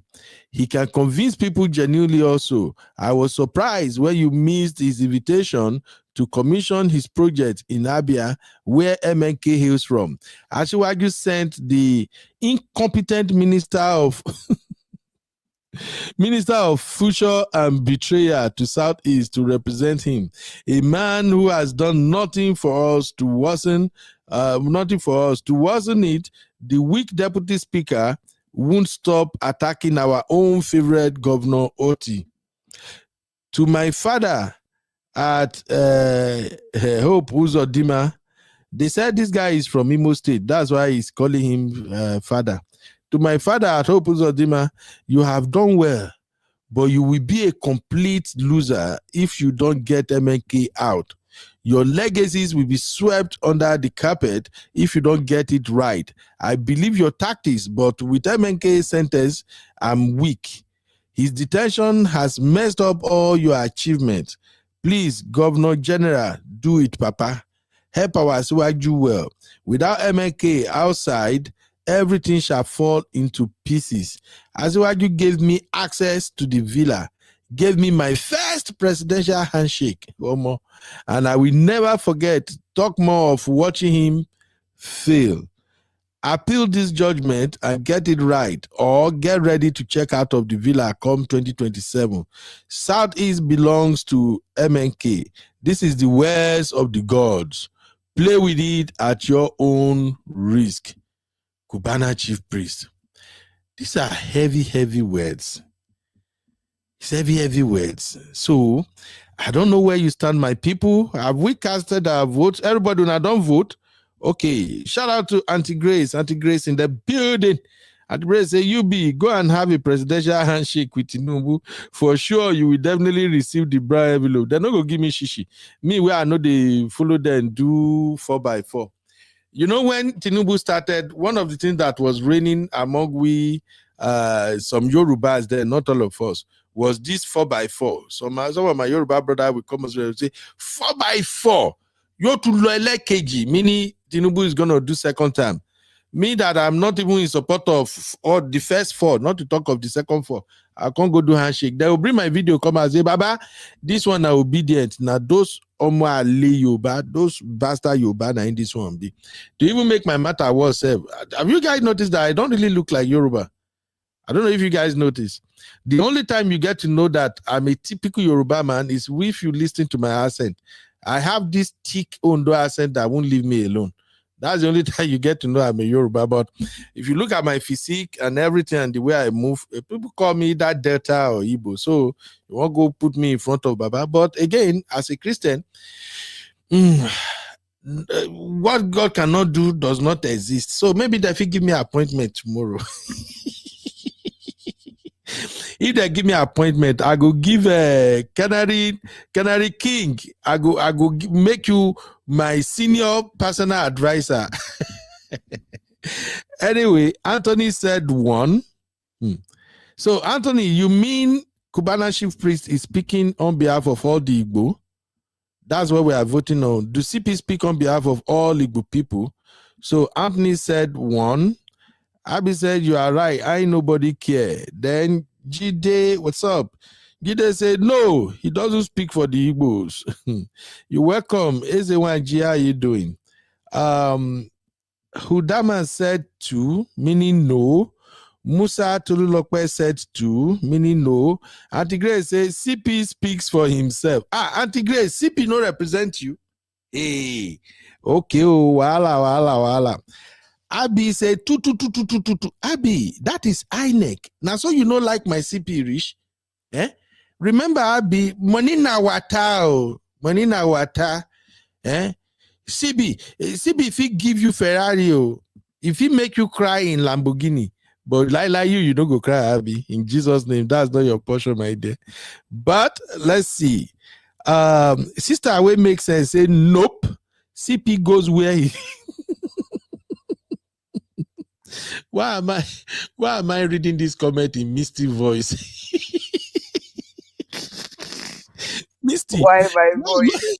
Why am I reading this thing in your voice? I don't know. Explain. There is a way you do your shenanigans that you may have somebody laughing all day long. That's what I see in this comment. Sister, it makes sense. She said, no. See, because where his stomach is filled up, his words don't carry water. I can't even mimic you very well. Misty, please help me read this statement. Help me read it. Maybe. Let's see. It says, nope. CP goes where his stomach is filled. His words don't carry water. Oh, you see, I got it a little bit. His words don't carry water. Hey, God, when can I speak like this, my sisters? When can I speak like you, sisters? God. You do not have to admit, Uncle Benno, you have to understand what is very important and very significant is for you to communicate effectively to us. It doesn't matter how you speak as long as we understand what you're saying. Every time you speak, we understand what you're saying. Yes, we do. I just want to sound like you ladies. Your voice are so sweet. You know. We are. It gets boring if we all sound the same. Oh, it gets boring. Yeah. I think. Oh man. I think God knows I'm a coconut head, and if I can speak like the rest of you, my own go worse. We like your accent from Ondo. Thank you, my sweet sister. So, sister, it makes sense. No, make me laugh, I beg. Oluchi said 2. Nope. Okay. Canary said, but no, please, free to remove my comment if you don't like it. But pretty please with sugar on top. Respect the English language. Use a dictionary for definition. Don't claim to insult. Baba, me, I don't move past that one. I don't know what you're saying again now, bro. I've already moved past that, okay? Sister Yinku said 3 should be who is CB. Oh my God, Sister Yinka, come on now. Everybody knows who CB be. CB is Monina Wata. Monina Wata. My brother is speaking. How do they say, like your questions? Okay, like your questions about you. Tell me who gave you. Anthony, I don't get that. Goddy said capital no. Abby is now Canary King best friend. Oh, hey, hallelujah. I love that. Stayika said 3 should be who is CP. Hey, wala day. Magic said truth is bitter, true talk. So I think Magic actually agree with CP. Elizabeth said, honestly, Nigeria don't tire me. Honestly, I won't relocate to UK or US. Want my child to have dual citizenship. Elizabeth,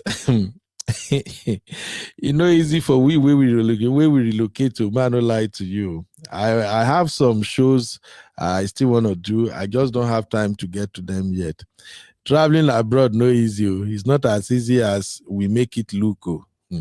As I follow you talk now, I have just exactly 50 minutes more to get out of here now. When you go see me, they run, go walk until later in the night before I'll come back to this house again. It's not easy.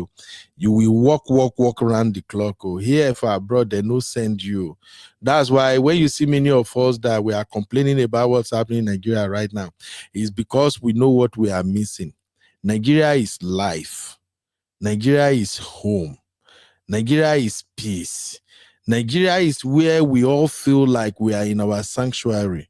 And that's why we don't want all this mess that is going on now. We don't want them to persist. And that's why we are hoping that God and America can somehow help us resolve all these issues. So to be frank, I'm not really one of those who advise people to travel out of Nigeria. Abroad, no day easy. A lot of people that come abroad and come back home, they are lying to people in Nigeria. I think all over Africa, they are lying to majority of people in Africa. Only few of us will tell you, say, guy, it's not all what you think it is. Okay, Misty, am I lying? Is it easy? If it is easy, let me tell them. No, life abroad is very, very, very challenging. But people who don't really, they don't believe it because they think we have it easier. You could never really explain it to many Africans and they will comprehend what you're talking about. They think you know, they're seeing all this beautiful life, all these beautiful countries already established. But for you to even get like when they say, I feel like I understood the meaning of time is money when I relocated abroad. Time is literally because if you're paid for that hour, you have to earn it, you have to be present, you have to be there. So time is money.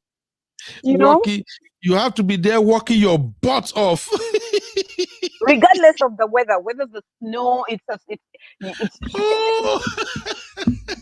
no, that should be a different show. That should be a different show altogether. Let's not go there. Don't worry, we're gonna do that show where I will invite all our brothers, sisters in abroad. May they come share their experience so that people can learn.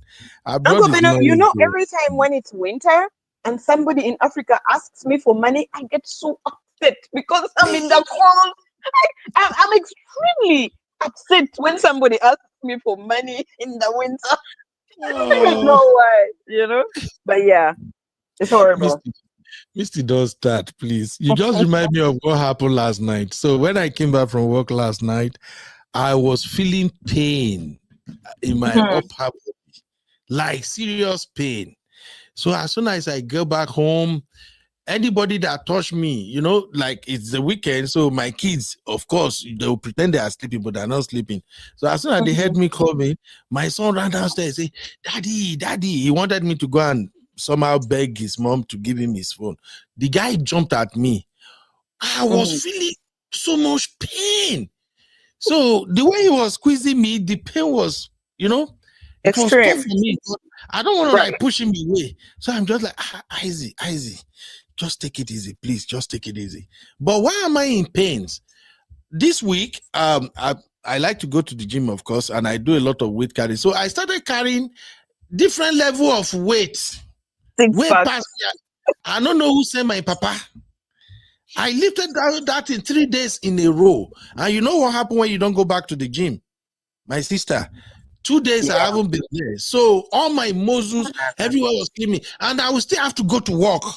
So now I'm walk angry because I'm having pain, and it's not a pain that a long can handle. So people don't really understand what we are dealing with here. And Yeah, if and you don't that's when you start shouting at your kids. They don't understand where is this frustration coming from. You know. appear so angry, but it's many factors. It's many factors. So I hear you. I hear Anyway, you. so my sister Lizzie, I know it's everybody's dream to travel, but that traveling is not what we think it is at times. So you said 2 peanut. So Bikubana no represent you. Okay. Abby and her friend, they are still going back and forth. Abby said, I thought you were from Edo State, UB. Me, Edoke. They go pursue me if I go Edo. Mom of 5 say she want appointment tomorrow. Oh, you see people who want to go collect handshake from Tinubu. Okay, Actually, I think you will give positions to all the real farm VIP people. Oh, what are you saying? Don't worry. On another show, I'll begin to share my own PA. You know, in Nigeria, we have some governors that have close to 20 SSAs. What do they call those SSAs? I know special advisor. Is it senior special advisor? So do you know that in Uganda the president has I think over 100 of them? They've never met him, they've never seen him except from the day of appointment. They get paid and nobody advises the president. He makes his own decisions. Those are just political positions, you know? Yeah. Oh man, don't worry. We'll do show where we will share positions. Festus, what's up, Festus? Well, say many Nigerians are not interested in CP, and it's true. I don't know what makes this guy think he has a voice. Cosmos said, I'm not an Igbo, but with the look of things, he is right. Okay. Me, I don't think whether Igbo vote for Tinubu or don't vote for Tinubu, I think Tinubu will still get his vote. Because even though me and Canary King, we don't fight here tired today, one thing I appreciate Canary King for is that he continuously said that, hey, look, in Nigeria, election don't count. Now ring that they ring them. All right. Cyril said, capital no. He's not speaking for the Igbos. Yeah. Magic, she said, he's speaking for the gods.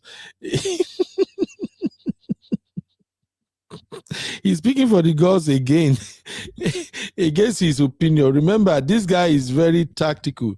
He may be right. All right. I think that's all I can take on today's show. Hey, Hood Boy, where have you been? You just show up. What's up, bro?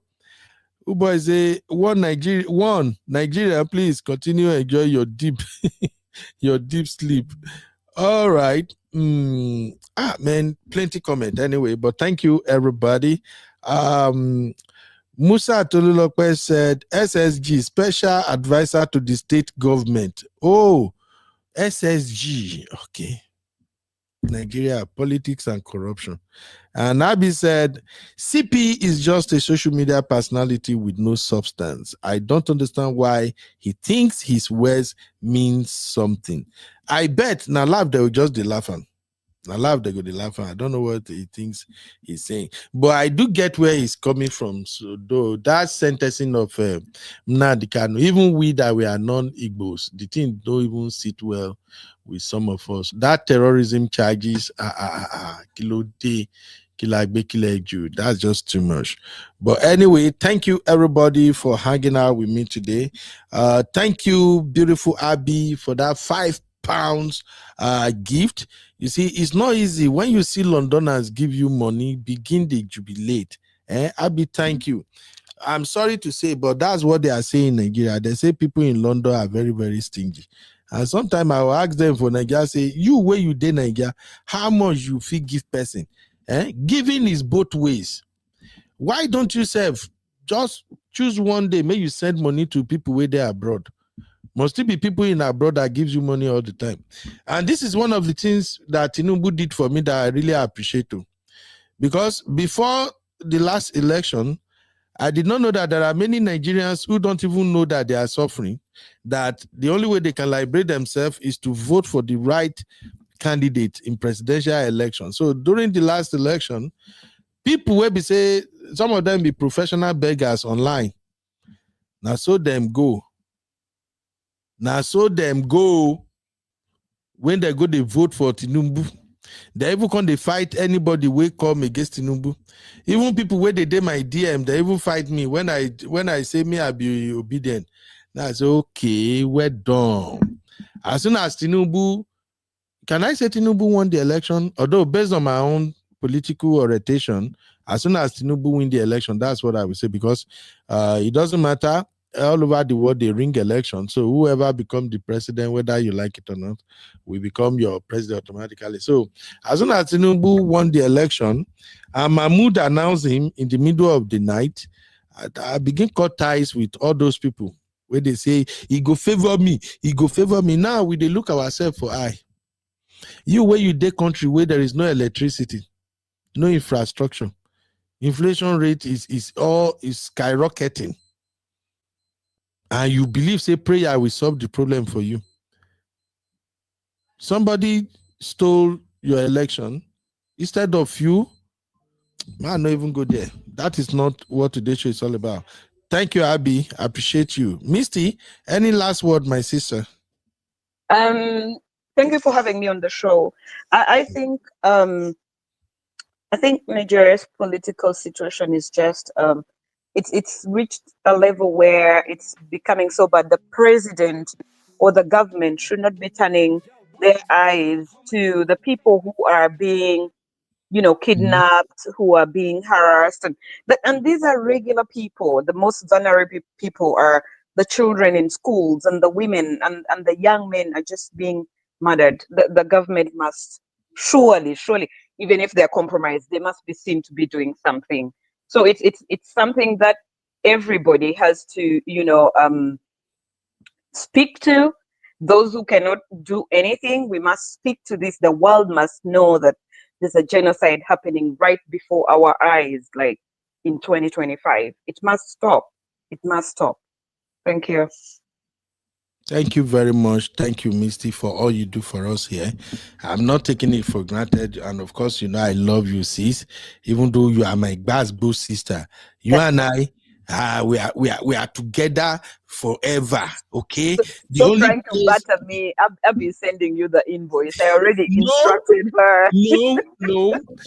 I will never fight you for the invoice. The only time I'm going to fight you is if you insist that the sister should not take me to Bora Bora. Nadia Wahala good day. If we get another cameraman, we're going to leave you behind, I swear. I am going, and I'm not going to be a cameraman, Misty. Thank you, my sister. But Uncle Beno, I'm forever humble to be on your show and help out with the legal aspects of things where I do understand. And I do apologize if I misinterpreted anything or any law. I'm sorry, forgive me. But I usually try to just bring the legal perspective of things to just help you go through the show in a more enlightened way. So I'm pleased. I'm happy to be here. Thank you. Thank you, my sister. God bless you. Have a good one. Take care. All right. Gasbos continues backstage. Okay. Now that I'm done with today's political roundtable, this Gasbos will continue in the backstage. CC, I see what you shared in the backstage. We're going to have a conversation. Remember, I am the chief security officer to my Egbon. So we'll talk about that. Zeno, the troublemaker. Zeno, I see that wherever they are discussing this Danish deception, now you the big chair lady there. I never get time. When I get time, I'm still gonna do my own review of the Danish deception. How many of you want us to do the review here? Make I do my own show. And by the way, if you are missing that Danish deception, check our channel here. Abby did a fantastic show. I think it was on Friday. Oh my God. Abby break the whole thing down. If you want to watch the main show on TikTok, it takes almost about 6 or 7 hours. But Abby summarized the whole thing in less than 1.5 hours. So you can listen to Abby break it down over here on our channel. But if you still want me to do my own review, which of course you know is going to be a war between me and Gen Z, drop a 1 in the chat so I can find time for us to do the review. Drop a 1 in the chat if you want me to still cover it on my own, because we need to put fire for this Gen Z bomb. That guy is a Gen Z, and I'm still gonna fight Sue of the Most High. Sister Sue shared a video in the VIP this morning. The video where this guy was actually begging for attention on a reality TV where they define love. All the Oyibo will come for that edition. They no pick this girl. Now there she come shock, say, yay, nobody picked me. I was thinking I'm gonna connect with somebody. They didn't pick me. I'm gonna analyze that too. It get reason why they no pick her. And it's one of the things I'll be telling you Gen Zs. See, I like my Gen Z that are very articulate. I like Gen Z that can stand on her own. She can, she can at least defend herself. I like Gen Z that are super intelligent, making her own money, living her dream life. But the Gen Zs that me I they get wahala with. Now those one will be say when they small, when parents go they tell them say, stop being argumentative. Try to listen to people's opinion of you. Okay, sometimes it helps if you listen. As soon as people are telling you, the way you talk, I think it sounds this way. Oh, the way you carry yourself, I think it's not showing this. And then you took offense, you are fighting. No worry. Continue to grow. When you grow up, now then you go no say kaki no be leather. That lady, unfortunately, she's now 31, right? But she started making a mistake at 29.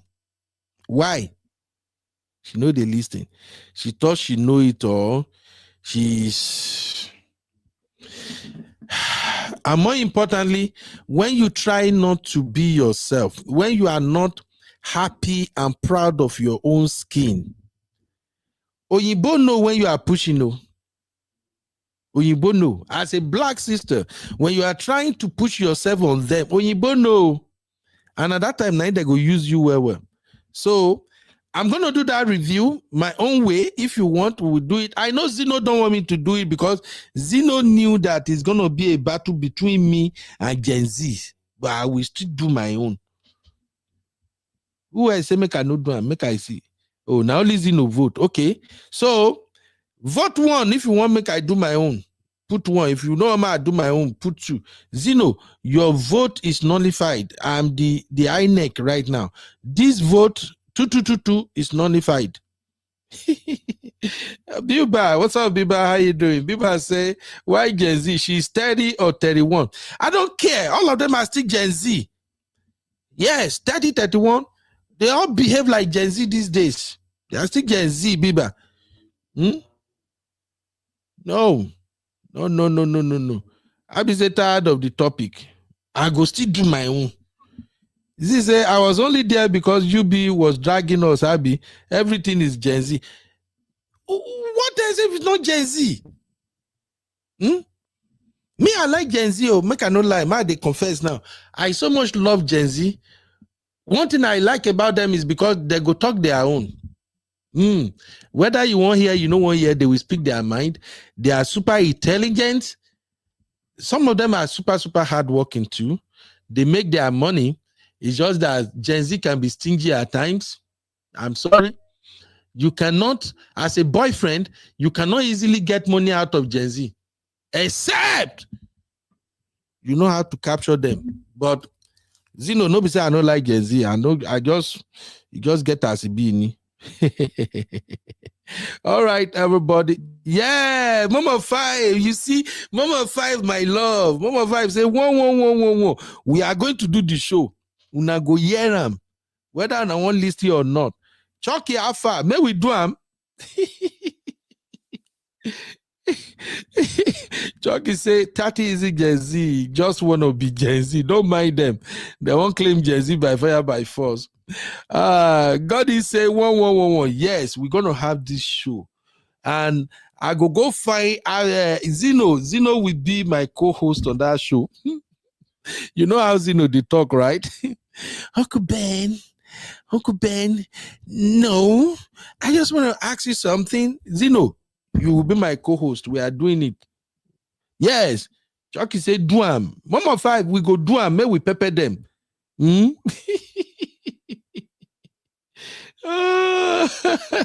Misty said, I'm with Gen Z because that Oyeka girl got me exhausted. Oh my God. Christmas special. That's a good one. Yeah. Abby, you are saying you are shading with that stingy lie. Gen Z can be so stingy. May we not talk. But those who know, they know. All right. Thank you, everybody. I'll see you tomorrow. Unfortunately, we are not having we will not be having Sunday school today. But if anything comes up, we will definitely let you guys know. Thank you for hanging out with me. Thank you, Misty, for being here. My sister Laura. Now, Sister Laura, now I first break the table today. I don't even see it coming. She chattered the table. And I love her incisive analysis. Okay? All right. Happy Sunday, everybody. Be good. Pray for Nigeria and pray for Donald Trump. We need Donald Trump help now.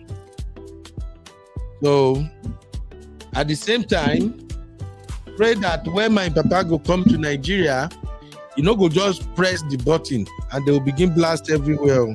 Okay? See you guys in the next one. Bye-bye for now.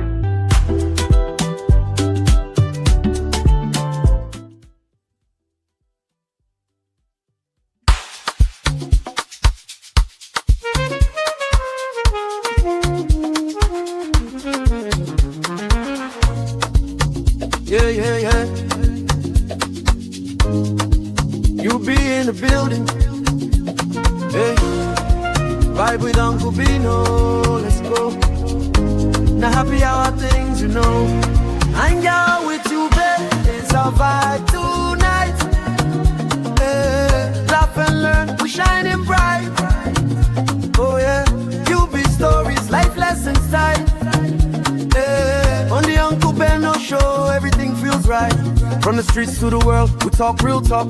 Vibes on the beat, make the whole place rock. Happy hour flow with smiles non-stop. Sip and chill with you, be the energy on top. You be stories dropping them every day. Wisdom for life, the African way. From the grind to the glory, hear what we say. Tune in now, don't delay. Hang out with you, be it's a vibe tonight.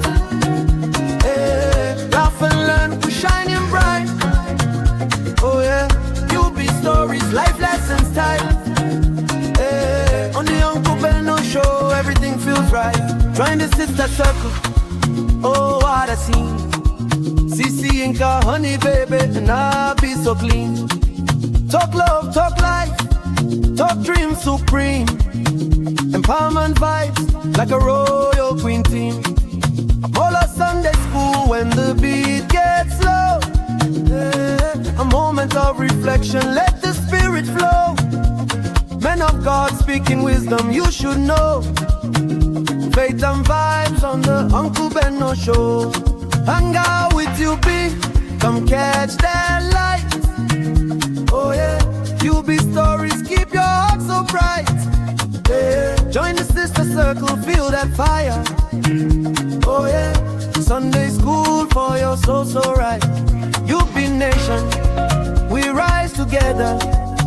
Love and vibe forever. Uncle Benno show. Yeah, we outside.